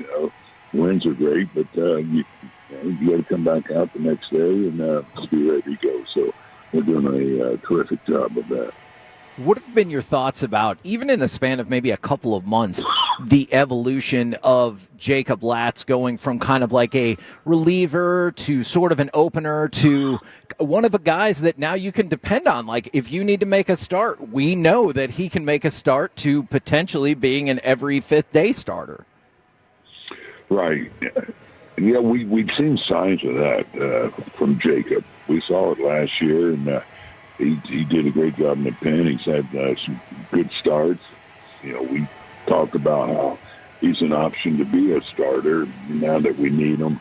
You just love the way he has stepped in and just done a nice job of pitching. He came up from, got sent down around Rock. He needed a break and got freshened up down there, and we got somewhat stretched out. But up here is where he really got, stretched out to the point where he can go, 80 pitches or so. But it's just what I love about him is his focus out there now. He's throwing strikes. He can be his own worst enemy sometimes, the walking guys, whatever. But he's really kind of strike zone with all 4 pitches. He's prepared, and he's just looking forward now to starting. I think he really likes it, and so this guy gives you a lot of options. Kind of going back to 23, but then he's got so much value wherever you have it. Now, you used the term "stretched out." That's what I believe we heard about what's happening with Tyler Mahle as well. Is he going to make another minor league start? And then, what would be the anticipations for how long he could go back at the big league level? Is it like a 4-inning kind of deal if he makes it back up to the big club, or when he does? Could be more than that because the next start we have him at 60 pitches. That's the max. So. He'll go to Round Rock and get that work in, and then we'll see where we're at. We'll see how he comes out of it, and what our needs are. But I think this is a big start for him because now, from that point on, you're looking at 75 or 80 pitches, and so you're looking at 6 innings possibly. Yep. And then other players that we're just kind of curious updates about. Adolis Garcia, Corey Seager. Is the hope maybe next week we could see them, or what are your thoughts about how they're progressing? Adolis doing well. In fact, 11:15 today, he's going to run the bases. He's going to check off that box, and that goes well. Then you could see him in New York. He's going to travel with us. He hasn't missed that much time, so right now we're leaning toward not doing a rehab start, taking with us there. He stays live pitching, so he's real close. Corey's still pretty sore, can't quite rotate. He still needs some time. I can't tell you how much because we really don't know. Everybody responds different to this surgery, but we're hoping once he gets to where he can start rotating a little bit, then we can ramp up his workouts. Well, Boach, we're out here in center field, so we'll be watching Adolis run here at 11:15. I'll send you some notes if you need any thoughts. If you guys show up to it, you can come down and run with them, run the bases with them. Oh man, I got my shoes on, so I'm ready to rock anytime. I'll stay up here and report for everybody. Boach, Merrill Kelly on the bump. What can you kind of tell us? What you've come to expect from this guy and his personality in this clubhouse? Yeah, just a true pro, the way he goes about his business, veteran, he provides, that leadership you love. He's got knowledge, savvy, so he's fit in here very well. And of course, when he pitches, he's one of those fun guys to watch because of his pitchability. He's going to try to power his way through anybody, and has a nice mix and good poise out there. Hope does a good job holding runners, things like that. So, he's been just a great sign for us, or trade for us. Have him help out this rotation. This late in the season, do you know if anybody in the clubhouse is standings watching at all, or are you like, hey, if we just keep racking up sweeps, that'll take care of the rest? Oh, there's no doubt. Guys are watching scoreboard. That's really what you do in September if you're in it. Yeah, That's just human nature. But we've talked about, hey, we'll just go out there and win games. That's our goal. And you're not going to win every game. If you lose a game, that's not then we're done type deal. But keep doing what we're doing, winning series. playing good baseball. And it's going to go down the wire. You can see how close these races are between the division and the wild card. So this is what you play the game for. This is fun. I'm having a blast with it. We all are. And, even our scouts, pro scouts, are out there dancing now. They're excited. So we're going to keep this thing going. You've mentioned that a couple of times. Do you ever think people kind of overvalue just like the winning streak and don't focus enough on how important it is to bounce back from the loss? Because y'all have won 3 straight off of a loss. You go back to the 6-game winning streak. That was off a loss. You won 3 straight after the loss before that. Like, y'all have done a really good job at quickly bouncing back from losses in the last month. They have, and that's what I feel good about. And, because at this time of year, you lose the game and think, oh, no, we're done, whatever. And so that sometimes I have to remind, a couple of the media, it's like, hey, we're going to lose a game. If we think we're going to run the table, it's not going to happen. Although we'll do all we can to make it happen. I mean, crazier things have happened, but you just got to put it behind you. And that's what these guys do. They wash it out, come out, and get ready to go the next day. Yeah, nobody's ever going 162-0. Someday somebody could go 162-0. I stand by that, Boach. Thank you very much. He knows that's never going to happen. Thank you very much, good sir. We'll catch up with you later. All right, guys. I will see you later. Yes, sir. There you go, Bruce Bochy right here on 105.3 The Fan, and that was when we have more time next time. We'll ask him that later in the season, Kevin. Whenever they got a race to go follow right now. All right. So they already haven't gone 162-0. So. That's true, and they never will. They could. Boach literally just told us that.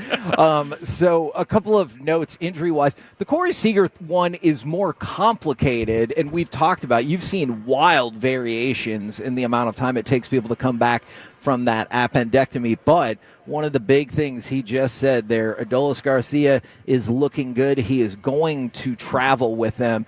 And I'll let you know how he runs here in a little bit. He's got to check that box first and then other things. That'll be at 11:15, Corey, with live coverage of Adolis running.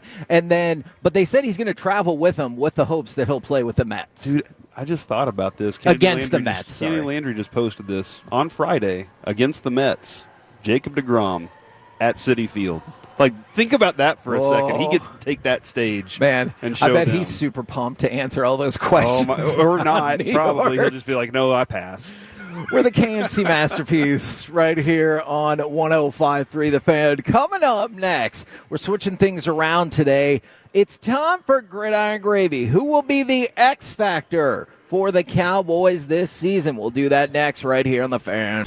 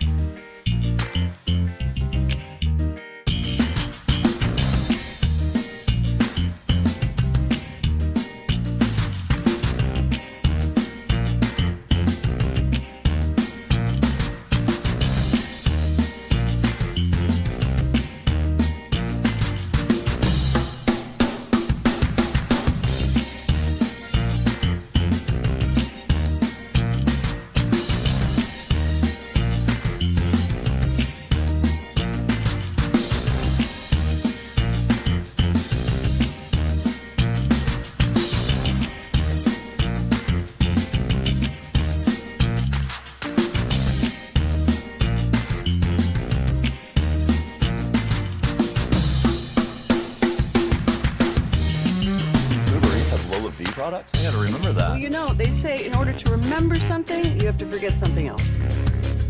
Okay, now that is a very cute haircut. That's like a little shag. I've never seen it before. Well, I mean, of course you have. It's the Rachel. Oh, is that your name? No, I mean like your name. No, I'm Jen. My name's Jen. Right, but I just mean like this is your haircut. But that's hair on your head. I'm not saying this is your hair. Okay, it's freaking me out. This segment is brought to you by Classic Chevrolet. If you're in the market to upgrade your vehicle, get to Classic Chevrolet in Grapevine. Back-to-back #1 Chevy dealership in the world. They've got more new Chevys than anyone, all priced to sell. Visit ClassicChevrolet.com. This is Texas. This is Classic Chevrolet. Together, let's drive. Based on new Chevy registrations 2023 and 2024. 3rd and 4, and they're going to throw it, it looks like. Locke is back in the gun. Pressured up the middle and sacked. That's Odigizua getting in on the party. 6 for the Cowboys today. KNC Masterpiece right here on 105.3 The Fan. We're live at Globe Life Field, and right now it's time to go around the entire NFL and dip into some gridiron gravy. Dip it and rip it. Now, I wanted to start with a question about my question. You didn't even ask the question yet, though. I know. So how can you question? It's like a film noir. This is like breaking the fourth wall. I mean, this entire show is breaking the fourth wall. Can Osa count as an X factor? So if I ask who will be the X factor for the Cowboys this season, is Osa eligible, or are you like, he got paid, he's a high-ranking member of this team? I don't know if that's the right way to say it. So, like, he doesn't really qualify. I don't know, because there was a time when he would have been an X factor. For sure. He wasn't one of the key guys you're relying on to contribute. Now he is one of those guys that he wants the leadership role. The leadership role's falling on his shoulders. At one point, they said that Shoddy was the X factor, and I was like, "What are we doing?" Yeah, here? that I don't like. Why are we doing this? So I don't think so. Simply because he's such a big part to all this. However, I have another answer ready. If he's awesome, that changes the game, dude. That changes it for everybody. Now, from the 903, Alec Medford, do you ever get to go on location? Friday, Taco Bueno in Arlington off of North Collins. Alec and Corey will be there live and in person. I think Alec is doing all the questions with Jerry. Oh, I like that. I think that's what we should set up. And I could go try to do a side interview in Vegas. Yeah, and I'll just eat some tacos. With Canelo. Yeah. Oh, man. Yeah. All right, so now... Also, hey, but don't forget Tolo trucker hats while they last. Absolutely. From the 817, I think Javonte Williams will be the X factor. Look, if he gets 10 to 12 touchdowns, I definitely think you'll be like, whoa, how about that? Now, more people might be focused on, like, the rest of his ability to carry the load during the game, but that would be a nice bonus. Yeah, I mean, like, I look at, like, Pickens, I think, could be an X factor, honestly, because CeeDee Lamb is where the everything falls on. Sure. Turpin could be an X factor. It's, in my opinion, it's the guy that really you don't anticipate, but I might be wrong about that when it comes to the definition of X factor. But like Turpin would be a great idea for that. Everybody else is catalysts. Like they are the reason that it is happening the way that it is. Okay, so here's what I'm going to throw out as my X factor: Terrence Steele. Now, absolutely, I think you have an offensive line, let's say, coaching system in place that is significantly better suited to take advantage of what Terrence Steele does. I feel like last year, and this isn't just about the offensive line, I think we all feel like this has been an issue with the Cowboys for years.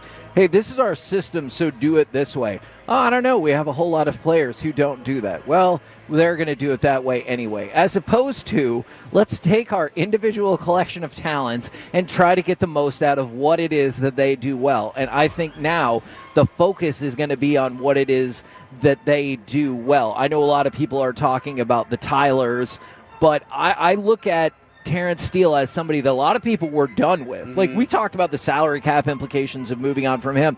I'm going to go with Terrence Steele as my X factor for the year. Yeah, I think that's a really good point you make there, Kevin, because he's one of those guys that you go, he's on the offensive line as well. Sure. You know, Yes. all the weight, whenever I'm talking about the weight on your shoulders, everything's falling on Tyler Smith first, then Cooper Beebe, I believe. Yeah. And then Tyler Booker. Now, hopefully, Tyler Guyton replaces Right. Beebe in that conversation, Right. and it's those two on that left side that you're like, that's where we rely on. We run right behind those guys. But Terrence Steele has been a also-ran kind of guy for this team. That being said, he was not fantastic on Thursday night, but he was good. And he was really good in a number of areas. But don't you feel like that's a step up from last year? Yes, yeah. Well, and also, Kevin, Zach Martin was not Zach Martin last year, so that could Agreed. make Terrence Steele look even worse whenever Zach Martin's struggling to hit some of his spots too. So, yeah, man, I think that if he can be one of those guys, that's a definite X factor for this team. I was kind of curious regarding the secondary. And I know this pass rush is a little different. The Cowboys said we have to stop the run, and we'll scheme up. We'll figure ways to get pass rush. Do you think that means they feel very confident in the coverage, that they don't look? We don't have to be Dan Quinn's. We're pressuring you and killing you. We need guys that can get there, but at the same time we can cover really well. I mean, and the first game feels like, and it's just one, that you would give a thumbs up to that. And real quick, I'm sorry, I can't help it. I would like to make fun of one of Mike Florio's headlines of a story I'm definitely not going to read. Eagles plan to get more than one target this week for A.J. Brown.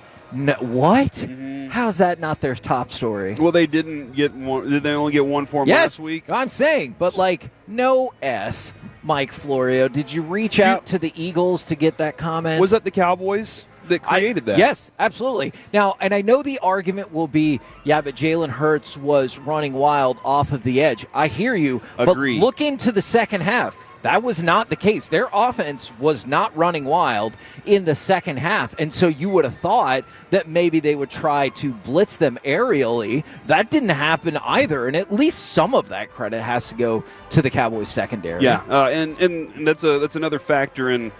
Maybe the Cowboys just thought to themselves, I know, we can do this. If we can stop the run, we feel very confident in our secondary. We'll figure out pressure.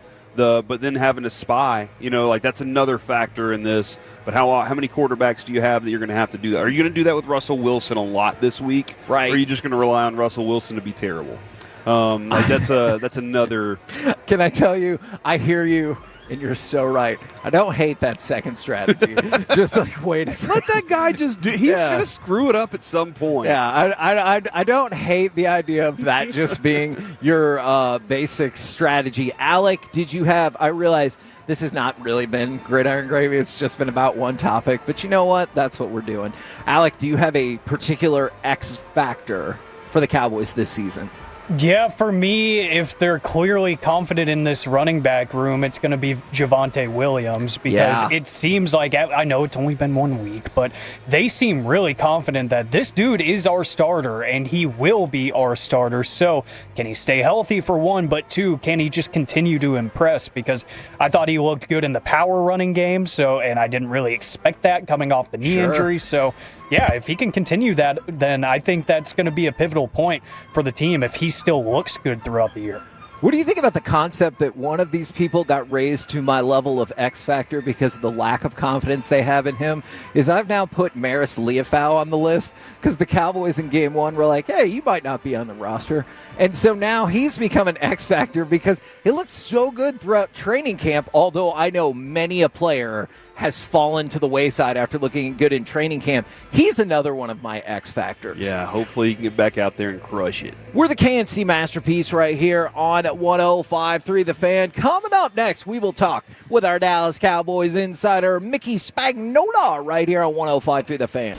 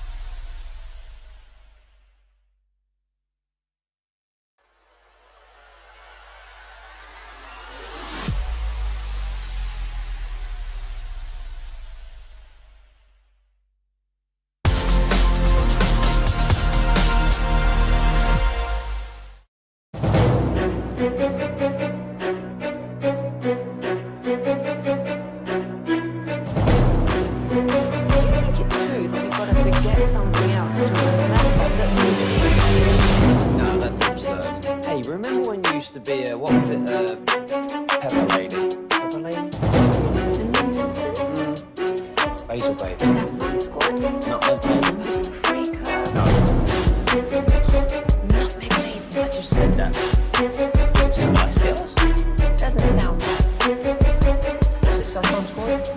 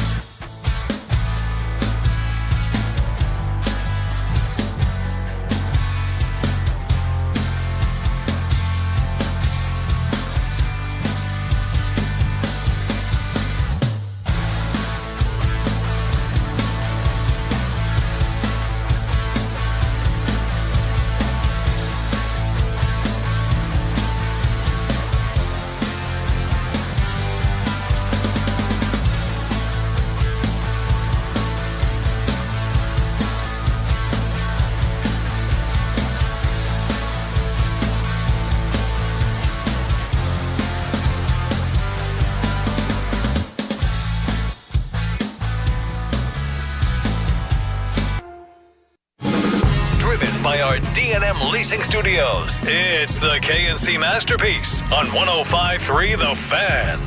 KNC Masterpiece right here on 105.3 The Fan right now, brought to you by Ford and your North Texas Ford dealers. Ford is the best in Texas. Let's talk with our Dallas Cowboys insider, Mickey Spagnola. Good morning, sir. Good morning, gentlemen. How's that baseball going?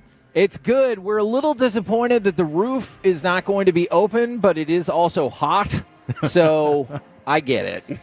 I really, really do. It might overcook the hot dogs, right? Yeah, that's and that would be the worst thing we could see at the game today. Now, I know there are several things, as is always the case, to discuss. You saw the fine come down for Jaylen Carter, about $57,000, more specifically $57,222. Did that feel about right for you? And do you think in the next collective bargaining agreement we could stop doing things off of game checks and give fines in round numbers? I see what you're saying. Well, it depends on who the player is, because if it's a guy like him, that's pretty significant, right? Yes. If you think about what you get fined for a personal foul in a game, it usually is not five figures like that. You get fined a couple $1,000, maybe $8, $9, but the whole game check, so that's like getting suspended a game, right? Because if you get suspended a game, you don't get paid, and he did not get paid. So I thought, I heard somebody said, well, all he's getting fined was the game he didn't play, and I go, no, he lost his paycheck. Yeah, that's significant. So yeah, that's a pretty hefty fine, I would think, for a little bit of spit. I don't think he got his money's worth. It was not worth the it. Truth. It definitely was not worth it. I like that that's your take. Is like, hey, if you're going to get fined, like really get after right? it. It's like if you get fined for a personal foul, right? Well, make it good. Not just, yank the guy down by his neck. Yeah, I got you. You know what I'm saying, right? Yeah, I absolutely do. I do. Now, Mickey, what goes through your mind when you hear Jadeveon Clowney visiting? Like, what do you think? We weren't good enough in the pass rush, or they're just trying to keep eyeballs on all the possible guys that could come through here? Yeah, I think the latter. I also think you're thinking designated pass rusher. Yes. And when you have now right around $37 million available on their salary cap, you can make a mistake. Yeah. And you could absorb it, right? That's the difference. And this is one of the deals. Well, I mean, not having Micah's $21 million on the cap, because had they signed him to a long-term deal, if you saw, his cap hit for the first year in Green Bay is like $9 million, something like that. But you have money now that you can say, okay, if I got this much on the cap, it's not like I got $10 million and I know I got to keep that because I'm going to have guys going on IR and I'm going to add guys to 53. Right. And there's operating costs. But when you got that much, you can say, okay, you know what? If this works out and the money's right, I could take a chance. Carolina last year signed him to a 2-year, $20 million deal with $12 million guaranteed. And now I read where they're saving $7.8 million this year against the cap. Well, they're also paying $6 million dead money on the cap also. Yeah. On that guaranteed money. So I think it's, I think I walked by him today. Oh. I walked by a big, tall guy that didn't have any Cowboys paraphernalia on or, Gear. dress. Yeah, gear. Paraphernalia. Thank you for You've been watching that with Netflix That was the 90s. documentary. That was the I get it. 90s Cowboys. That was Yeah. the 90s. Yeah. But anyway, he's a big man, if that was him. 6'4", so... I think it's worth a look. I mean, he's played for 5 different teams in the last 6 years, so he's never stuck anywhere. And I don't know if it was money or if they didn't get the production they thought they were paying for. He had 5.5 sacks last year in 64 snaps for the Panthers. So no big deal. But the year before with the Browns, in 2023, he had 9.5 sacks and 57% of the snaps. So, sometimes maybe it's where you've been and who you're playing with, because I would imagine Carolina didn't have much on their defensive front, and they ended up with 2 guys, I think. They either drafted somebody high or signed a free agent, so... they moved on. So I think it's worth kicking the tires and, see what kind of shape he is. Because, with those guys, number one, you don't want to bring them in for the first game because then you're guaranteed the veteran his base salary. That is what I said in the first segment. You'd be so proud of us. Way to go. You had it figured out. And the other thing is those guys don't want to go to training camp. Yeah. Sure. Yeah. Right? Does, they think they can just step on the field and play. Sort of like Micah, huh? Did you see Dan Quinn's comment? Oh no! What did he say? They asked him, so what do you have to do with Micah Parsons having to face him on Thursday? He goes, well, I'll tell you what, it's a short week. I'd sit him. Yeah, I love that. Yeah, he honestly shouldn't play. Yeah, concerned about that back injury. Yeah, exactly. Mickey, after 1 week, do you feel a strength of this? I mean, I know, again, it's 1 week. Do you feel a strength of this team, this defense, is their secondary and their ability to cover? Because they got some playmakers on that Eagles squad, and I'm kind of looking that they didn't get a lot done there. No, especially, in the passing game. Yes. I mean, A.J. Brown caught one pass, and it was that final possession. Right. I think, what did Dante Smith get, two receptions, I think, maybe. The tight end hurt him a little bit. Yes. But, they must have done a pretty good job of coverage. or confusing Jaden Daniels, because, I think maybe one or two of his runs were designed. I think the rest where he was scrambling because he had nowhere to go with the ball. So, yeah, I think that, the addition of Trayvon Diggs, and he only played, 27 snaps, I Something think it like was. that, yeah. Something around there. And he was basically on the nickel most of the time. So, I thought that, other than the one post pattern that the guy beat Elam on, I thought he did a nice job. Bland did fine in the slot. They didn't get beat because of their pass coverage. They got beat because they couldn't keep Jalen Hurts in the pocket. Sure. So, I think that, those three guys, now you don't want to go any deeper than that, but those three guys did I thought, a really nice job. And they did a nice job with pressure. They just didn't contain him. And you would hope that they work on that this week, because from what I saw, Russell Wilson, first sign of trouble, he's running. He's out of there.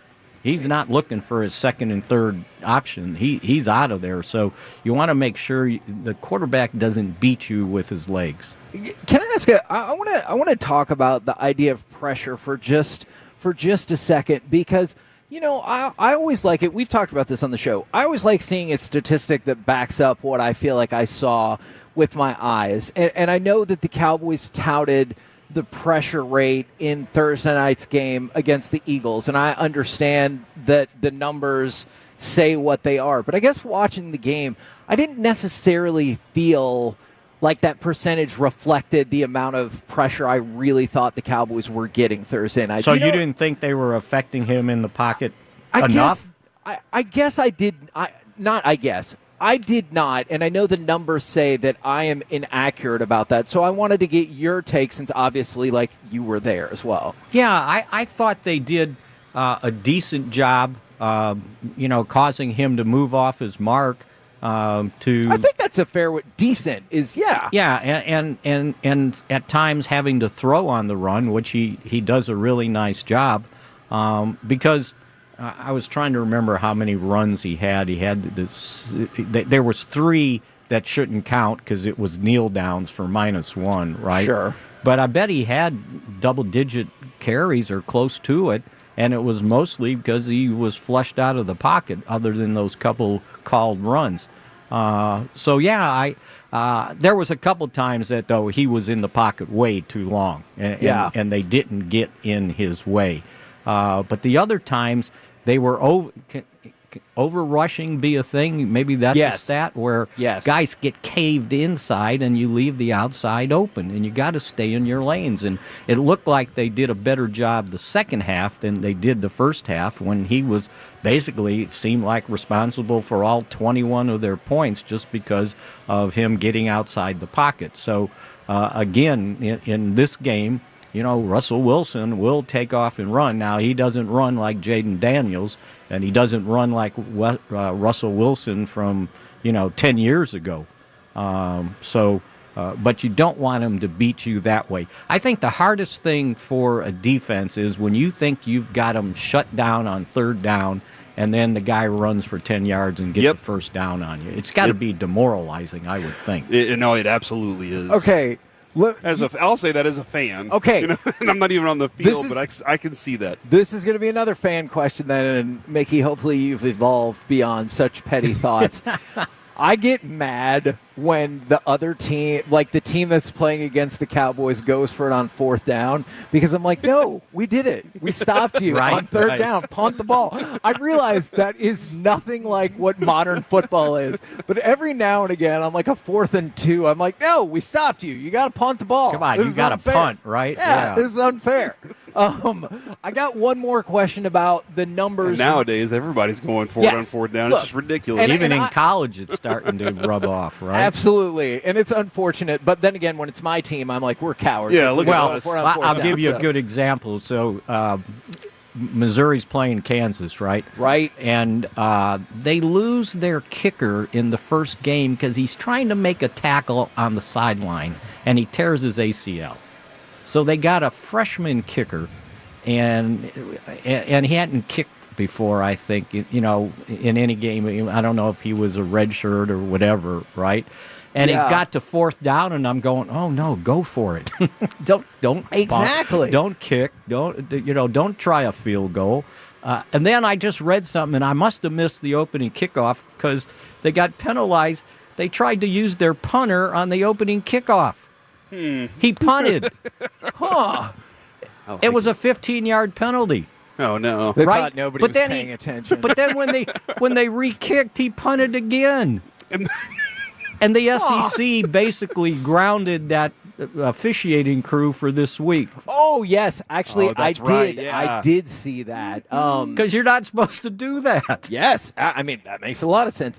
I had sorry. No, not at all. I appreciate it when you engage in our nonsense. I have one more serious, like what I saw feels like it doesn't match up with the numbers of certain places. I thought that Kenneth Murray was perfectly serviceable in the game on Thursday night, and yet he has a very low grade from Pro Football Focus. So I wanted to see your take on, again, just one game, but the opener for Kenneth Murray. Well, he tied for the team lead with 9 tackles, right? Right. I think what happened, and this is something I heard when he got here, the criticism was he wasn't good in coverage. Okay, he's a linebacker. Can I devise a defense where my linebacker doesn't have to cover 10 yards downfield? And I think as we saw, the tight ends were hurting the Cowboys, and I don't know if that had something to do with the linebackers or the having to take tight ends or running backs, because I don't know that that's what I want him doing. I want him stopping the run. But they did, if you notice in the second half, when there was different defensive alignments, they started using Leofau a little bit more, and I was thinking, maybe because he's much better in coverage than I think Kenneth Murray. So I'm thinking his overall grade got graded down because of that, possibly when they're looking at, he should have been covering there. And that's just my guess. I didn't go back and look at it, but I'm thinking that's probably what took place. Okay, right on. Well, we appreciate it as always. We'll catch up with you again tomorrow. All right, I'll be here, same time, same station. There you go. Maybe same time.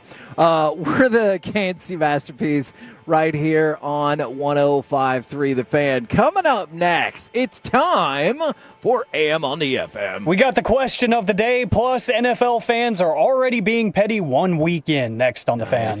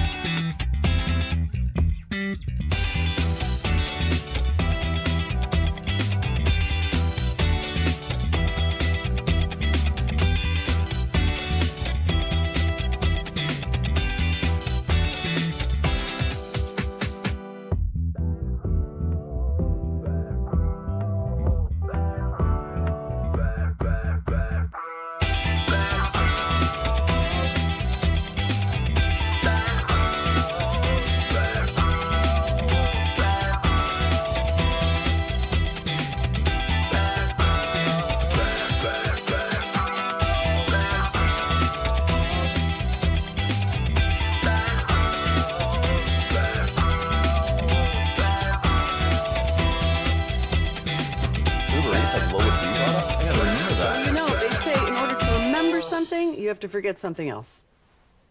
Okay, now that is a very cute haircut. That's like a little shag. I've never seen it before. Well, I mean, of course you have. It's the Rachel. Oh, is that your name? No, I mean like your name. No, I'm Jen. My name's Jen. Right, but I just mean like this is your haircut, but that's hair on your head. I'm not saying this is your hair. Okay.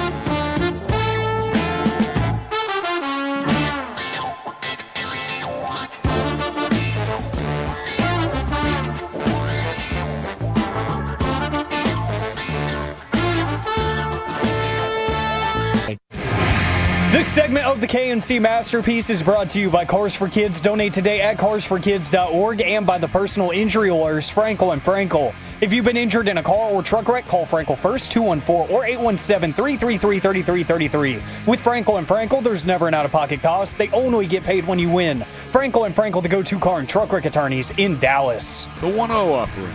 Swung on, hit high and deep to left center field. Going back is Collins. He's on the track. He's at the wall. He leaps, and it is history. Michael Helman has done it again. He's tied the game 3-3. KNC Masterpiece right here on 105.3 The Fan, where Corey is on a Dulles watch to see if he is out there running the bases. We're live at Globe Life Field, where the Rangers are going for the sweep on the Brewers. Two quick observations, Kevin. One, Sam Haggerty was running the bases just a moment ago. Adolis has not gotten out there yet. I don't even see him on the field yet. But I think he'll be out here shortly. The other observation I have, Jacob deGrom was out here just kind of doing long toss. He was out in like almost dead center field throwing to the first baseline. Dots. And it looked like 100 miles an hour, like straight into the glove wasn't even moving. That's how amazing and talented this dude is. Don't tell me he's not amped up for his return to New York. He is. By the way, one more quick football note for you. The Broncos did sign Deuce Vaughn to their practice squad, in case you cared. But we are at Globe Life Field, and I would love to talk baseball all day long. Perhaps the only thing more fun than that is it's time for this. What does this button do? Please, please, do not push the button. You have no idea what it... Alec, you be quiet. Alec, that was awful. 1 for Alec, 0 for Peyton. Don't you dare touch that dial. Don't you dare do it. It is time, 4 a.m. on the FM. My name is Alec Medford, the man that they call the pride of Mansfield, Texas. 877-881-1053. That is the Frankel & Frankel Injury Attorneys text line to answer today's question of the day. You got Twitch and YouTube available for you as well. And we will incorporate some football in here because NFL fans, it's been 1 week and they're already spending money to show off their pettiness against their teams. We'll get to that here in just a moment. But gentlemen, I go to the National Day calendar and I see National TV Dinner Day is today. Oh, yeah. Which everybody's been there, everybody's had to, and it got me thinking about the struggle meal. What is your go-to struggle meal that you either still consume? Maybe it was a college thing, maybe it was a first job kind of situation. What was or is the go-to struggle meal for you? 877-881-1053. All right. So I'm going to answer, and then I have a side note that I hope does not take away any of your thunder, Corey. I'm going to answer, it is the beef ramen noodles with cut up hot dog bits. Yep.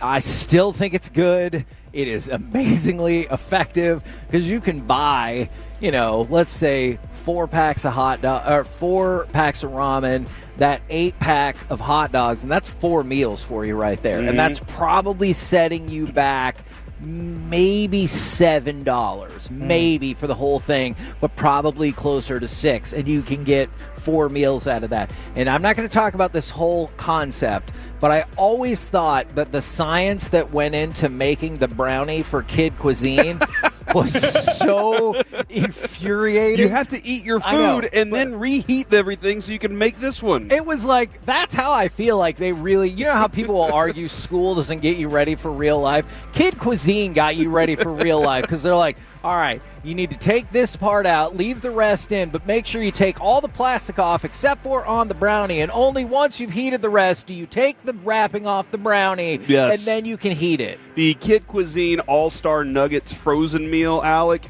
came with 6 nuggets. It came with a scoop of mac and cheese and a scoop of corn. That's a lot of yellow on your plate. And then it came with a brownie also. That is a lot of yellow and it's on your plate. $2.99. And as a kid, I was like, this is like, I am eating like a king right now. And I agree. And that was it. But I have not, I think we got a couple of them for Avery, and then Adrian was like, we're not doing that anymore. But look, I'm not here to argue for the nutritional value of it. I have 2 struggle meals that I eat to this day. And Lucy, she eats the struggle nachos. It's just cheese with chips. She loves. Yeah. Well, we try to make sure it's real. Okay. But the what I still stick to is cinnamon toast. The one that you make under the broiler in the oven. That is because it's super easy. You get a whole loaf of bread and then you just put cinnamon, sugar, and butter on it, and you're good. If you can afford the butter. Obviously, sometimes you don't have that, and it's just cinnamon and sugar. The good news is they've made at least the generic butter significantly cheaper. But the one that I still will have to this day, that I like almost monthly, hot dog on a slice of bread. And I don't have a bun, but I do have a slice of bread. Maybe it's the heel of the bread, too. Like sometimes the heel is the perfect one. I'm against that. If I'm lucky, eating the heel? Yeah. Why? I think it's gross. You don't eat the crust of your bread either, do you? So, but hold on. No, I definitely do. A hot dog bun has heel on it. No, I want to clarify. I shouldn't say gross. That's too strong of a term. It's not gross. It's less than desirable. I'll push off the heel or the bun. So that's why it's a struggle meal, Kevin, because struggle meal is less than desirable, but you do it anyway because you're struggling. That's fair. But yeah, that is fair. You get a loaf of bread and you got hot dogs, and that's what $4 total for the entire meal, and you can eat that for 6 days. Could you toast? And maybe if you're lucky, you throw a slice of cheese on there or some shredded cheese, maybe. But most importantly, you got to have some ketchup around. Ooh, could you toast the heel of the bread, or we always called it the butt of the bread, and kind of make a corn dog situation? Yes, you absolutely can. All right. By the way, the if you're really going through the struggle meal, Alec, with the hot dog on the slice of bread, you're not using squirt ketchup. All right, you're using packets that you got from something else. Oh, for sure. Because everybody, I mean, I don't know if everybody does anymore, but we definitely have like the condiment palooza, whether it's in your fridge, whether it's in a drawer. That's also where you take all the mix-matched plastic silverware that you have left over, because like they'll give you things and you're like, what am I going to use a spoon for in this meal? What do I need this? But you save it. Man, this, Alec, I think you may have broken the fan text. I don't think I've seen this many fan texts in the history since the Jerry Sandusky night. Oh, man. Oh, what a comp. Yeah. That's not company for totally different reasons. Not company I want to be in, but I do appreciate the interaction. Sorry about that. Yeah, that's a weird place to be in, Majors. 877-881-1053. Your struggle meal, your go-to struggle meal. I saw lots of Spam, which my dad would agree with, which he keeps some in the pantry at all times just because it's one of those things that his parents made it for him, some fried Spam, and he's like, look, I can afford better food than this, but it just tastes like, growing up again. So it's a little bit of a nostalgia hit, if anything. Like, that's why pasta will forever be mine. Like, you can get the cheapest box of Kraft mac and cheese, and I'm like, you know what? I grew up on this. It still hits the same at 24. I do not care. Do you think it's hard to admit that the nostalgia meal or movie isn't the same? Do you think like we unfairly defend these things because you're like, Yes. you know what? I still think it's awesome, even if I don't. Yes, because I remember very vividly when I went with you guys for Jared's charity dinner, and we were at Nick and Sam's, and I tried their lobster mac and cheese. And I was like, okay, well, I never want to have Kraft mac and cheese again, but that's not fair, Right, is it? right, You know, I'm like, right. I grew up on this, and it's the best mac and cheese ever because I grew up on it. And then you have that after, and you're like, well, life is disappointing. So, yeah, you realize it's probably not fair, but it's probably not as good as it tasted when, you know, you didn't have a palate back when you Sure. were 7 years old. Hey, that's why it's good to be me. See, and I respect that, and I still have takes like that too. Everybody has that one take that you're just like, no, I don't care what you think. It might cost $2, but it's still the best variety out there. My wife when we had this conversation about the ramen and the hot dog, she's like, are you serious? And I was like, yeah, that's what I want. And she goes, no, but like, really? That's what you want? I was like, yeah. I'm right there with you. It's just my version of that is the Kraft mac and cheese. Even the ones in the little microwave cup, it's like, I don't care. Still tastes the same to me, dang it. From the 404, ramen with American cheese, hands down. From the 945, this one I wholeheartedly agree. Totino's pizzas for me. The weird rectangle-shaped ones. Dude. They are not real pizza, but they're like $1.99 a piece. I don't care. They get the job done. Yeah. The Totino's pizza is legendary for hangover cure. Killing people. Or legendary for being able to have at night whenever you've been drinking and you need something at home and you didn't want to sit in the drive-thru at Jack in the Box. Yep. That's the when key. you want food but thought the 2 tacos for 99 cents were too expensive, go get the Totinos. The one thing I when did you like, want food but settle for this. yeah, they did seem to revolutionize the tiny square pepperoni, Yes. on their pizzas. I do appreciate that. I'm still a big fan of Tombstone pizza though. I know Red Yes. Baron kind of took over, but Tombstone, like that was one whenever I was a kid. I still go back to that, and Adrian's always like, "What about the Red Baron?" And I'm like, "No, it's not Tombstone." So, Snoopy. Yeah. See, from the 817, rice and beans, bro, very cheap, and my mom showed me the ropes on how to make it the right way. Yes. From the 214, Hungry Man TV dinner. That takes me back to the COVID days when me and Peyton Russell were running all the Ranger games. That was his go-to. So that would be his entrant if he was a fan of the segment, which he's not, but that's his problem. But let's see. From the 214, got to get an apple every morning from the grocery store for breakfast. It's like $1.20. An apple a day. You know what they say. Ooh. From the It keeps the 972. doctor away. Yes. From the 972, chili dogs or sloppy joes. I've seen a lot of sloppy joes come in too. And that's a easy struggle dinner right there. Very filling too. So appreciate the interaction there on the struggle meal for National TV Dinner Day. 877-881-1053. And gentlemen, this is my favorite time of the NFL season. Week 1 going into week 2. Because it's time for overreactions galore across social media and every NFL fandom. Everybody is guilty of it. The common overreaction after just one game. And guys, we talked about it. Mike McDaniel might not be in the best of positions in terms of coaches in the hot seat here in the 2025 season. Dolphins fans are already fed up. So much so to the point where a GoFundMe was started this week. Oh, no. And no, it's not to get him fired or anything. It was to charter a plane to fly over Hard Rock Stadium this Sunday with a banner that says "Fire Mike McDaniel." Yeah. And the GoFundMe has reached its goal, and the creator of the GoFundMe updated the link to say, quote, "The plane has been chartered. The plane will fly over the stadium from 11 o'clock to 12 p.m. this Sunday, right before the home opener during peak tailgating hours." And it only costed him $900. That's it? $900 to get that plane chartered, and he got it all crowdfunded by fellow fed-up Dolphins fans. Amazing. We're the KNC Masterpiece right here on 105.3 The Fan. Coming up next, it's baseball time in Texas, so we will talk with Jared Sandler right here on 105.3 The Fan.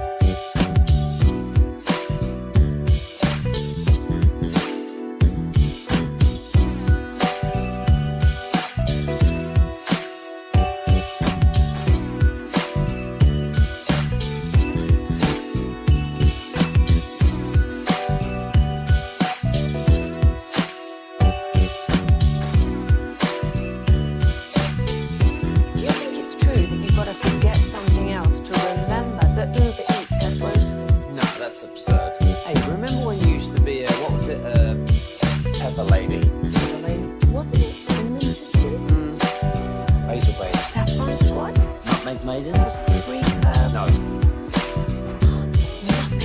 I just said that. Is it Spice Girls? Doesn't sound right. What's the subphone called?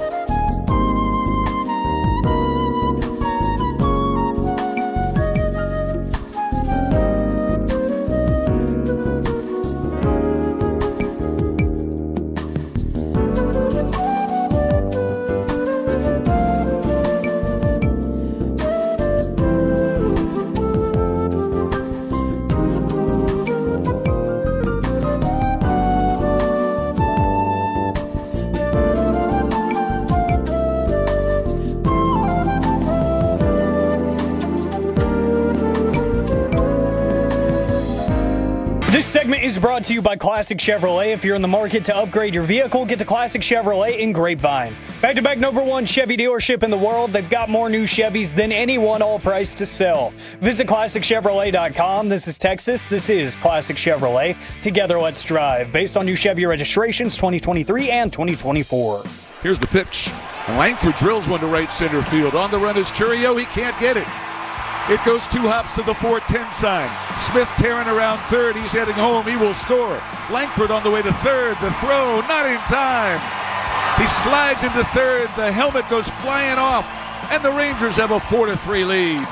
KNC Masterpiece right here on 105.3 The Fan. We're live at Globe Life Field right now, brought to you by Blue Nail Roofing. It's baseball time in Texas, so let's talk with our very own Jared Sandler. Jared, how the hell you doing, man? Guys, I'm doing really well. Okay. How are y'all? Yeah, excellent. Look, when the team's playing like this, it's hard not to be pumped.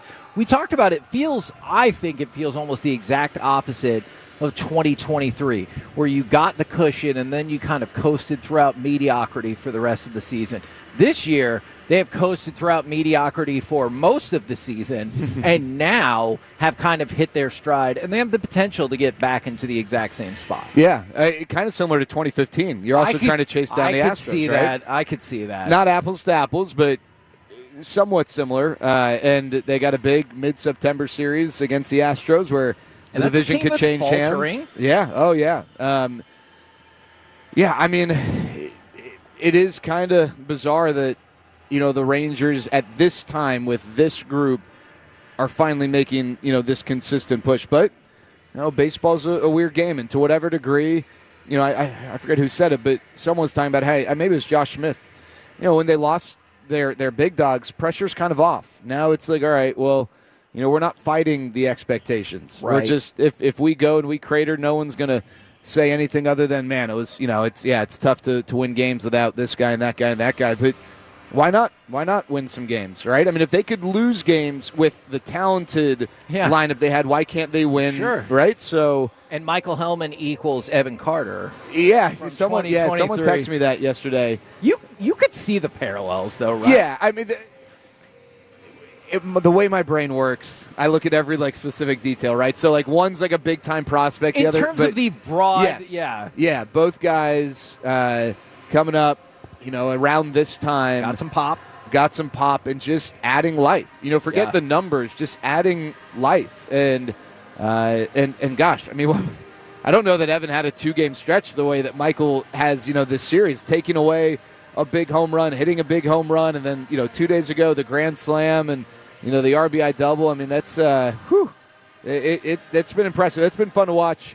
And then, even though Alejandro Osuna and Cody Freeman, Dustin Harris haven't necessarily had the production that Michael Helman has, I just think those guys being around and their energy, their life, their athleticism, all that stuff plays a role and has been really helpful. Yeah, that energy, that's something Boach talked about consistently with us this morning, is just what the kind of joy they bring to the game. We kind of discussed this a little bit yesterday, and I don't know if you screw that kid from Oakland, give Michael Helman the Rookie of the Year. Yes, I hear exactly. what you're saying. No, the conversation of, all right, I'm fast forwarding a lot here, but we do get to the end of this thing, and we are in the playoffs. Do we dance with what brought us, or does Boach say, no, I gotta go back to my key stars? I was thinking about that. In fairness to the Freeman, Osuna, Harris trio, I don't know that those guys have performed at a level where it's like they got to be in the lineup. Yeah. Now, let's see what Michael Helman's doing in the next few weeks, but he has performed where he would be in there. Right now, he would be in the Evan Carter role. I don't think Evan Carter would be ready when the playoffs roll around. I'm not even sure that he'd be ready, at any point. I am not positive about that. Marcus Semien, I don't know when he could make it back. There could be a spot for Cody Freeman, right? I think he'd play, but Michael Helman could be in there regularly, especially if he's going to hit righties. If it's not just going to be confined to success against lefties. But yeah, I mean, Corey Seager, he's in the lineup. Adolis Garcia, he's in the lineup. All right. And I don't think you're that trying to squeeze these I people don't out. think. I'll say this: room for one Corey in here. The Rangers are winning in spite of those guys not being in the lineup, and I know you guys know that. But gosh, what was it? I don't know. I think about Dak and Cooper Rush. Yeah, I just want to make it abundantly clear if anyone's you don't unsure. think Cooper Rush is Yeah, the Rangers are winning in spite of those guys not being here.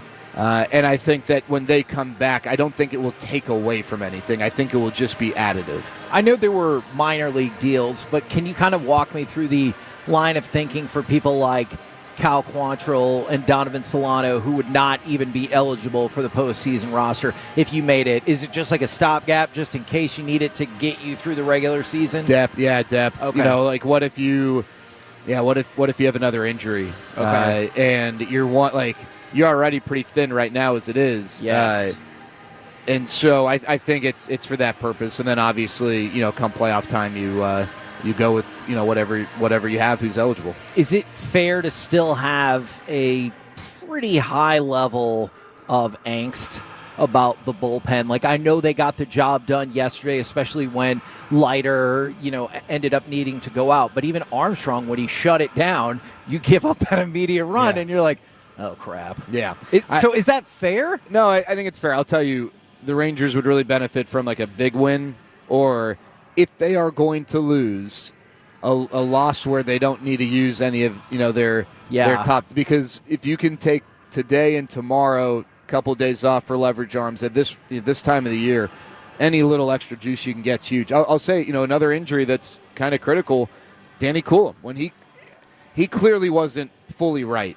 You know, you don't go from having one of the best ERAs over the last 3 years from any reliever to, you know, being hittable the way he kind of was towards the time leading up to his IL stint in his absence. But would that trust factor come back immediately then? I think it would have to. Okay. I don't know that, you know, he's pitching in the ninth, but I think it would have to. Okay. Chris Martin's return is huge. I understand, though, they do not have a traditional 98-mile-an-hour flamethrower who, when he jogs out of the bullpen, your body goes crazy with excitement. Right. And that if you're on the other side, you envision the other guy shaking in their boots. They don't have that guy. And they also don't have the guy who's playoff tested, right? They don't have the guy who has a track record in the playoffs. Now, in fairness, the 2023 Rangers were carried largely out of their bullpen by Spores and Leclerc. Those guys didn't have that playoff track record. Yeah. Chapman did, but Spores and Leclerc didn't. And so, you know, I don't know that it's a requirement, but I think it makes you feel a lot better. Yeah. We didn't feel great about the bullpen going into the playoffs in 23. No, absolutely. But they had Maddox, and that makes you feel pretty good. Look, and the other thing, too, I don't know what's going to come of Tyler Mahle. I don't know what, you know, but like the guys, Jacob Latz, if you go to the playoffs, probably isn't making a playoff start for you. I guess, you know, you go Kelly, Leiter. Well, maybe Latz over Corbin. I don't know. But you can, you know, with Mahle and Corbin and Latz, you can try figure out ways to also boost your bullpen that way, even if not necessarily at the back end. Because if we make these big fingers crossed hopes about Evaldi, we're fooling ourselves if we're talking about before like the ALCS or something like that, right? Yeah, I don't want to say anything definitive because I don't know, but I don't get the sense that he's back for the wild card round. I don't get the sense he's back for the DS. Yeah. And the other thing is, in what capacity is he back? Is he back in a 5-inning capacity, or is it, hey, Evo, give us the best 3 innings you got, which you'll take. But I don't know. I don't know what. It's not that you can't have sim games, live BP sessions, but at that time of the year, there's no, you know, there aren't games for you to play in. Right. Yeah, and you know that as competitive that guy is, he's going to be like, no, give me all 8 innings, give me 9 innings. Yeah. I'll go do it if that's what you need, coach. Yeah, him and Simeon were the two I've asked Bochy about. It's like, hey, do you have to watch them and be like, hey, but seriously, tell me if you're not okay, because I don't want you to get hurt worse. Well, and I guess then if that's the case, that would leave a spot open. I don't know, Corbin, maybe Leiter. We saw a video this morning, MLB Network's talking about, hey, I can't wait to see him next year. How valuable? That was prior to last night. How valuable has this season been for him? And does he? Do you think he's like he knows that? Yeah, huge. The thing that has impressed me about Jack is that no matter whether he is pitching well or not, he understands. Like, people can say the right things. It's like, you know, their teeth are clattering. They're like, yeah, I'm not scared. Like, you can say one thing. Yeah. Jack, like you just feel it, and you see it every 5 days. Like, he knows that this is all a part of a process. He knows that he's going to have a night like last night, which wasn't the worst. It just kind of, but it wasn't another step of progress. He had been rolling. Yeah. I think he understands. I think this year's been huge for him to stay healthy. Not that there are health concerns, absolutely. but to pitch as many innings as he's pitched, to set a foundation for next year, and then just to experience the struggles, but also the success, to understand, like, yeah, this works and that works. And, I talked to G-Bag about this yesterday. I understand the whole, like, it doesn't matter how hard you throw. If you throw down the middle, these guys can hit it. That's true. But if you throw 92 down the middle, that's going to get hit a lot harder and a lot more often than 98 down the middle. Right. Mm-hmm. So, like, let's say he does miss. His stuff is so good. If he's missing in the zone, he'll get away with it more than others.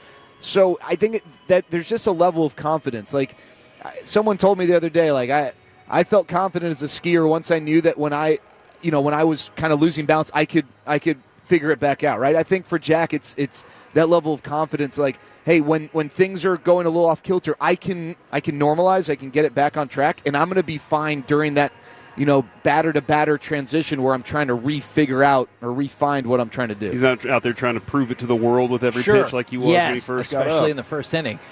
I know this happens all of the time in sports, but the juxtaposition of him and Rocker still fascinates me to no end, where Leiter was the guy, and then we got Rocker. And then last year, it was like, oh, Rocker is the future. Leiter, I don't know. And now it feels like it's crossed back to, we'll see about Rocker. But this Leiter, he'll have his place at some point. It's very bizarre to just see that kind of crisscrossing. Oh, yeah. No, for sure. I mean, and every team's probably got their version of that.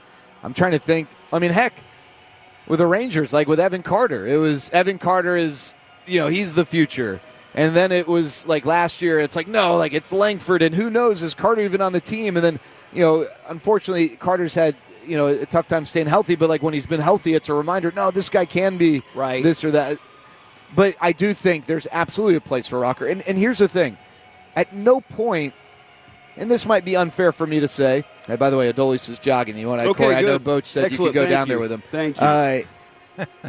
Rocker was always, to me, going to have some sort of a stopping point this year because of the lack of innings. Yeah. And so the fact that he's not a part of the mix right now is not, maybe it's a reflection that he wasn't dominating this year. I don't think it is in any way, shape, or form a reflection of what he is or isn't going to be moving forward. He might go one direction, he might go the other direction, but we did see flashes where it's like, that's pretty impressive, right? And I think you feel good about building upon that. Well, we appreciate, as always, I always tell people, not just the Rangers, you know more about baseball than anybody, except for maybe Boach. Anybody else that I know. So thank you very much. Boach, and then if anyone is listening, like around the clubhouse, any of you guys too, any coach, I don't know. I don't know about that. I like how I acknowledged the Boach part. He was like, that's a good one right there. In your face, Steve. And Eric. All right, thank you. Not Bass. Thank you very much, Jared. Oh, not Mike. I mean, you knew he was going to say that. No, that makes sense, though. Hey, can I tell you, Basic's been, it's so fun. He really, he knows this game so well. It's really impressive. Just want to throw that out there. Really, really glad that you got some of that found on the way. There. All right, coming up next, scouting the Giants right here on 105.3 The Fan. Our goal is to have you winning every sports debate with your buds.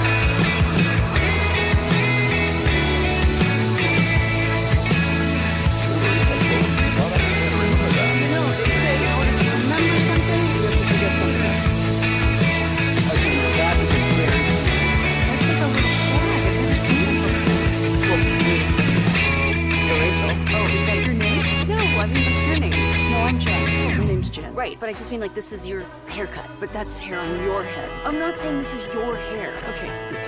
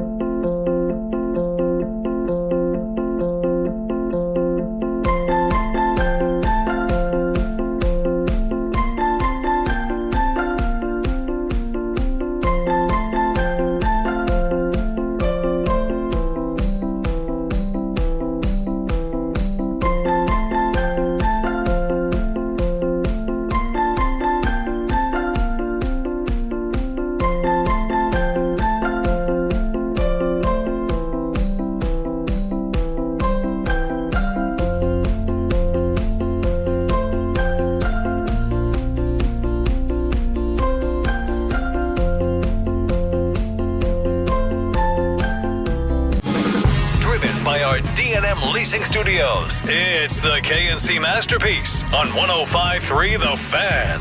KNC Masterpiece right here on 105.3 The Fan. We're live at Globe Life Field. The doors have opened. The excitement is already palpable here. But you know what I thought was really cool, Corey, and then I promise we are going to get into some scouting of the New York Football Giants, is all of the people who work here, because it can be an odd experience. I know if you've ever worked in major athletics, like on the stadium crew or whatever, and you've been in the building when it's still the same giant building, but there's not really anybody here, it can be an odd experience. But all of the people who work here have been passing by, and they're like, hey, KNC, go Rangers, and everything like that. There is a palpable feeling of excitement from the people who work here, and now that the doors have opened, obviously that excitement's going to build up leading to that Brewers finale.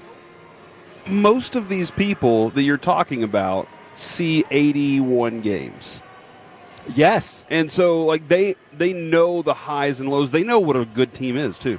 You know, and they Sure. and they know the difference between, you know, I'm watching, you know, occasionally, and I'm watching every single day. And their Right. hearts are with this thing, man. Sure. They know when the crowd goes insane, and they're right there with them.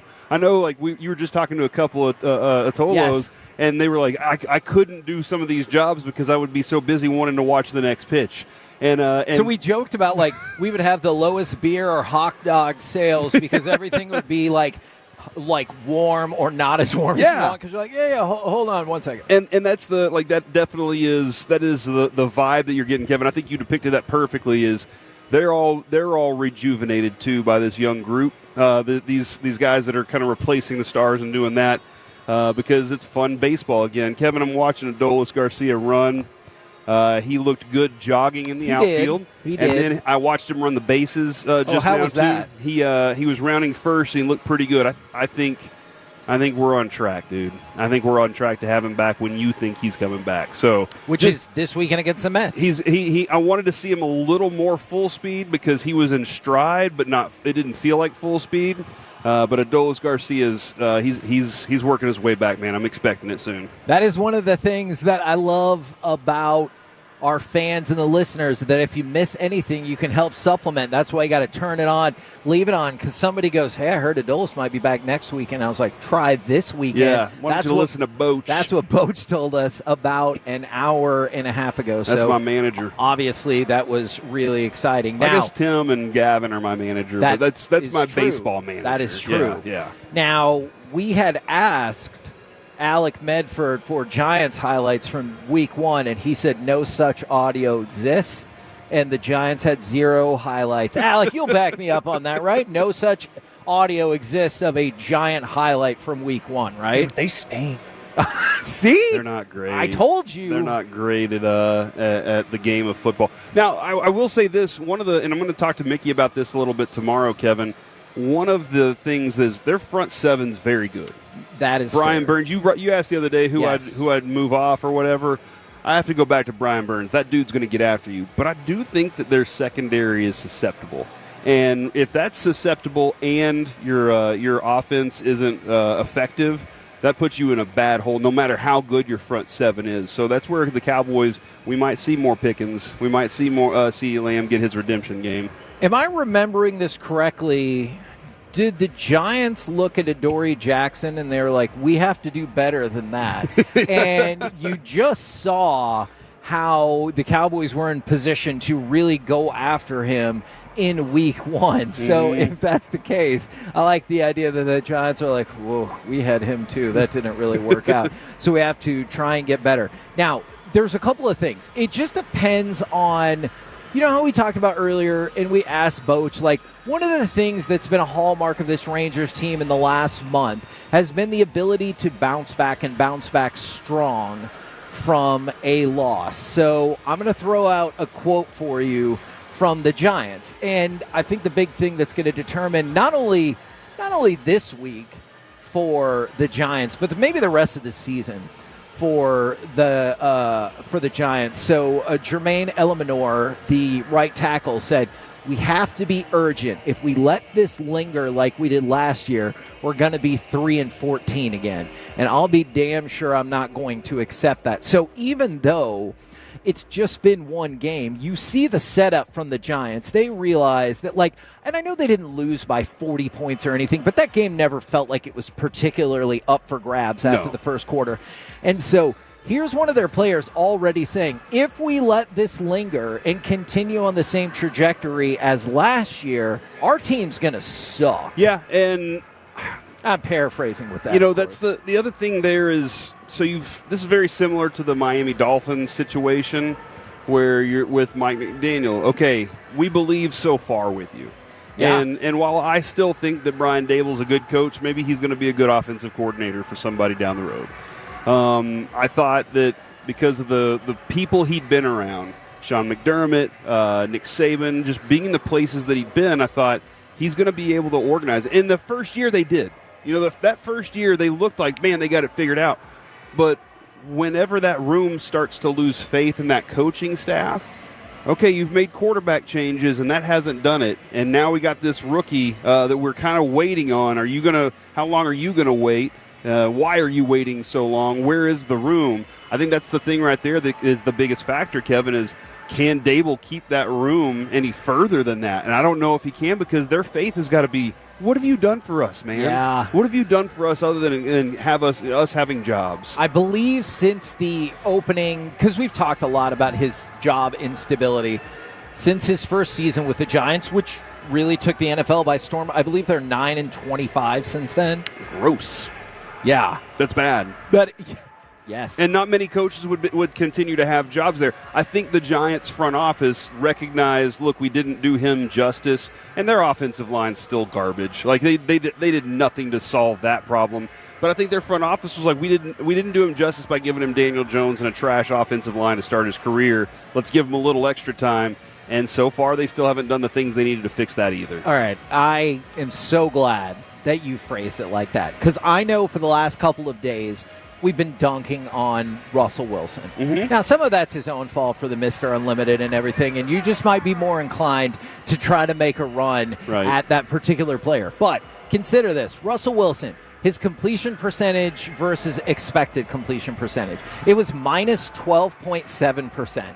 So they're like, this is what we think. He was significantly worse. His real completion percentage was 12.7% worse than expected. That's the 5th worst mark for Russell Wilson's career since 2016. So in the last 9 years, that's the 5th worst. Now, to your point, and that's why I wanted to transition over to this, is that all on him? Certainly not. Is it mostly on him, or is it a combination with a still struggling offensive line, and you can't blame it on them? Thank you very much. That is people. I've been listening for a long time. So, like, how do you break up that blame? Yeah. And if it's on the offensive line, great, because hopefully you can still take advantage of that this weekend. I think you put about 45% on the offensive line and 65% on him.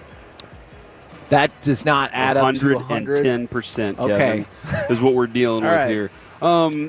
No, but seriously, I think you've watched him for the last few years in Denver be indecisive. Yes, almost boring offense. He didn't know what he wanted to do. He didn't trust anything downfield, and he still throws a great moon ball.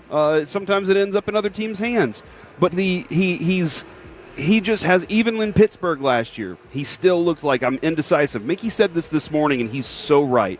He does not care about second. Once he feels pressure, he's gone. Yeah. And many years ago, we started saying this about Eli Manning. Whenever you're ducking and throwing, you're done. Yeah. And whenever you decide, you know what, I got to bail on first one, that's what, the pros don't do that. The elite top quarterbacks in the league, they stay in the pocket, they find the receiver, or they check out of it. They dump down. Whatever it is, they got to get the ball to the next play. But Russell Wilson doesn't do that. He's like, I'll extend this, and sometimes it doesn't work out for him. So the offensive line's not good. It's not giving him time. But you know what, Kevin? I think that if he even in times that he does have time, he's very indecisive still, and that's a benefit to the Cowboys. And the receivers, we saw what that looked like with Malik Neighbors with the towel over his head, but I'm going to try not to bog people down with numbers too much.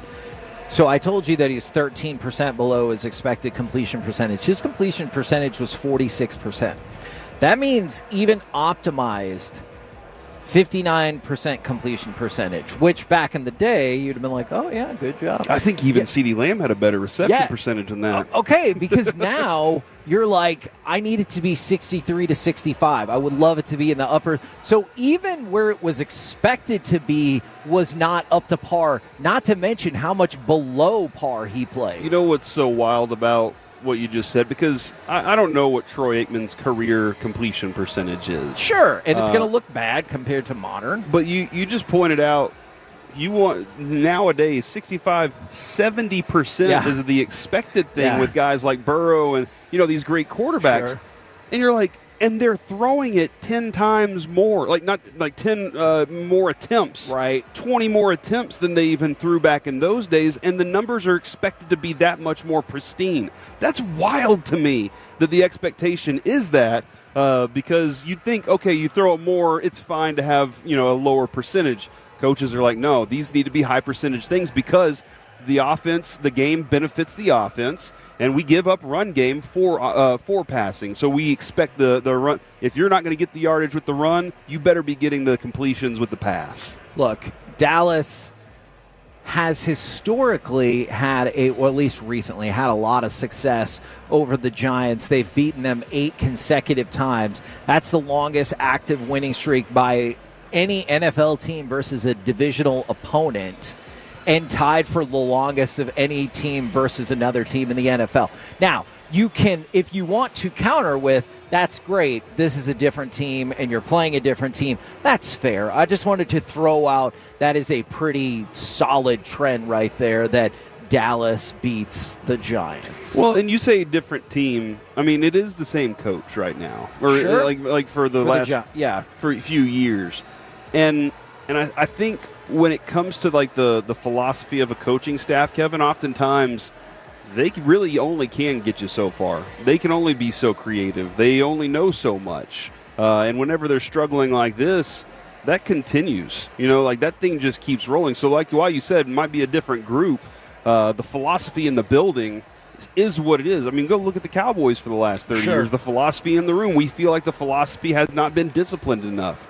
We're hoping right now that Brian Schottenheimer has more disciplined bunch and that can withstand what we all think the organization represents and creates roadblocks for, right? Look, and you mentioned Brian Burns. Obviously, the day before, we talked quite a bit about Kayvon Thibodeau.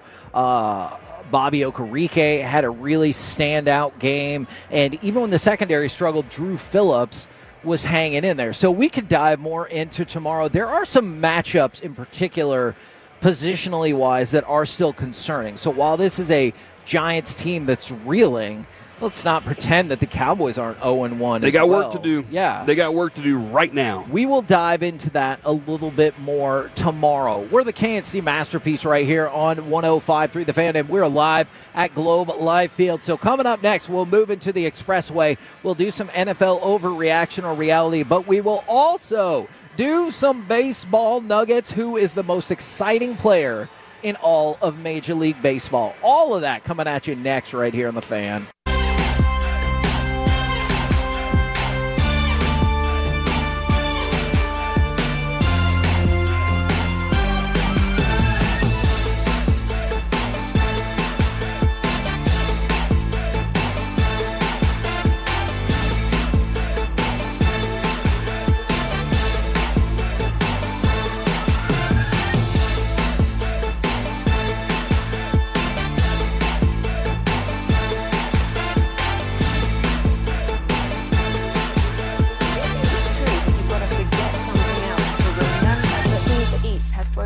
No, that's absurd. Hey, remember when you used to be what was it? Pepper lady.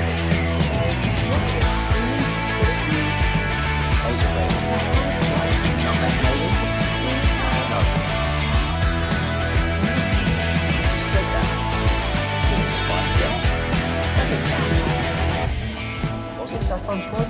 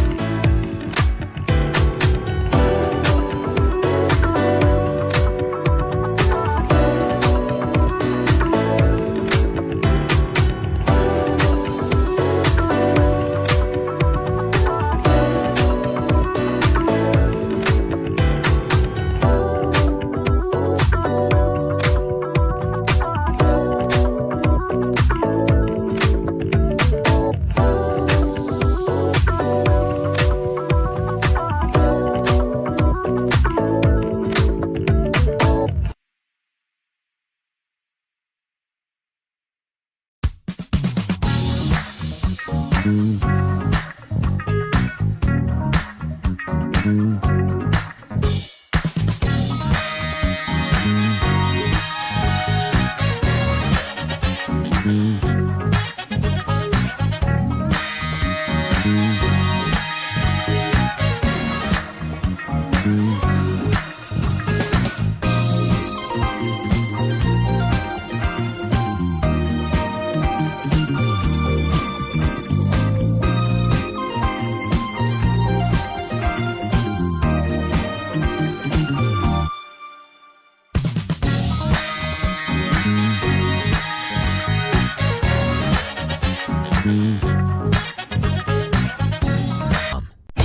Expressway on 105.3 The Fan is presented by the On Time Experts. 1-2.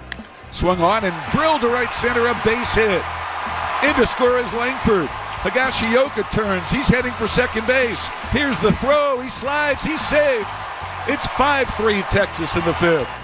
KNC Masterpiece right here on 105.3 The Fan. We're live at Globe Life Field, getting you ready for Rangers and Brewers right here on 105.3 The Fan. The Rangers have already won the first two games of this series, looking to close out the sweep with Milwaukee, which does have the best record in baseball. So I'm excited to see if they can get the sweep. Game starts at 1:35, pregame 1 o'clock, all on your home of the Texas Rangers, 105.3 The Fan. We will get to baseball nuggets in just a minute, but first to Corey. Well, I mean, this is baseball nuggety. Okay. Does it feel weird to say Rangers Brewers? Yes. Because I don't feel like we play them a lot. For sure. And so, like, even the history of us being, kids and Rangers fans, I don't feel like we ran across them that often either. So it is a little weird to see all these Brewers jerseys around here because other than Bob Uecker, who we all love the great Bob Uecker. Sure. Other than that, like I just didn't know a lot about the Brewers. Robin Yount,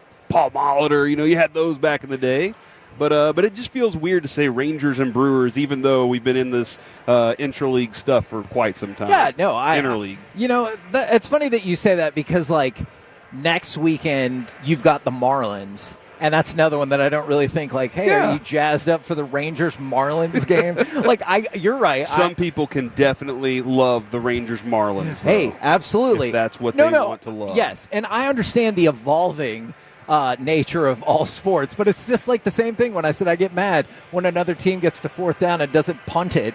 I realize that's not really the way that sport goes anymore, but I've got some NFL overreaction or reality for both of you gentlemen before we get to baseball nuggets. Are you ready? Alec? I suppose. Okay, well, that's not the kind of enthusiasm. I, too, can be prepared. All right, great. I could be swayed. Well, let's see if Ruben wants to get in on this. Overreaction or reality. The Dallas Cowboys are going to be just as physical as we hope this season. Now, I realize you only have one game to judge from, but we talked a lot about physicality leading into it. So, do you think the Cowboys will be just as physical as we had hoped? They looked like a physical bunch on Thursday. They looked like they were prepared to match the physicality that Philadelphia had. Now, obviously, whenever it happened, I was like, man, I'm so happy that Jaylen Carter isn't here. Now I kind of want to know, what that would have looked like, because maybe my thoughts are a little bit different had he been there. But offensive line looked like they were capable of manhandling. All right, they looked like they were capable of that. The defensive front, they were physical enough, but they have to ramp it up more. Their speed, their quickness, everything has to be just a click faster and a click stronger. But I think that this team definitely can do it. There's Miss Dawn right there. She brought the broom. She brought her broom to the stadium today, and we got to love what's that about one. to happen. Yes, she does. Yes, she does. Let's get that sweep today, baby. So I do think that they can be. All right, Alec, overreaction or reality? This Dallas Cowboys team is going to be just as physical as we had hoped. I'll go reality. It doesn't exactly mean it's going to translate into anything per se, but it's at least going to be promising that, they are setting out to do what they said they were going to do, because You heard about that all throughout training camp. Every presser that we aired on this station was, we want to maintain a certain level of physicality within confines of the CBA, because, practice isn't what it used to be. But, in game, it looks like it translated well. It looked like everybody was playing aggressive, and I think Corey hit the nail on the head, as he usually does, with the offensive line. Like, I thought the offensive line was where I noticed a big difference right off the rip. It seemed like everybody was ready to play. It seemed like the running game was working at times because guys were just, getting their hands a little bit dirty. So, yeah, I do think that can be a reality. NFL overreaction or reality, you were able to power through the one whole minute of commercials and still enjoy Red Zone. Man, because people complained about that so much. It was 1 minute of commercials. I don't think I even noticed. Oh, see? Like, I really do. I think they did it in 15-second bursts. Okay. Yeah, okay. So, hold on. Is that going to be a more frequent thing then, or was this a... I believe that was a test case, and from the feedback they got, they might have determined that 1 minute was the best they could do for now, as far as I understand. One of the things I've always loved is it just goes. Red Zone just goes... we're right around 1 o'clock, right around 1:30, 2 o'clock. We're getting the witching hour because this is when wins become losses and losses become wins. I made it through though, Kevin, but for me it just didn't feel like that much of an invasion for me. Okay, Alec. It's got to get to an egregious point for me to care. Like, it's just like the same conversation in combat sports on the mat, having sponsors all over it. I don't care. It doesn't make a difference to me because the product at the end of the day is still the same. And 1 minute of commercials and just little mid-roll ads, that's not going to hurt me. And like Corey said, I didn't even really notice it until I saw the tweets afterwards where people were like, hey, it was 60 seconds of ads. I was like, oh, really? It felt like 30 to me. Like, it was barely noticeable. So, no, it does not matter. Because as soon as we heard about this for the first time, you would have thought that the worst atrocity in the history of humanity had happened with this. And then it turned out, hey, not so bad. All right, so this one's a little tricky, and maybe you don't think it's really NFL, and I can understand that. But I'm going to give it a shot nonetheless. NFL overreaction or reality. Bill Belichick is tarnishing his legacy. By going to UNC or by having his... It's up for debate, whether it's being the granddaughter dater or whether it's potential failure at the college level. I'll leave that up to your own interpretation. I wonder, I don't know what his plan is, because if his plan is beyond right now and he's like, no, like we're going to build this program over a 5-year period, and it's just, we kind of know, like it's going to take time to recruit. I'm going to need a little more money to make this happen. I don't think he's tarnishing it, but if it continues this way, it will be. But you can't take away what he accomplished in the NFL. That is one thing that he can always stand on. People will always fight then if he doesn't accomplish anything more. Oh, that was obviously Tom Brady. It also just feels like he's been involved in a bunch of petty nonsense now. That is when he just stayed out of everything completely. To Miami. Yeah, you got a really good point there because, he was able to keep the focus on the thing, and that was football. And now it seems like he's gotten real lax with that. So, I think you got a good point there because his legacy was stoic, discipline, all those things that you recognize Tom Landry for. You recognized him for that. And with these little things, they don't serve well for him. Alec, what say you about the legacy? I'm going to say reality in a weird way because it's tricky. Yeah, it's nothing to do with his accolades and his past and everything. It's just I'm not used to seeing him in the public eye this much, and it's for all of the wrong reasons. Not like it's bad, but like it's not because he's winning games. It's not because he's running really tough practices. It's because of his girlfriend and him banning Patriots scouts from practice because he has beef with the Kraft family. Like it's all stuff that's not football. So if we take all of the extracurriculars away from it, he's still Bill Belichick to me, but because I never had expectations of him going out there and winning 11 games in his first year as a college head coach. Sure. I knew it was going to be a rough start. I knew he was going to have to build a program, but now it's just all the other conversation around him and, like you said, the petty stuff. It's just irritating to me because now he's Bill Belichick, the media sensation and the hotshot talking point rather than the dominant coach.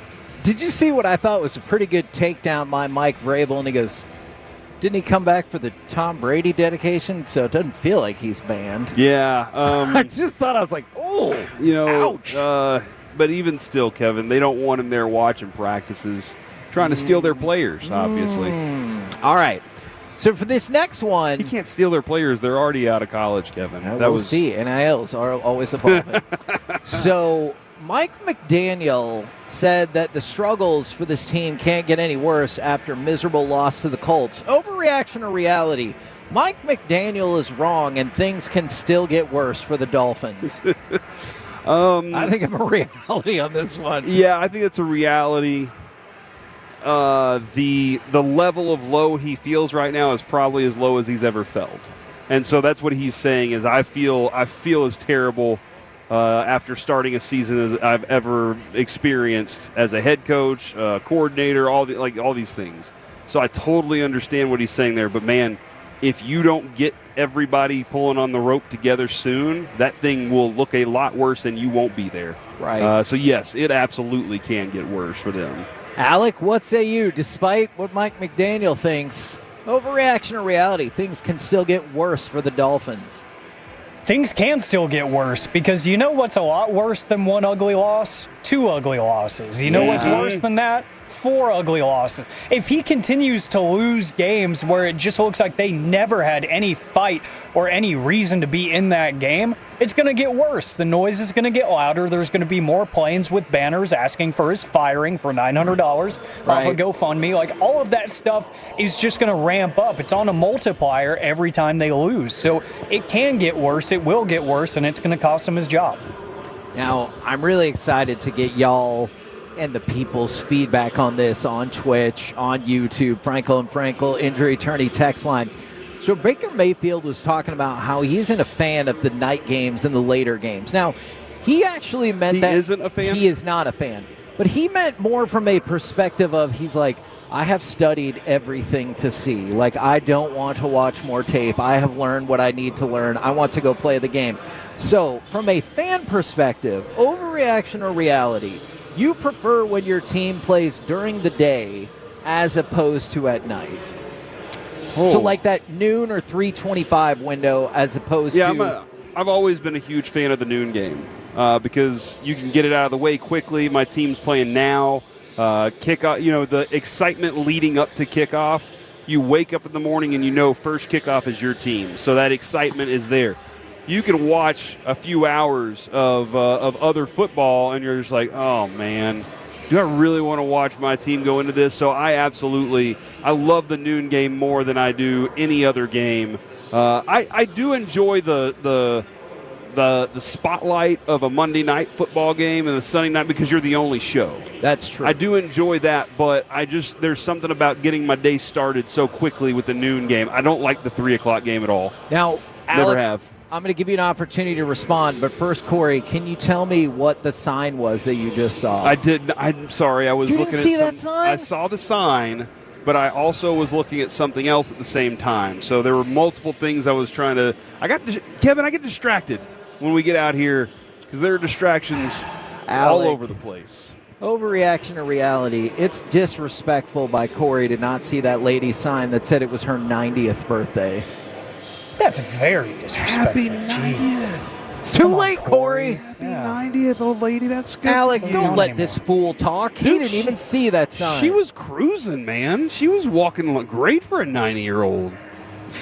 All right. She looked like she might have been 22. Oh, my God. Alec, as far as the football as far as the football question goes, overreaction or reality, you like it when your team plays in the daytime as opposed to the nighttime. Absolute reality. I love the spotlight of the national primetime game, but I've got a life.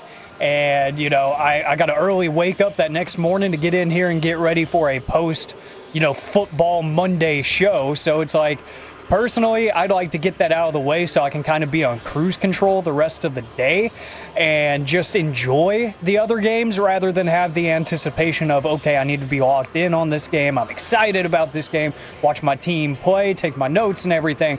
I don't want to worry about that post 3 o'clock. I really don't. So, and the fact that I have that buffer, if you have the noon game in between, the game ending and dinner time, you can go be productive, you can go do whatever, or you could just be lazy and watch the 3 o'clock games. I just love having the flexibility on a Sunday. So, yeah, I'm a big fan of the noon game. Bonus overreaction or reality, Kevin. When your team loses the noon game, you don't care about football the rest of the day.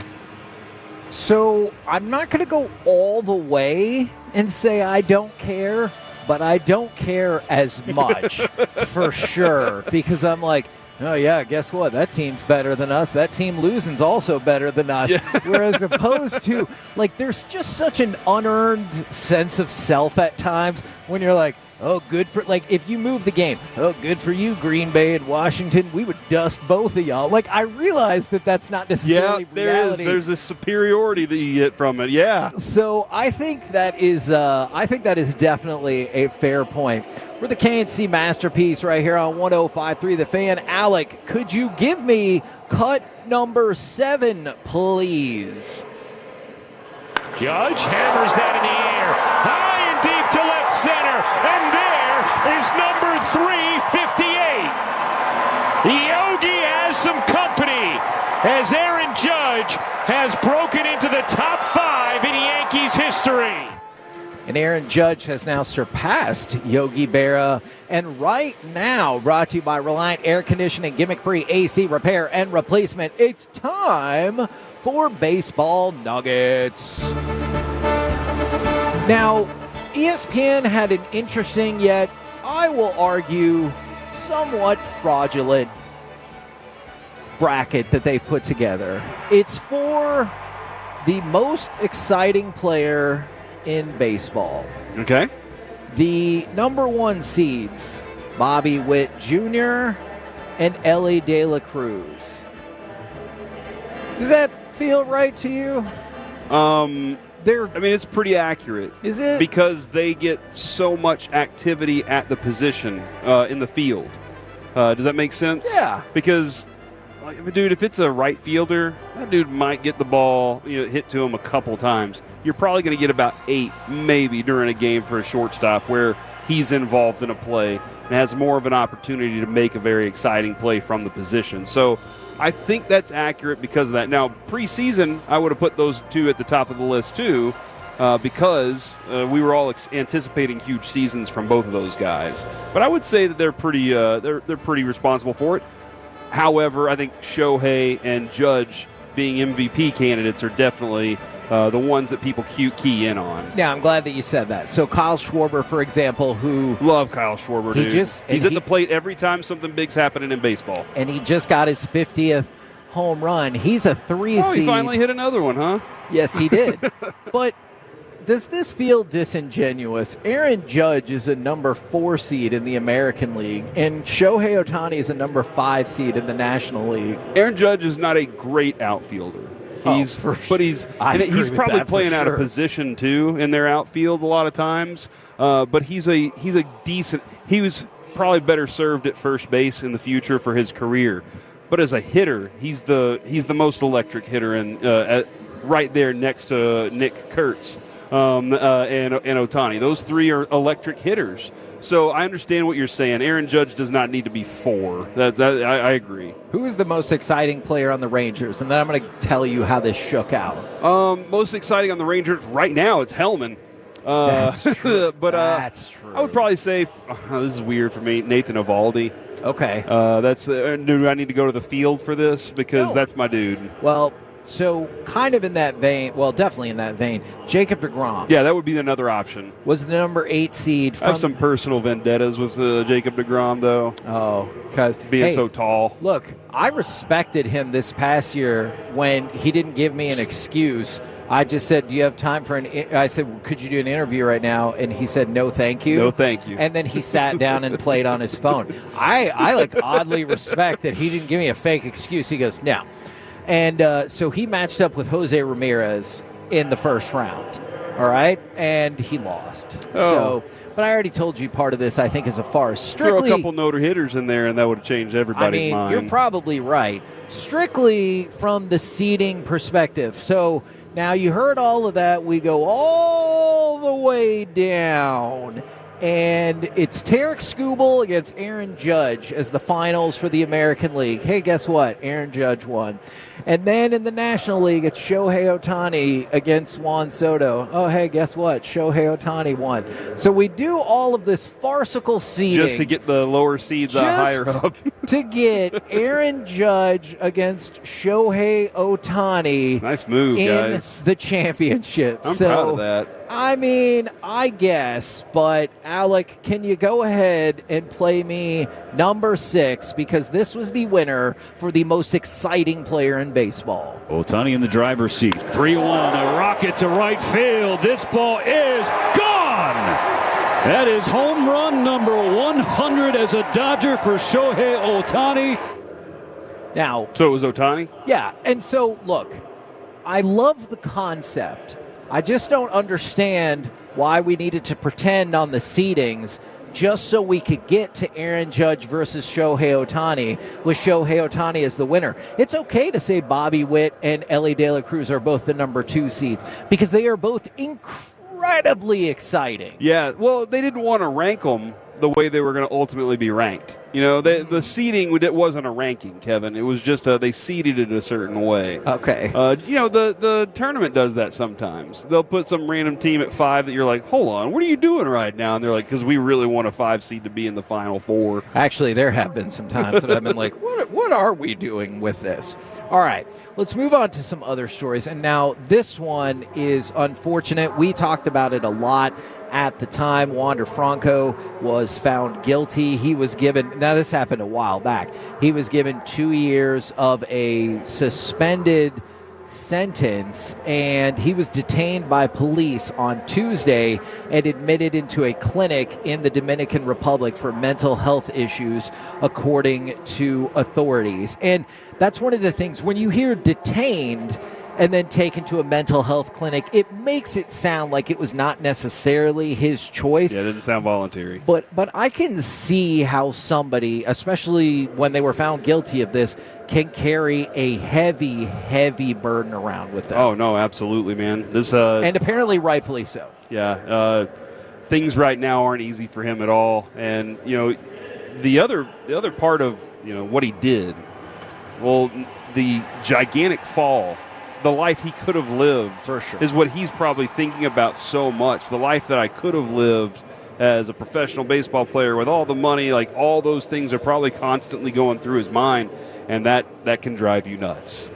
Yeah, I am still baffled by the decision of, no, we think you were guilty even if you were deceived, but we're going to give you a delayed prison sentence so you can just be out and about right now. That feels like that just doesn't square up with the decision one way or another. All right, I've got some injury updates for you. Bo Bichette, who we talked about, has been having a huge comeback here for the Blue Jays. He did go on the 10-day IL. Oh, no, he won't be the hits leader. Him and Trey Turner having some injury stuff at the end of the season when they were the hits leaders. Okay, and then you look at Kyle Tucker with the Cubs. They're in the midst of their own playoff race. He goes on the injured list. And then, go ahead. I got a question about Kyle Tucker. Yeah. He's a free agent this offseason. Would you be willing to kick the tires on him and have a conversation? I would. I just don't know. It doesn't feel like there's going to be a lot of financial flexibility there. And, by the way, we're still having debates about where exactly the Rangers sit with that financial apron right now, because there's discussion about, hey, they want Tyler Mahle back because he could help get him to the playoffs. Hey, do they need for him to not pitch so they don't go over that threshold? And then there's other people who are like, no, they're over the threshold. And then we've gotten some vague answers from some of the people that would have the answers. So I just don't know what their financial flex is going to look like. Gotcha. I understand that. And then I know, we're probably not going to shed a tear for the Astros or anything like that, and they've had plenty of their own injury woes this year, but Luis Garcia, second start after a 2-year absence, he left the game early because of a sore right elbow. I mean, look, obviously I am not a doctor, nor do I have anything close to the qualifications to make such statements, but that feels pretty devastating. You just said 2 years. You go through all of that work, you go through all of that, sacrifice to get to that point, and then you get your first opportunity to do it, and then you're like, crud.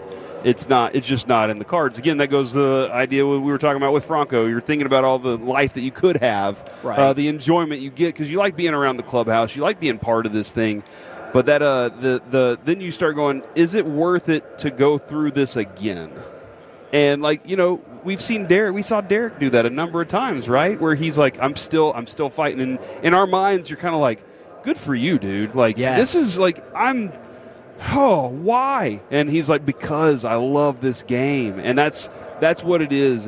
But it does make you think, how many more times are you willing to go through that? Yeah, I don't know. You have to wonder if this is going to end up being the end of the line. All right, couple more quick things for you. Then I want to get your prediction for the Rangers today. So Brandon Bedoy, he is AAA Indianapolis. He's from Australia. He was not a heralded prospect whatsoever. I believe it's in Pittsburgh's system. He has not given up a hit for 64 straight batters. Are you serious? Yeah, that's awesome. It is awesome. What a streak!